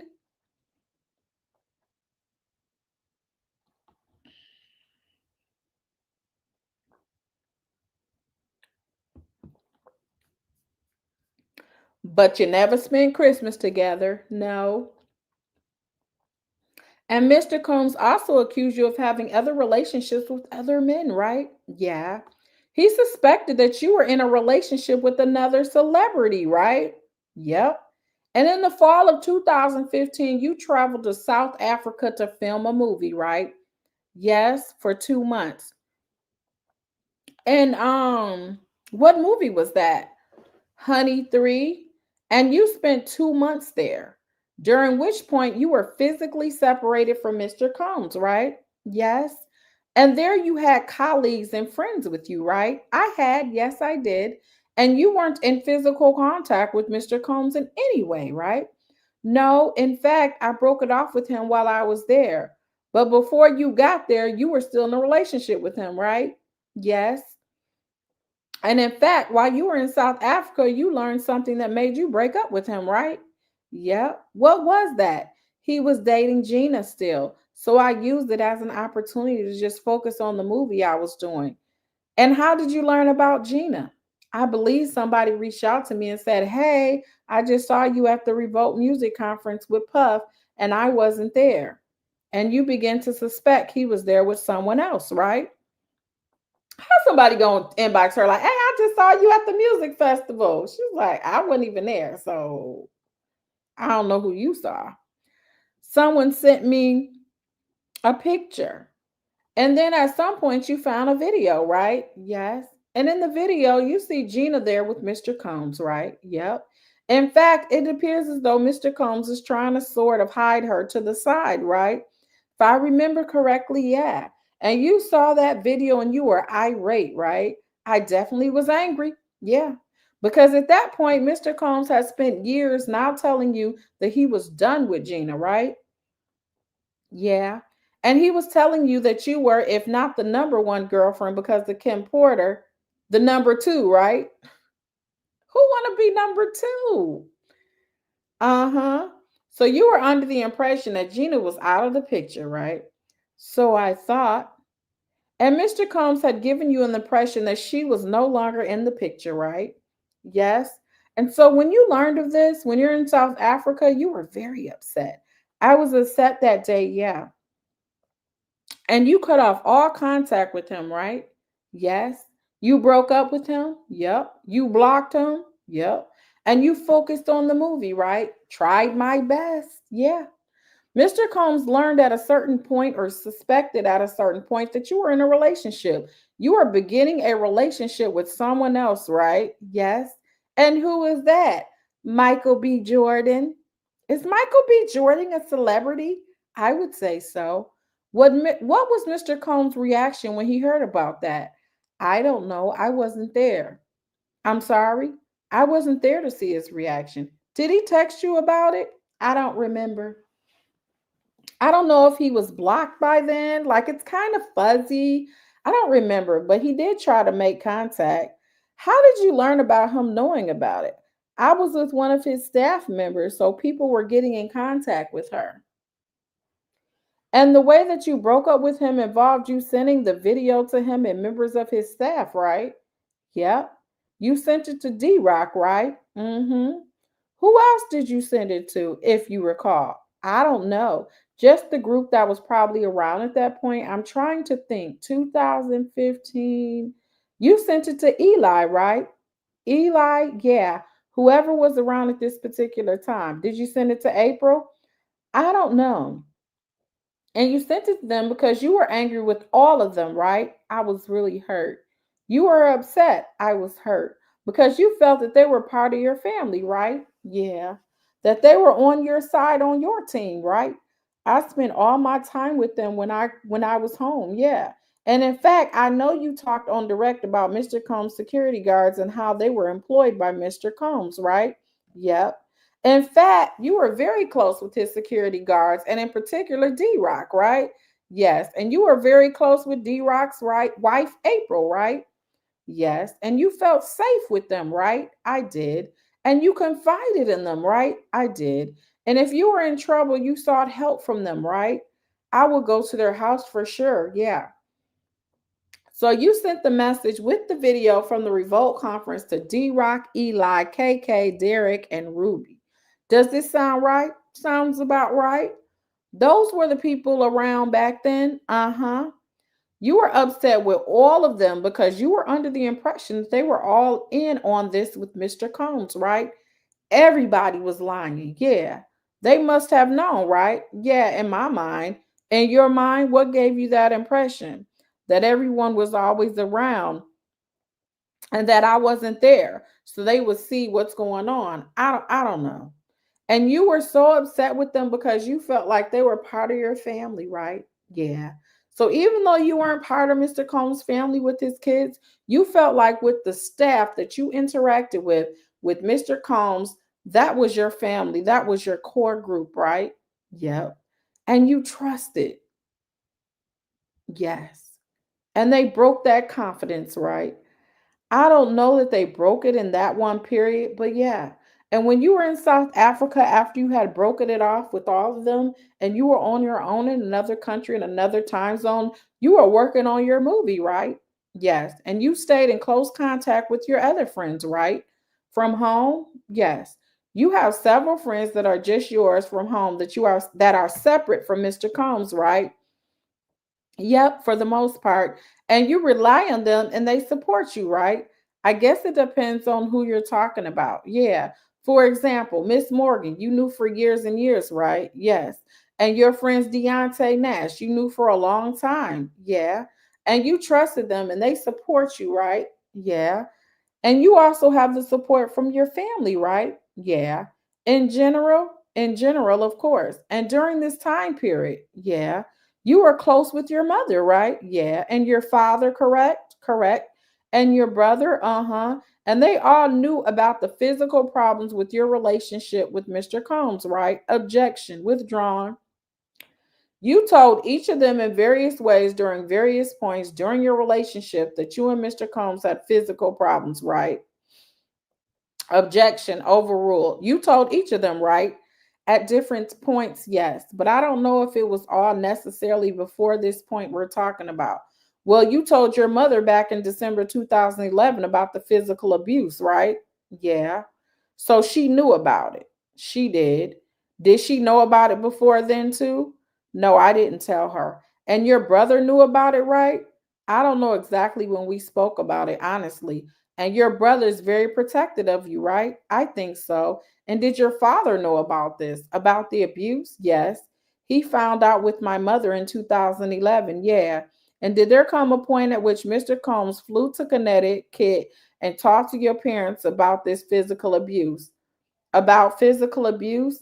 I don't know that that's what they talked about, but he did come to Connecticut. Yeah. He talked about problems in your relationship, right? I would guess so. I don't really know what the purpose of the trip was. Were you present for a conversation between Mr. Combs and your parents? I have been present for conversations. I just don't know specifically what you're talking about. And your friends also know about the physical abuse in your relationship, right? Unfortunately, yes. Miss Morgan knew about it, right? Yeah. At least as of 2016, right? Before that. But yeah, when did she learn about it? Carrie was with me from day one, so she had been around me for quite a while. So she may have known about it from the very beginning, right? Yeah, possibly, because she was back with you in New York days, right? Right. What about Mr. Nash? Did he know about it? He did know about it. He also experienced it himself. Did he know about it before that point? Before he was involved? I think so. I would think so. I don't know, but and when you say that he experienced it himself, you're referring to the August 2013 incident where Mr. Combs woke you up in your apartment and Mr. Nash and Mia were there, right? Not necessarily just that time. He was around for other things that happened with just me and Sean. He was at least there during this August 2013. Yes. And I'm referring to the time when I'm sorry, hit your eyebrow. I know I'm all over the place. No, that's okay. There's a lot. She's a polite witness. You know, usually them witnesses be ready to cuss you out by now. We have 11 years to cover. Yeah. He was there during the August 2013 eyebrow gash incident, right? Uh huh. And that was an incident that was related to, I believe you testified on direct that Mr. Combs was upset that you weren't doing something, didn't answer the phone, and went to sleep, was supposed to be packing for a trip. You were supposed to be packing for a trip, and he was upset that he came home and found you asleep, right? I was unreachable and he came in and found me. Yeah. And Mr. Combs was particularly inebriated at that point, right? I don't know. I don't remember that. During that incident, the eyebrow one, for lack of a better term, were you and your friends doing drugs that evening? We weren't doing drugs that night, but I went to the Abbey and I had a drink, and I think it had something in it, which is why I fell asleep when I got home. We weren't particularly partying a lot that day. It wasn't like, yeah. Was Mr. Combs intoxicated when he came into the room that evening? I don't remember. I don't know.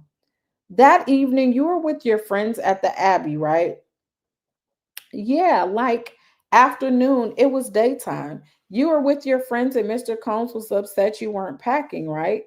Yeah, he couldn't get in touch, I think was the issue initially, but it's in the text.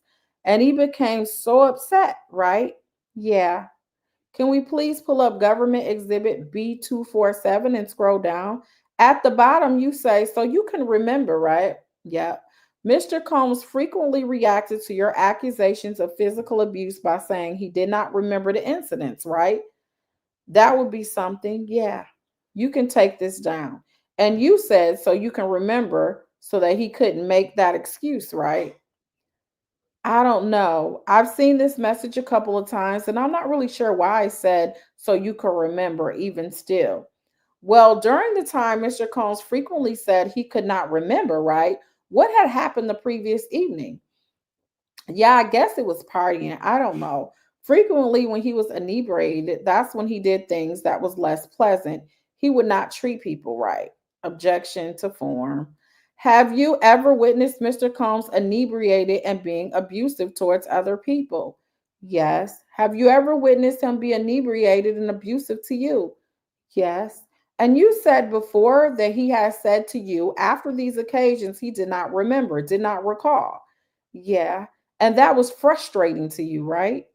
Yeah. Because he would have these episodes that were awful, right? Uh huh. And you wanted him to take personal responsibility for that, right? I definitely always wanted him to take responsibility. Yeah. And by saying he didn't remember, you believed he wasn't taking responsibility for it, right? Yeah, that's fair to say. Were there times in your relationship where you and Mr. Combs would discuss getting off of drugs and stop using? Yes. Was this a frequent topic of conversation? I feel like it was pretty frequent. Yeah. And in fact, there were times when you both would go to rehab, right? We got off of different things. Rehab wasn't really a thing during our relationship. Well, there were times when you would just try to withdraw from opiates, for example, on your own, right? Yeah, correct. And sometimes you would try to do it without any assistance, right? Yes. And then you would relapse, correct? Yes. And he would too. Yep. And it was a cycle, right? Yep. You were both addicts, right? During that time? Yes. And part of the appeal of freak offs was going to do drugs, right? Part of it at a time. There are different reasons for me. The freak offs were also a time to do drugs in a safe, confined space in a hotel room, right? Yep. So for someone like Mr. Combs, who is a celebrity and well known, it's an opportunity for him to take drugs and experiment and not be seen by anyone, right? Yeah. And you and Mr. Combs used that time as a special time to do drugs together, right? We did. And it was a special time to also experiment with different drugs, right? We definitely experimented with different drugs. Yeah. And some took and some didn't, right? Yeah. You tried psychedelics, right? Uh-huh. And GHB, yes. And ketamine, yes. And you also took these drugs while partying in other places, right? Yep. You typically went to Burning Man, right? We did. And you did a lot of ketamine at Burning Man, yes. And both did. Yep. And you had many friends in your friend group that also did a lot of drugs, right? Yep.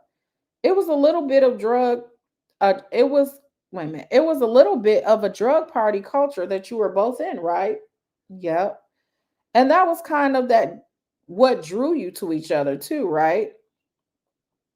I think the drugs became a thing over time in our relationship. It was like always part of our relationship, but became a main event for us. You were able to keep up with him in a way more than other people. Surprisingly so, yeah. Because he operates at a very intense level, right? I think so. Did some of his assistants and employees also go to Burning Man? Yes. And so you would take drugs at these freak offs, right? Yeah. And one reason why the freak offs lasted for so long, for many days, was because of all the drugs you were ingesting and the recovery time, right? Yep. And it wasn't only sex that you were doing in the hotel, right? Having in the hotel, right? You were also listening to music, hanging out. True. In fact, I believe part of the reason you wanted to participate in a freak off was to have your time with him, right? Yep. And it was a special time that you cherished, right? Yeah. You wanted to be close with him, yes, and connect with him, yes. Did you ever call each other get high partners? We did. You did? What did that mean? Exactly what it says. We got high together as partners. Did there come a time when Mr. Combs did not want you to be ingesting so many drugs? There were different periods where, yeah, I'm pointing you generally to the 2016 time period, the summer of 2016, when you were hanging out with your friends, Banna, Miss Bang, some Bongo, something. Yeah. Did Mr. Combs like Miss Bongolin, like you hanging out with Miss Bongolin? I don't think he loved it, but they also had their own relationship. So I'm not sure. Well, part of the reason he didn't want you hanging out with Miss Bongolin was all the drugs you were doing with Miss Bongolin, right? Objection sustained. Would you do drugs with Miss Bongolin? Yes. And other friends in that drug group? Yep. What drugs were you doing with them? I was taking opiates and she was doing something different, but I was taking opiates. Miss Combs, Mr. Combs didn't hang out with Miss Bongolin in this friend group, right? Not really. So this was completely separate. Yeah. And Miss Bongolin also provided you drugs, right? She did. And she provided you with ketamine, right? I don't remember her providing me with ketamine. No. Did she provide you with opiates? Yes. And at this point, you were highly addicted to opiates, correct? Yep. And Mr. Combs was not happy with your opiate addiction around this time, right? No. Which you felt was pretty hypocritical given his own addiction, correct? Yeah. It felt unfair when he was so hard on you when he himself was a full blown drug addict, right? Yes, you could say. So in this friend group, did you take a variety of drugs altogether? Occasionally, but for me it was really just about opiates. What drugs did Mr. Bonkalone do? She did cocaine. Did you do cocaine as well? I've done cocaine. Yeah, I did. I tried everything. So Mr. Combs, in a hypocritical fashion, in your mind, was telling you to stop doing drugs with your friends, right? Yeah, he was if we weren't getting high, that it was a problem. Like if him and I weren't getting high together, or if I wasn't doing it with him, yeah. So from your perspective, you thought that he only wanted you to get high with him, not with your friends. Is that the idea? Yeah. And he expressed to you multiple times that he wanted you to stop doing drugs with your friends, right? I don't know that he expressed it multiple times. He definitely was angry about it if he found out about it. He was angry when he found out about you doing drugs. Yeah. How would he react when he found out about you doing drugs? Pretty explosive. Yeah. Yeah. Were there ever times when you took drugs from him without him knowing about it? Yeah. Were there times when he found out that you had done that? Yeah. And what was his reaction? Explosive. Explosive? Uh huh. Did there come a time during this summer 2016 time period when he made efforts to stop your consumption of drugs? No. To your knowledge, did he tell drug dealers in the Los Angeles area or have it communicated to drug dealers in Los Angeles area that they were not to deal drugs to you? Yes. Oh my. Yes. Mm-hmm. Didn't stop anybody from bringing drugs, that's for sure. But you learned he was making that effort, correct? Yeah, I don't know it was then, but it happened at some point. I don't know if it was in 2016. Yesterday, you testified about an incident where Mr. Combs came to your apartment when Miss Bongolan and your other friends were there, right? Yeah, it was Vanna and one other person and me. Who was the person? A friend of hers, I think. I don't know. Was it her girlfriend? I believe so. At the time, I was asleep in my room when he got there. So when he got there, were you asleep? I was in my room with the door closed. Yep. And you testified that when you woke up, you went out to the patio, right? When I heard commotion, I came out of my room and yeah, he was holding Vanna. So you came out and you saw him holding Vanna? Yeah. And you testified that you saw him throw her into the patio furniture, right? Yeah. He brought her back over the balcony and he threw her down. After this incident with Miss Bongolan, you texted Mr. Combs' chief of staff, Miss Coram, correct? I don't remember, but possibly, yeah. Could you show the witness defense exhibit 1340, please? Does this, I'm assuming it should say refresh, your recollection about whether or not you sent Miss Coram a text message about the incident? This is her text thread with me, I'm guessing. Yeah. Just read it to yourself, please. Yep. Did you tell Miss Coram that you just learned about Mr. Combs' activities in the balcony? The court said, you want to take this document down or you leaving it out? We can take it down. So you told Miss Coram that you learned after the fact that Miss Combs supposedly dangled Miss Bongolian's feet off the balcony, right? No, you didn't tell Miss Coram that? I'm not sure what you're asking me. It's kind of confusing. Did you tell Miss Coram that you had just learned something crazy? Well, now it's taken down, but I saw that I did text that. I don't know if that's what I'm referring to because a lot of crazy things happened.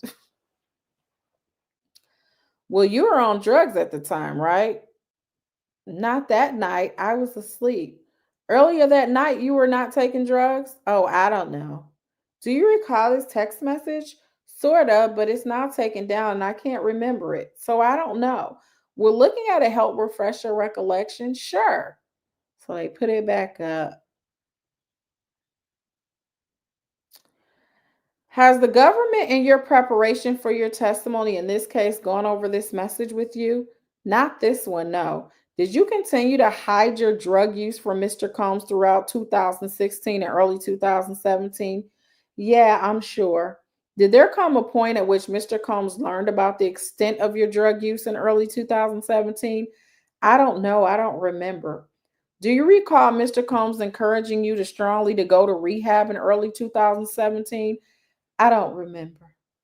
Do you recall getting a life coach to help you with your addiction? I do recall. There were a few different people that came in over the years. So I'm trying to like place who the life coach would have been. There were a couple different people.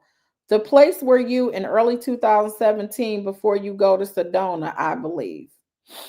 Okay. Can we pull up just for the witness defense exhibit 1369? Does this reflect your recollection as to the particular life coach in February 2017?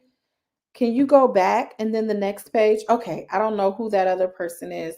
Well, you don't remember much from this whole time period, right, Miss Ventura? It was a rough time. You were doing a lot of drugs, right? Yeah. And you were trying to find your way into a rehab facility called Golden Door, right? It's not a rehab facility, but yeah, it's like a spa. A spa? Yeah, I come to find out, yeah. Mr. Combs found out that you were doing more drugs than you had disclosed to him, right? As I'm remembering this time period, there was a big issue over New Year's where I got very sick and I lost all sense of smell and taste when I woke up and had an IV in my room. After that was when I started to like look for help. So that just came to me. Just wanted to share it. And you periodically, during the periods of intense drug use, had physical symptoms, right? Of there were side effects to your drug use, right? Yeah, over the amount of time that you were used and everything. Yeah.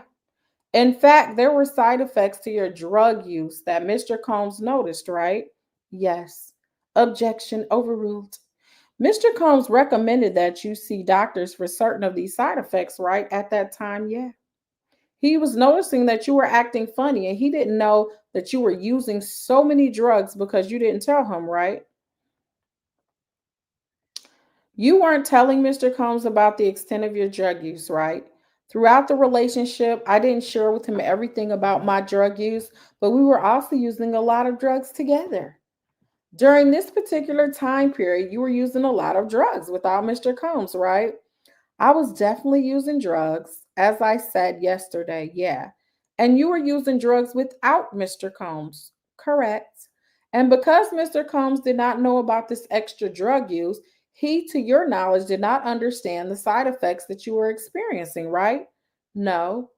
And what was his reaction to those side effects given his lack of knowledge? I'm confused by your question. How did he react to the side effects? He was concerned, right? He had concern throughout the relationship, but these things don't all go together. I'm sorry. I can't it's not like a yes or a no. That's okay. Were there times when Mr. Combs was concerned for your health? Yes. And I'm not talking about UTIs and that sort of thing. I mean, concerned about really like your mental health, your brain health, those kind of things. I can imagine, yeah. And that's because he observed you acting strangely, right? Objection. You were acting strangely in front of Mr. Combs in light of your drug effects, right? That's an objection. What was side effects? Miss Ventura, what's it like to take too much ketamine, for example? Just disassociate from the present completely, like you're somewhere else. And have you ever been around someone who is disassociated on ketamine? Yeah. When you're not on ketamine, so you're able to observe this? Yeah.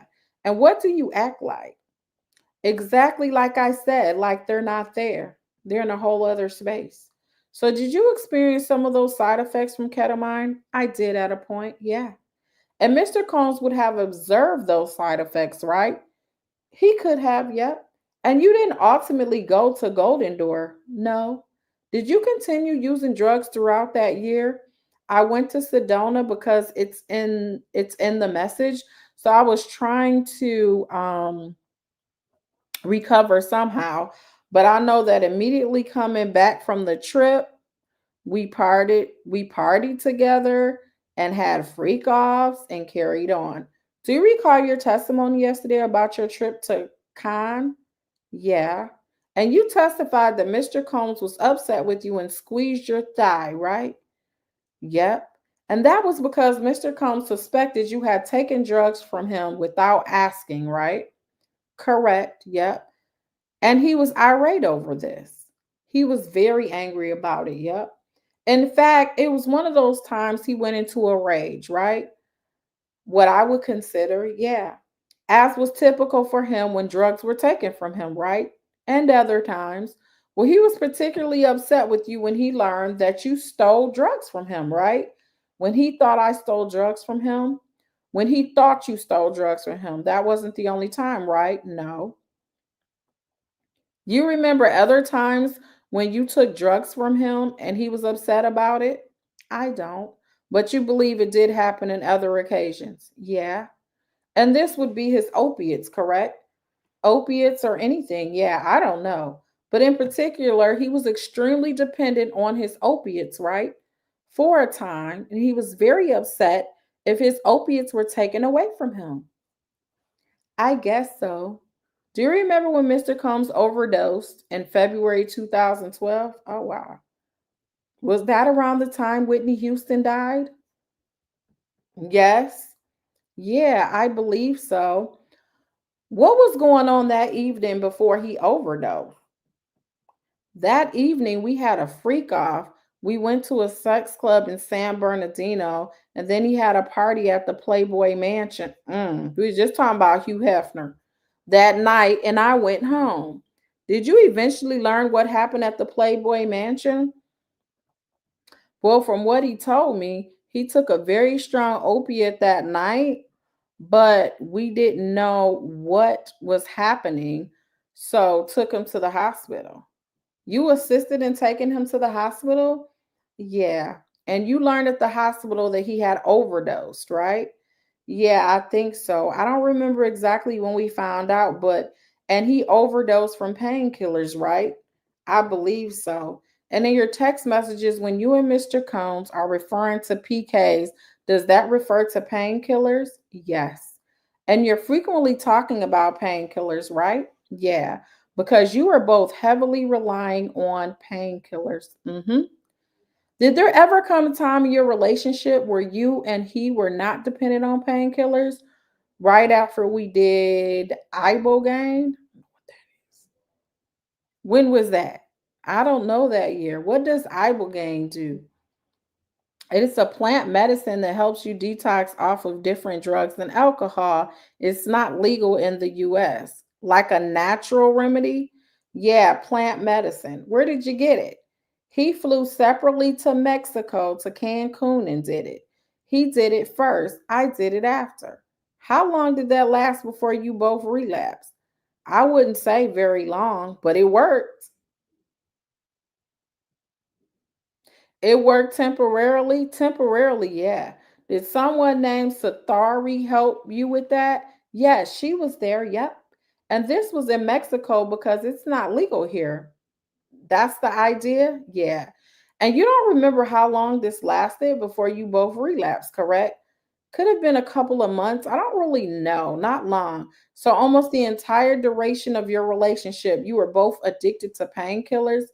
Very close to it, yeah. But periodically withdrawing and being affected by the withdrawal symptoms in your relationship, right? Yep. And that was a big part of Mr. Combs' mood swings, right? I don't know if that was a big part, but it was a part. You understood that if he did not get his painkillers that was relying on, that it would affect his mood, right? Yeah, anybody that's addicted to painkillers like that, and Mr. Combs in particular was affected by it, right? To your knowledge and in your experience with him, yeah. And you were particularly attuned to his mood for good reason, right? Yeah, we were together. In fact, I think during your direct testimony, you said that you knew how to handle him, right? I don't remember, but it's possible I said that. You understood him.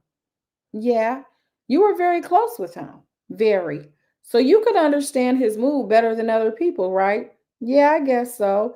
And you can anticipate his change in moods better than other people, right? Not always, no. Can we pull up 1183? Miss Ventura, yes, referring you back to the con incident in May of 2012. Yep. You acknowledge your own drug addiction at that point, right? Yes. In fact, that was why you took drugs from him, right? When specifically are you talking about? During the con trip in 2012. But I didn't take drugs from him. But he suspected. He suspected that I did, yeah. But you used it at a time to reflect in your relationship, right? Sorry, use what? I'm sorry. The events at con when he was accusing you of taking his drugs, even though you didn't. Right. It caused a big argument, right? Right. And he was very upset by it. Yes.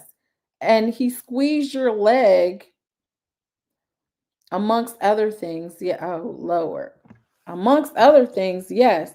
And despite this incident, you still wanted to be together with Mr. Combs, right? I did. I still want to be with him. Yeah. It was not a major breaking point in your relationship. It could have been, but yeah. On the way home, it was really intense. And I just wanted him to be happy. So I couldn't tell you.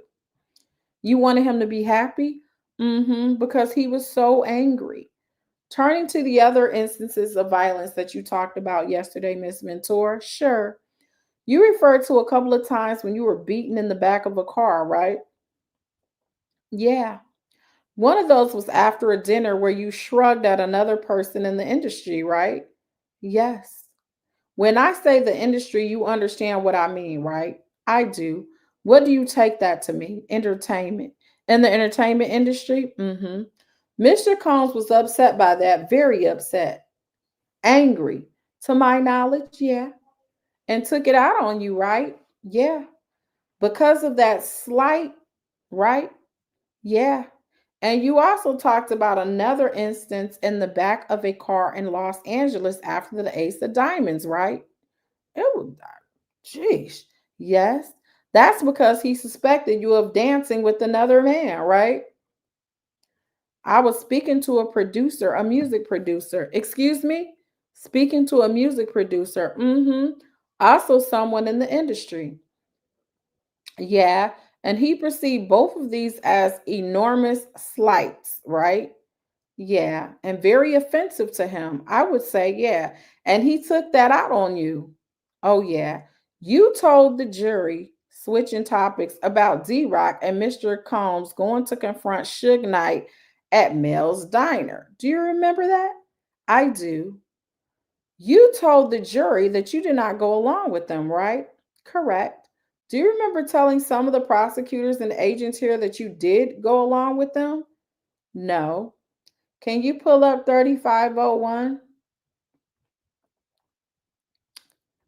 Okay. Do you recall a June 6, 2024 meeting where you told prosecutors and agents that you remember being brought along in a car and crying during this incident? No, that's totally incorrect. You did not tell them this? I didn't go in the car with them, so you would not have told them that. I don't think so. No. Can I read it? Yes, here. Oh, it could be a misunderstanding. That's not what happened. You never told them that because you never went with them. I did not go with them. No, but I'm pretty sure I always said that. Thank you. You can take this down. Yesterday, you testified about your relationship with Miss Morgan. Do you remember that? Yes. You said that in 2018, she got into an altercation with Mr. Combs that ended your friendship. Mm-hmm. This was in August of 2018, right?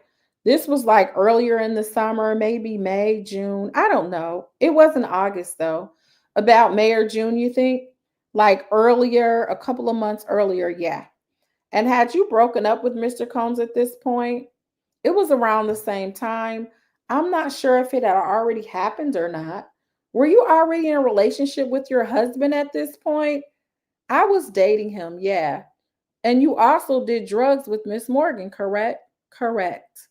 And you testified that Mr. Combs came to your apartment and he was upset because he found you doing drugs with Miss Morgan, right? Yes, he saw the drugs on the table. And you said that he came in, saw that we were doing drugs, and hit Carrie in the head with a hanger. With a hanger? Is that right? Mm-hmm. Do you remember meeting with the government in April 8th, 2025 and telling them you did not see what Mr. Combs had done to Carrie? No. You don't recall? I don't recall. I know that I talked about it more specifically, and I was in the bathroom when he arrived and he saw Miss Morgan. When I came out, he had hit her in the head with the wooden hanger. So, is your testimony today that you did see him hit her with the wooden hanger? I don't think I ever said I saw it. So you did not see it? No, I heard it. I heard it came out and she was hurt. So you were in the bathroom when this happened. There was a bathroom at the front door. He came through the front door. I heard the yelling and I came out of the bathroom. And after you came out of the bathroom, it had already, the situation, altercation happened. It was over by that point. Yeah. But you found Mr. Combs there and you saw that he was angry, right? Angry, saw the hanger, saw her upset. Yep. And what did you think that Mr. Combs would be angry at Miss Morgan for? I thought he was angry that we had drugs. And at the time, he wanted you to stop doing drugs, right? He wanted me to stop doing drugs with other people. He didn't want you to be doing drugs with Miss Morgan on that occasion, right? Correct. I don't think so. I don't know. And despite the fact that you had broken up with Mr. Combs and were dating someone else, this fight broke up your friendship with Miss Morgan, right? Mm-hmm. And this is your friendship of many, many years, right? Yes, 17 years. Predates your relationship with Mr. Combs? Yep. And at the time of this incident, you were already seeing your now husband, right? Like I said, we were dating, yes. And Mr. Combs didn't know about this relationship with your now husband, right? No. So, to your knowledge, he did not know. To my knowledge, he did not know. And were you giving Mr. Combs the impression that you were still in a relationship with him, or had you broken up? At that point, I feel like we had broken up by then. It's all like on top of each other. Like date wise, the thing with Carrie, me finding out about whatever he was doing that made me break up with him, kind of around the same time. So I don't know exactly. So basically, yeah, I was dating both of them at the same time. You have been friends with Miss Morgan for 17 years, right? Correct. And this assault ended your friendship with her, even though you were no longer with Mr. Combs. Yeah, she was very mad. She was mad at you in particular, right? I think so. And in fact, she ended up suing Mr. Combs and you, right? Not formally, or made a demand against you. Made a demand, yeah. You paid part of that demand personally, right? I did. Oh, wow. Because you felt responsible in some way. Yeah. Mm-hmm. And you've had no communication with Miss Morgan since this lawsuit, right? No. And in fact, you've had no communication with her since this hanger incident, right? We might have had a text like here and there that year, but I really have not talked to her. I haven't seen her in years.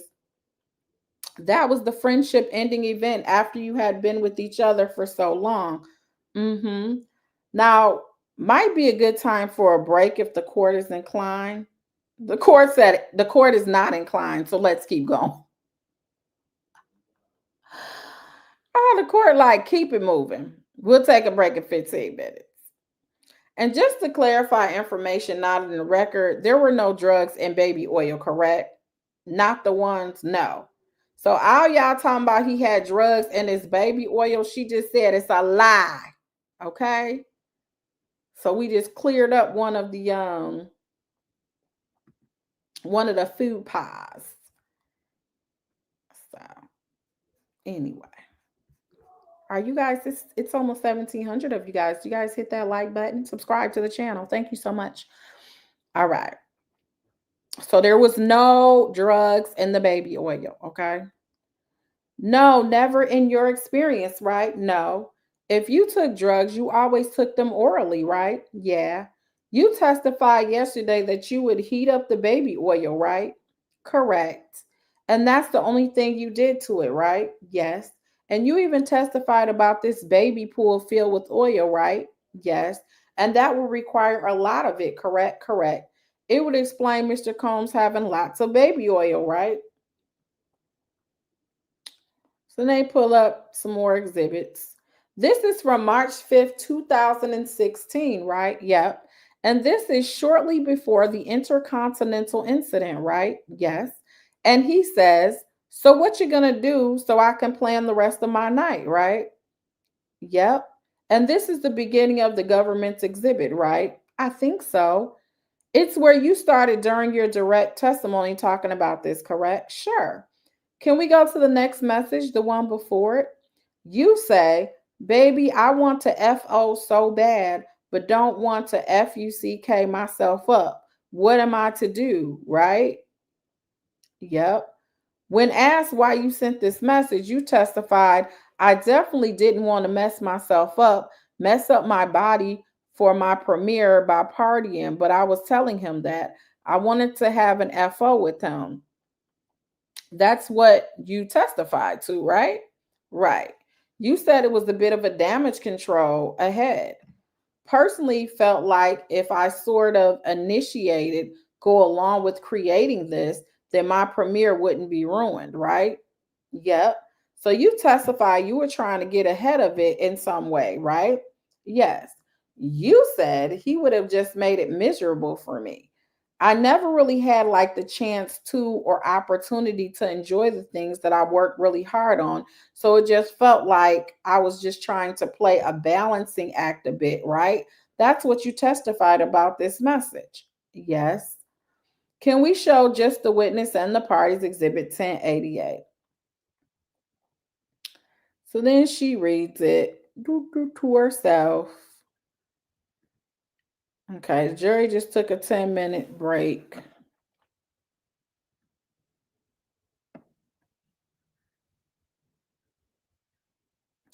Can we pull up for the witness and the parties defense exhibit 1088 again? Miss Ventura, can you review the first 15 pages of this exhibit, please, if you haven't already? Sure, yep. Does this reflect the conversation between you and Mr. Combs in March? It's reflected as UTC time March 4th, 2016. I didn't go through all the pages. It appears to be. It appears to be. Move to admit, no objection. Please publish to the jury. As Miss Johnson said, the time is UTC time. While it says March 4th, these text messages are actually March 3rd. Yeah. This begins with Mr. Combs referring to dope accessories. Do you know what he's referring to? I would guess for the Met Ball, he's talking about accessories. This is before the Intercontinental incident. Well, maybe it's just about the premiere. With respect to your accessories for your premiere, yeah, I was looking at the date as if it was May. I don't know why. And you respond to him, which one? And I hope you're okay. I love you. Right? Yes. Can we go to the next message, please? When you say, please let me know if it gets bad and if you need me, I was going to go to bed soon, but I'll leave my phone on loud. Do you know what you were referring to here when you say, let me know if it gets bad? When I read ahead, it says, I know you're sick, so I'm assuming he's sick. We can read ahead. He says, get some rest, and can you read your next message? I know you're sick, but I have to tell you this, and maybe you can read this later and enjoy it. You want me to read this out loud? You don't have to read the explicit portion of the message. Suffice to say, this is an explicit message from you to him, correct? Yep. That's sexual in nature, right? Yes. And that was sent UTC time March 4th, which is actually March 3rd, right? So 2 days before the Intercontinental incident, correct? Correct. Can we go to the next message, please? You say it happened just now, referring back to the explicit message from the page before. Okay. Is that right? Can we go back to the earlier message for reference? Yep. So it's just another explicit message, fair to say? Sure. Can we go down to the next message, please? I think you skipped one, Mr. McLeod. He says, too bad you have to work, LOL. Right? Yes. And that was referring to the work that you had to do in connection with your premiere, right? Right. And there were events in connection with your premiere the day before, correct? The day, I'm sorry, are you finished? I'm sorry, excuse me, I was not clear. The day, I rephrase, the day after this message, there were additional premiere events that you were expected to attend. Yes. What were those events? It was more like promo, so just the promo that you do before the film comes out. And then on the day of the premiere, you also have promotional events that you were expected to appear for, right? Probably so. I don't remember the day of. So there were a number of promotional events associated with the premiere that you had to participate in. You might not remember them specifically, right? Yep. And he's referencing the work that you have to do for the premiere of the promotional event, right? Yep. And you would need to be pretty focused for those events. You couldn't be recovering from taking a lot of drugs. Is that right? Yep. That's the context for that conversation. Yeah. So he says, too bad you have to work, LOL, in response to you sending those sexually explicit messages, right? Yep. Can we go to the next page, please? Can you read the message in green? I know. Gunner was like, whatever you do, no partying this weekend. Only get this look once. It's frustrating. Then you send another explicit text message, right? Mm-hmm. And he received these three text messages, right? Yep. And this is followed by another explicit text message that we don't have to read. Thank you. She's like, thank you so much for at least trying to quell my embarrassment a little bit. And so there are a number of explicit text messages sent from you that we don't need to read that he received, right? From you? Yes. And his response is, right, with the number of miss, right? Right. Can we go to the next message, please? He says, tomorrow. And you say, okay, is that right? Yep. Then he says, what's wrong? Can we go to the next page? What did you say? I just love you. And he says, I love you too, right? Mm-hmm. Yep. And then you ask him, are you feeling better, right? Yep. Can we go to the next page? Then he is discussing bodily functions, right? Mm-hmm. And earlier we were talking about the side effects of withdrawal, right? Yes. And would that side effect of withdrawal involve bodily functions such as this? Yeah. And would it involve feeling sick? Sure. Yeah. And it's fair to say that you thought that he was going through withdrawal during this particular time period. I see where they're going with this. Since this was right before the video, then I guess they're going to try to say he was going through withdrawal when he was acting all crazy on that video. I don't know actually if that's what was going on. He is sick. He is clearly sick, but I just don't know why or if there is a reason. We can see in the messages that he's experienced sickness and bodily functions, right? Yes, I can see that. And those are side effects that you understand to be, those are physical symptoms that are side effects of withdrawal, to your knowledge, right? To my knowledge. Without knowing exactly what was going on with him on this day, it could have been, right? Mm-hmm. He says, yep. Can we go to the next page, please? What do you say at the top? I say, I love you. Drink water and Gatorade and get rest. I'm sure you'll feel better in the morning. And that message also suggests that it could be that he is going through withdrawals, right? And then there's an objection. He says in response to that, thanks, babe. Right. Mm-hmm. Yeah. And what does he say under that? I love you. You look beautiful. Can we go to the next page, please? Then he says, proud of you. Have a great day, right? Mm-hmm. Yes. And then there is a time difference between the next message. There is some period of time between proud of you, have a great day, and your next message of thank you and thank you for coming. It meant a lot, right? Yeah. Could I get clarity on what the time actually was in between? Your Honor, there is a stip that's been admitted that I think could help clarify the time. Okay, hold on.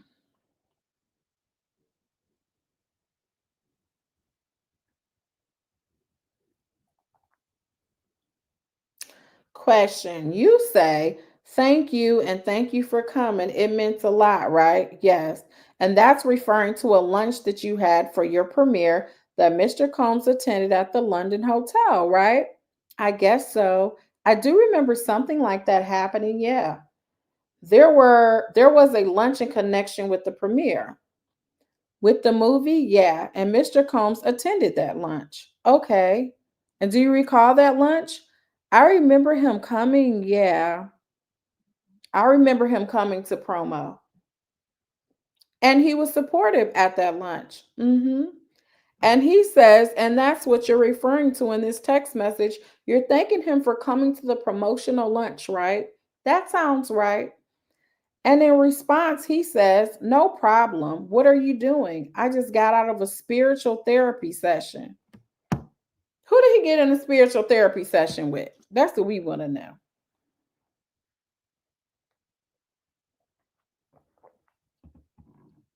Can we go to the next page, please? What do you say in response to that? That's great. How do you feel? He says, pretty good. It's a process. What are you doing now? What's your plans, right? Yep. And what do you say? Trying to decompress. I gave a lot of people my energy today. I just finished the brunch. Carrie just got here trying to figure it out. And Carrie refers to Miss Morgan, right? Correct. And when you say she just got here, you mean she arrived in Los Angeles from New York, right? Maybe, yeah, or where I was at the time. Was she staying with you in your apartment during that time? I don't really remember. Probably. She stayed with me often. In any event, she had just gotten to wherever you were. Yeah. And you were trying to figure it out, right? Yep. And she is still your best friend at this point. She is. And she was supportive of you in all the things at this point, right? Yep. Can we go to the next message? You say, what about you, right? Yes. And he says, trying to figure it out now. Correct? Yes. And then he says, are you getting rest tonight or are you all going out? Yes. And he is referring to you and potentially Miss Morgan or your other friends, right? Yep. Maybe celebrating you on your premiere. Yep. He's going to ask you if you're going to rest, go out, what you're going to do, right? Yes. Can we go to the next page? You say people are talking hoorays, but you know me, right? Why? What's hoorays? I believe it's a place called Hooray Henry's. I don't know exactly what it is, like a nighttime spot in LA. What do you think you meant by, but you know me? I actually don't know. And he says, okay, have fun, right? Yes. In response to you saying either we are going out or you know me, whatever that means, he says, regardless, you have fun. You do you, right? Yeah. I don't think I have ever been a huge going out person. That would be what it means. You know me. Yeah. You have never been a huge going out person? No, no. Personally liked it? Like, no. But you did a lot of it. I did a lot of it. In fact, you were paid. I think I recall, right? Yes. You spent a lot of time in clubs. Yes, too much. And the club scene in New York and the club scene in LA. Yes. So you're familiar with, I'm familiar, culture. Thank you. So going back to the messages, you say, I want to spend time with you, baby, right? Yep. And that's referring to Mr. Combs. Yes. So you're again asking him to spend time with you, right? Yep. Can we go to the next message, please? He says, okay, well, let me know either way so I can plan my night, right? Yes. Then he says, love you so much, right? Yes. Can we go to the next page? Then he said something about having sex today. And after that appears to be a non-response. He says, hello. Well, hit me when you have time. Is that right? Yep. And this is all in the period of days leading up to the Intercontinental incident that we have all been talking about, right? Mm-hmm. And he is saying, well, connect with me if you have time. Yep. Can we go to the next page, please? What do you say in response? Thank you, baby. I love you so much. You look so sexy today. Again, that's so with many O's. So it was, you look so sexy today. Yes. And he says, so what you gonna do so I can plan the rest of my night, right? Is that right? Yes.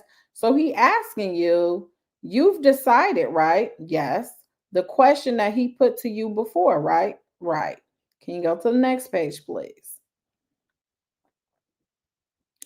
So this was a government. Let's move forward with the question. Next message. Okay, the next message is, can you read the text message for me? My message? Yes. Baby, I want to FO so bad, but I don't want to FUCK myself up. What am I to do? So at this point, this is the fifth text message to him suggesting that you guys get together, right? Sure, yeah. And after he was asking you multiple times what you wanted to do, it was up to you, right? Yeah.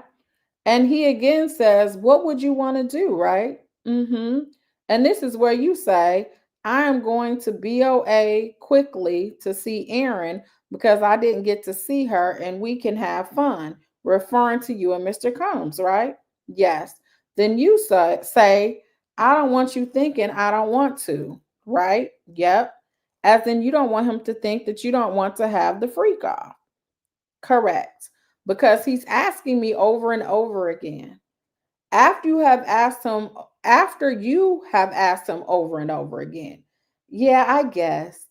It's just like, when you're with somebody and you know how they speak and you know what they mean when they text certain things, it's like that. Can we go back to the text messages earlier? We can.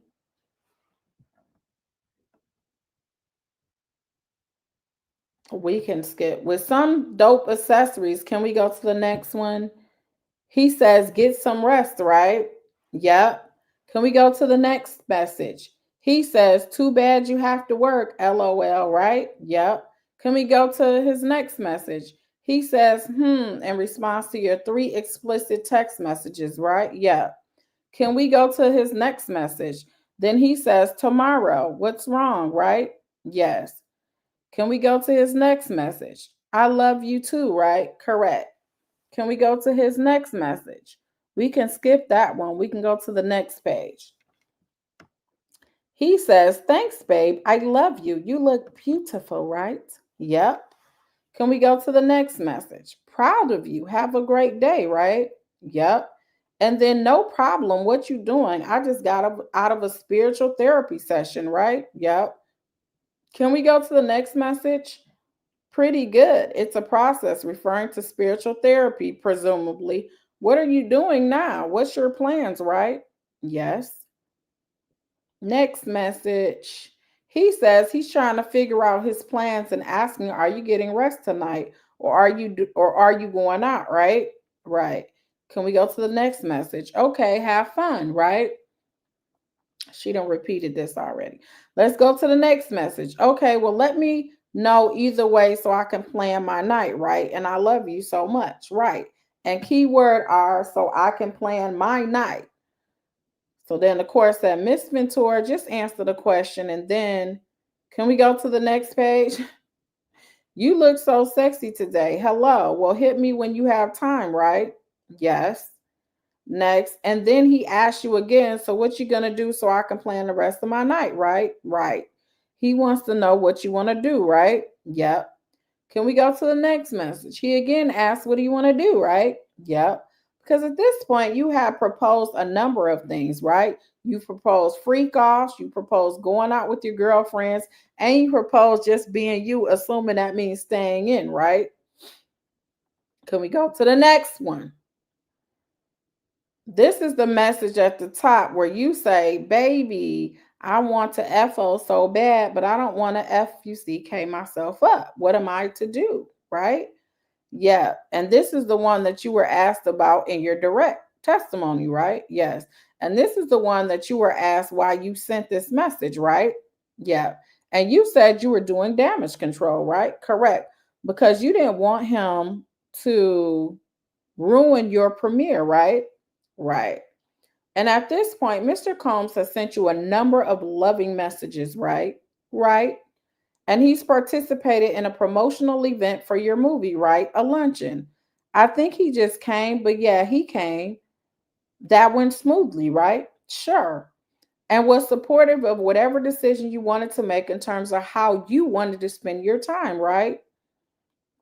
Yeah. He appeared to be supportive of whatever decision you wanted to make, right? Yeah. That's the interpretation that you receive from these messages, right? That's what it reads. So he says, what would you want to do? And that's when you say, we can have fun. I don't want you thinking I don't want to, right? Yep. Can we go to the next page, please? And then what do you say? So let's do it. Can you set it up though so I can just run home and grab stuff? And then he says, I think if we start at 7 or 8 and end at 4 at the latest, take a Xanax and or Ambien and go to sleep. we'll be okay, and you rest tomorrow and all day Sunday, you'll be good and drink a lot of water. We'll be good, but we won't have hours to be caught in a matrix. If we do it, I want you to call Garen and see what he has so it can really be a turn on. But if we're going to do something, the sooner the better. Did I read that right? Yes. What did you interpret the term matrix to mean? The high being caught in the high. What did you take this message to mean in terms of planning drugs for the particular freak off? He's saying that it will be like a brief time and he'll have time to recover. So it will be a shorter than usual freak off. That's how I would understand it. Yeah. Do you understand this text message to suggest that you would take drugs other than Xanax and Ambien at this freak off? I'm sorry, can you reword that? Typically, would you take Xanax and Ambien at the end of a freak off? I didn't always, but the idea was it was to come down. Something to, yeah. Was it assumed in your communication with Mr. Combs that you would be taking more of a party drug for the actual freak off before the freak off started? I would assume that. And so you would assume that from this message, even though it's not explicitly said, right? The way we spoke. Yeah. Because that's sort of part and partial of a freak off, right? Correct. And a party drug could include MDMA or ecstasy, right? Yes. Or something even more intense, right? Possibly, yes. And you don't recall what you both took on this particular freak off? I don't know. But he's expressing his desire to not be caught in a matrix, right? Correct. Can you tell me again what matrix would involve in the context of your experience with Mr. Combs and the freak off? Can you elaborate on the term matrix? It says, but we won't have hours to get caught in the matrix. So matrix, I said, is like the high and being too high, where there wouldn't be any sexual anything happening because we'd be too high. There would be no performance. In what circumstances would you get too high? How would this happen to get too high? Take too much of ecstasy or MDMA, for example, any drugs, G potentially, right? Uh-huh. Or ketamine. Yep. Once someone starts using a drug like MDMA, ecstasy, G, or ketamine, your judgment is impaired, right? Definitely, yes. And when your judgment is impaired from drug use, it's more likely that you're going to take more drugs, typically, right, in your experience. Are you familiar with being under the influence of those drugs? Yes. And so you know what it's like to have your mind be impaired by those drugs. Yep. And so, in your experience, do you understand the effects to include being inclined to consume more drugs? I can rephrase. When you're high on those drugs, would you be more likely to be taking more drugs? It would just depend on the situation. I don't. Is there another way we could ask it? I don't. As someone who has experienced these drugs and been under the influence of these drugs, would you say that it affects your inhibition? Sure, yeah. I can move on from this. I'm sorry. I want to keep the exhibit up. Thank you. Can you go to the next one? And he's referring to your friend Aaron being in front of him.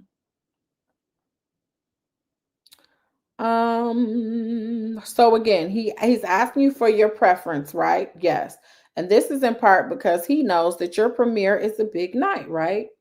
So it's a big deal for you to get very high before such an important night in your life, right? Yeah. Your premiere was a big night, right? It was. And if you were to enter a matrix or take too many drugs, it might impact your ability to participate in the promotion for the movie, right? Correct.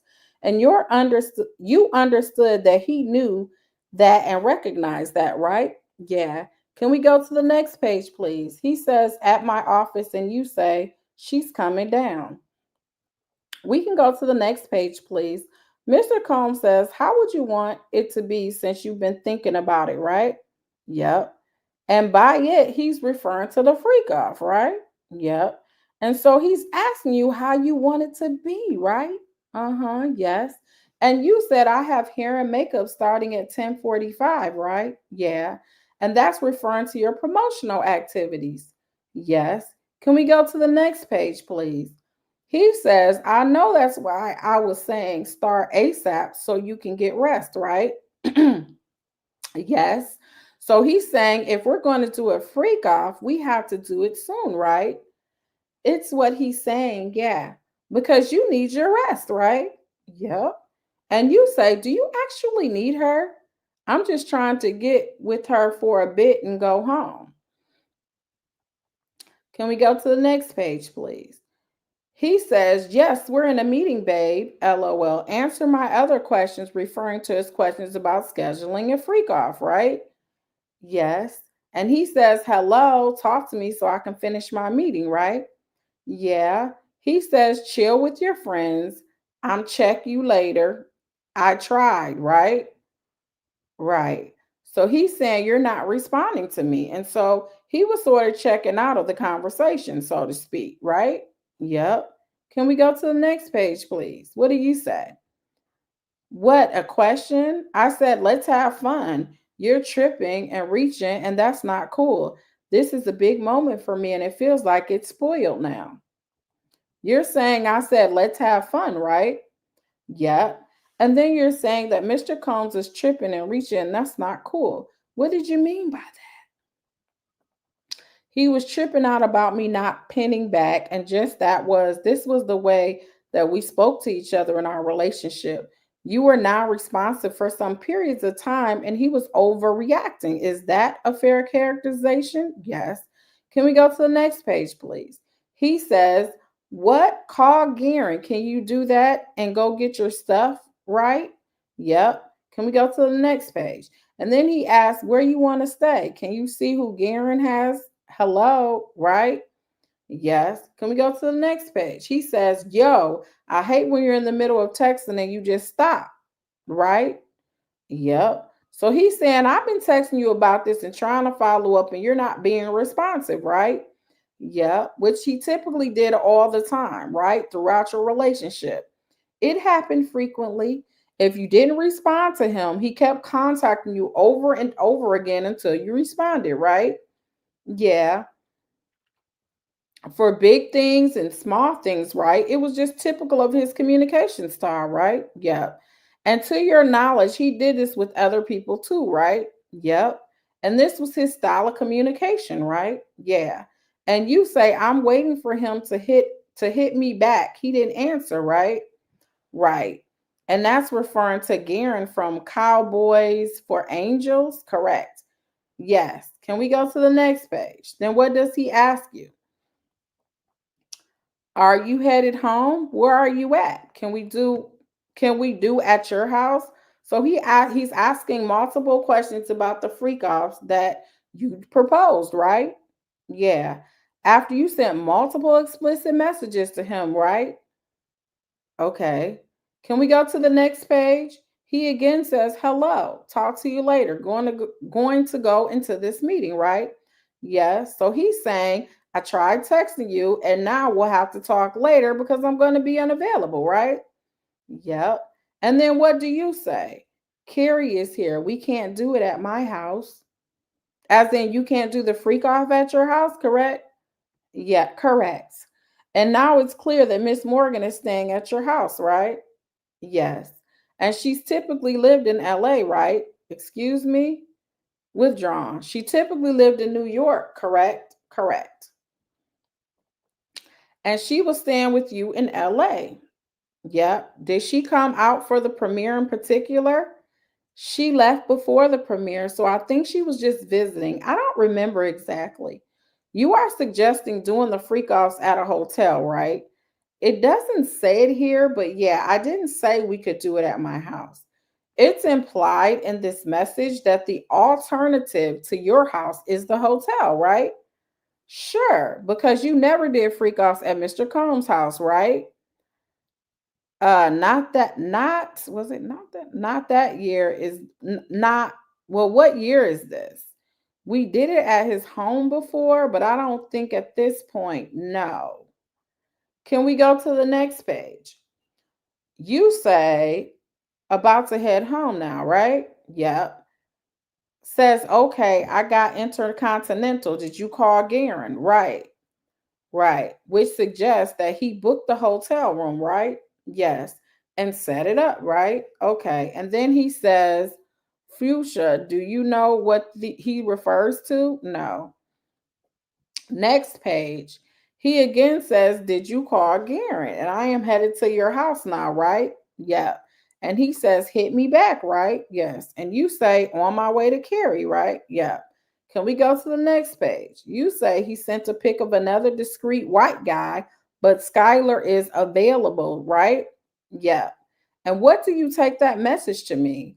That Garen sent another picture of a person that was discreet from his site. And by putting it in quotation marks, are you suggesting that it was Garen who said that it's a discreet white guy? Yeah, that's a word he used. And then you ask hello with question marks, right? Uh-huh. So now you're reaching out to him when he's being unresponsive, right? Looks like it. Uh-huh. Can we go to the next page? You say you hate when I stop responding, but now that's what you're doing, right? Yep. And he says, can we get the other guy? Right? Yep. You say you really just want to bring another random into our situation, right? Right. And that's because you didn't want new escorts that you were unfamiliar with to be invited into a freak off, right? Correct. Because you prefer to use familiar people, right? Yeah. Because the whole point was to keep this very secret, right? Yeah, it was to keep it secret. Yeah. And in fact, you had had experiences in the past where escorts were not so discreet, right? I don't know what you're referring to. We can return to this tomorrow, okay? Can we go to the next page, please? You say Skylar has a family dinner at 9, but could come after that, right? Yes. And Jungling canceled my thing tomorrow. And then Mr. Combs says, where are you? Question mark, right? Yep. Can we go to the next page? He says, I wanted something new, but whatever you want, right? Yep. So that's again him asking you what you want, correct? Yes, he's asking your preference for which escort to invite, right? That's what it reads. Can we go to the next page? And then you send an attachment of presumably the discreet white guy, right? Yep. And you say, like, for real, no. What did you mean by that? I was answering for us. That no, didn't want to use that person. Can you go to the next page? He says, let's see at 8:30 if you don't like. All good, right? Uh-huh. And you say, asking, where are you? Yes. So you're arranging with Garen, right? Yes. Can we go to the next page? You say that guy is sick, right? Yeah. I'm going to ask you what you meant by that. He says, want to get Johnny, right? Yep. You say not really, but if that's what you want, right? Yep. So you're being open to different guys, right? Yep. Within reason, right? Yes. So not the discreet white guy, right? Nope. Can we go to the next page? He says, never mind. Is there anyone else? And you say Skylar at 9 or Jules, right? Yep. Next page, please. You say, you said you were on your way here. I rushed back. WTF. He says, okay, Skylar, come down, right? Right. So this is all arranging for this freak off that's about to happen at the Intercontinental, and we've all seen the effects of it, right? Yep. Next page, please. I thought he said has a dinner at 9, and you say, I'll be over. I'll be right over. Let's start the energy fresh, right? What did you mean by let's start the energy fresh? I think we're going back and forth about reaching out to each other and probably disagreeing. So I just said, let's start the energy fresh. And Mr. Combs typically called something the energy, right? Yeah, it was something he talked about a lot. True. And he wanted to often change the energy. Uh-huh. And you say, I've had such a great day and I intend on keeping that right that way. Yeah. When you say you were intending on keeping it that way, that included participation in this freak off that you're planning, right? No.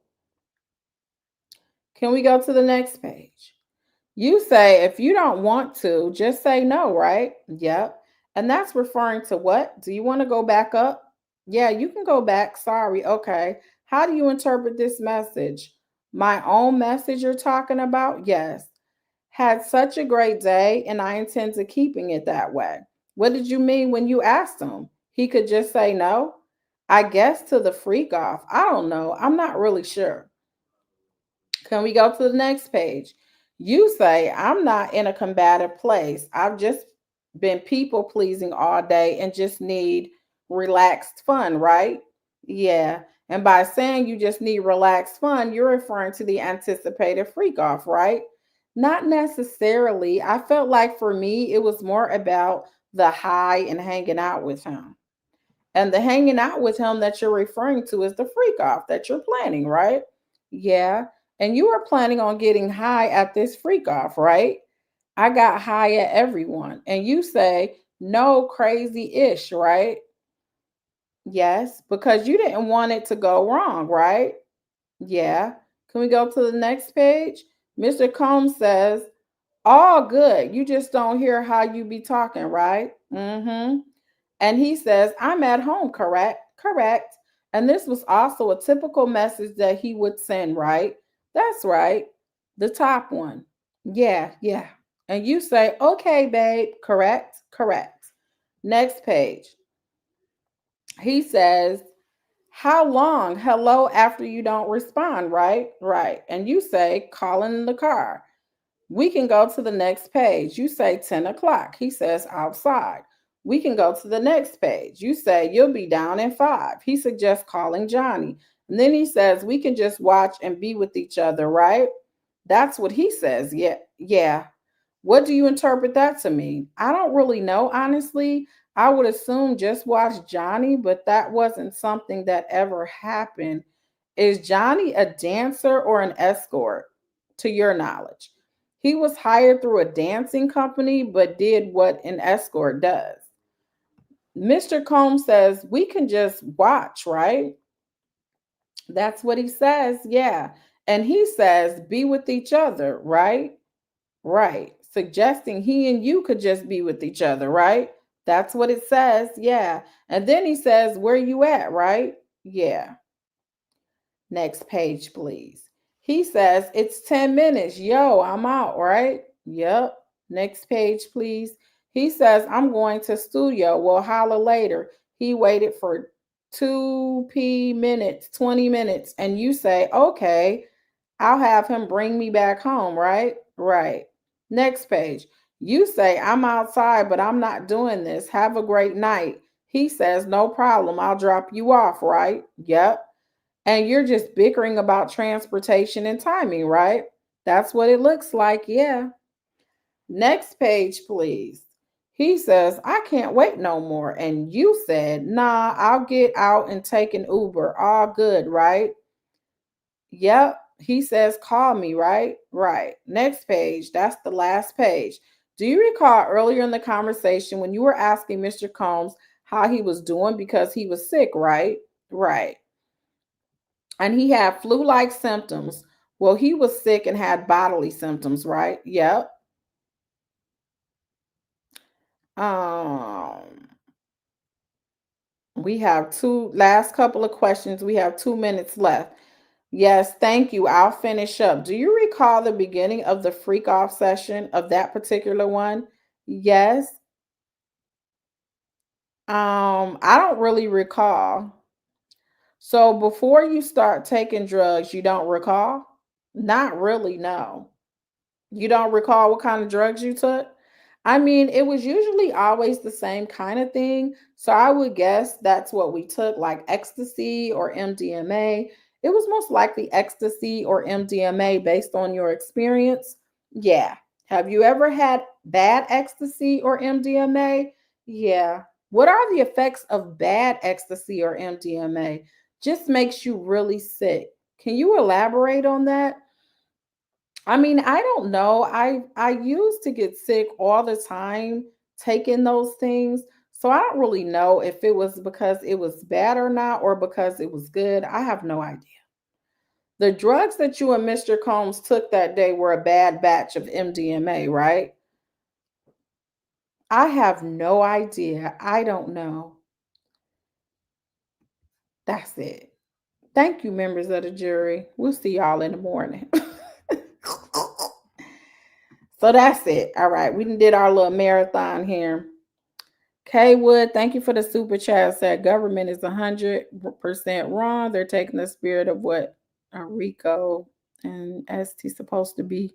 Enterprise, cults, gangs. Jury can't let this happen. It will change history of the law for common relationship issues. And thank you, Petter, for being a new member. And thank you so much for being a member. Nosy Nunu saying you love the channel. Thank you for all of you guys that have rocked with me all night long. Okay. You said you're playing all the parts in the court case. You need an Oscar. I ain't gonna have no voice. So, of course, thank you so much for hanging in with me that long. So what y'all think, huh? How do you think the defense did? I think they did all right. What do you think about their cross? And we about to get off here. It's only been 5 hours. Good God Almighty. Of course. Oh, thank y'all so much. I appreciate it. All right, y'all. Well, no, y'all got to go to work in the morning. I have a seminar to go to, but I'm probably not gonna go. Okay. I'm gonna be perfectly honest. Thank y'all for all the love, all of the cash apps. I appreciate that. Tamira, thank you so much. Carolyn, I don't think I thanked you. Thank you. You said it was blah. You said she went on for too long. They actually hurt themselves. It became painful. So what she was trying to do towards the end was they talked about the video so much that what she's doing is she had to walk. Some of the things I think she duplicated and didn't have to. But what she was doing was she was walking them from the time before all the way up to. So he was already sick before. He gave her choices on whether she wanted to have the freak off, gave her about 5 different choices. Then she's the one that was going to pick who the person was. He told her we don't got to do the freak offs or whatever. And she, I guess, still wanted to do it. Then I guess they're alleging they had a bad batch of some drugs or something that night. So they're trying to set up maybe an explanation for how he burst out in that violence that night. So it's going to be pertaining to drugs and jealousy. They started out in their openings and they said it's about jealousy, drugs, sex, and money. You know what I'm saying? So because that's the theme, that's what they're doing, is playing on the theme to show that that's what all this is about. That's all. You said you done dozed off. Thank you, Miss D, for the super chat. Trust me, I'm getting a hiccup off of here. Like, woo, my God, today. Oh my gosh. All right, y'all. All minds clear. Make sure you hit that like button. Subscribe to the channel if you haven't done so already. Your girl gotta go. I'm tired. I ain't never read nothing this long ever. And I do a whole lot of readings down here.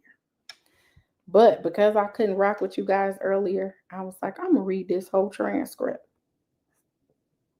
I can't say I'm gonna ever do this again, but it was a fun time. All right. Y'all have a good night. Thank y'all so much. Gotta go. I'm tired.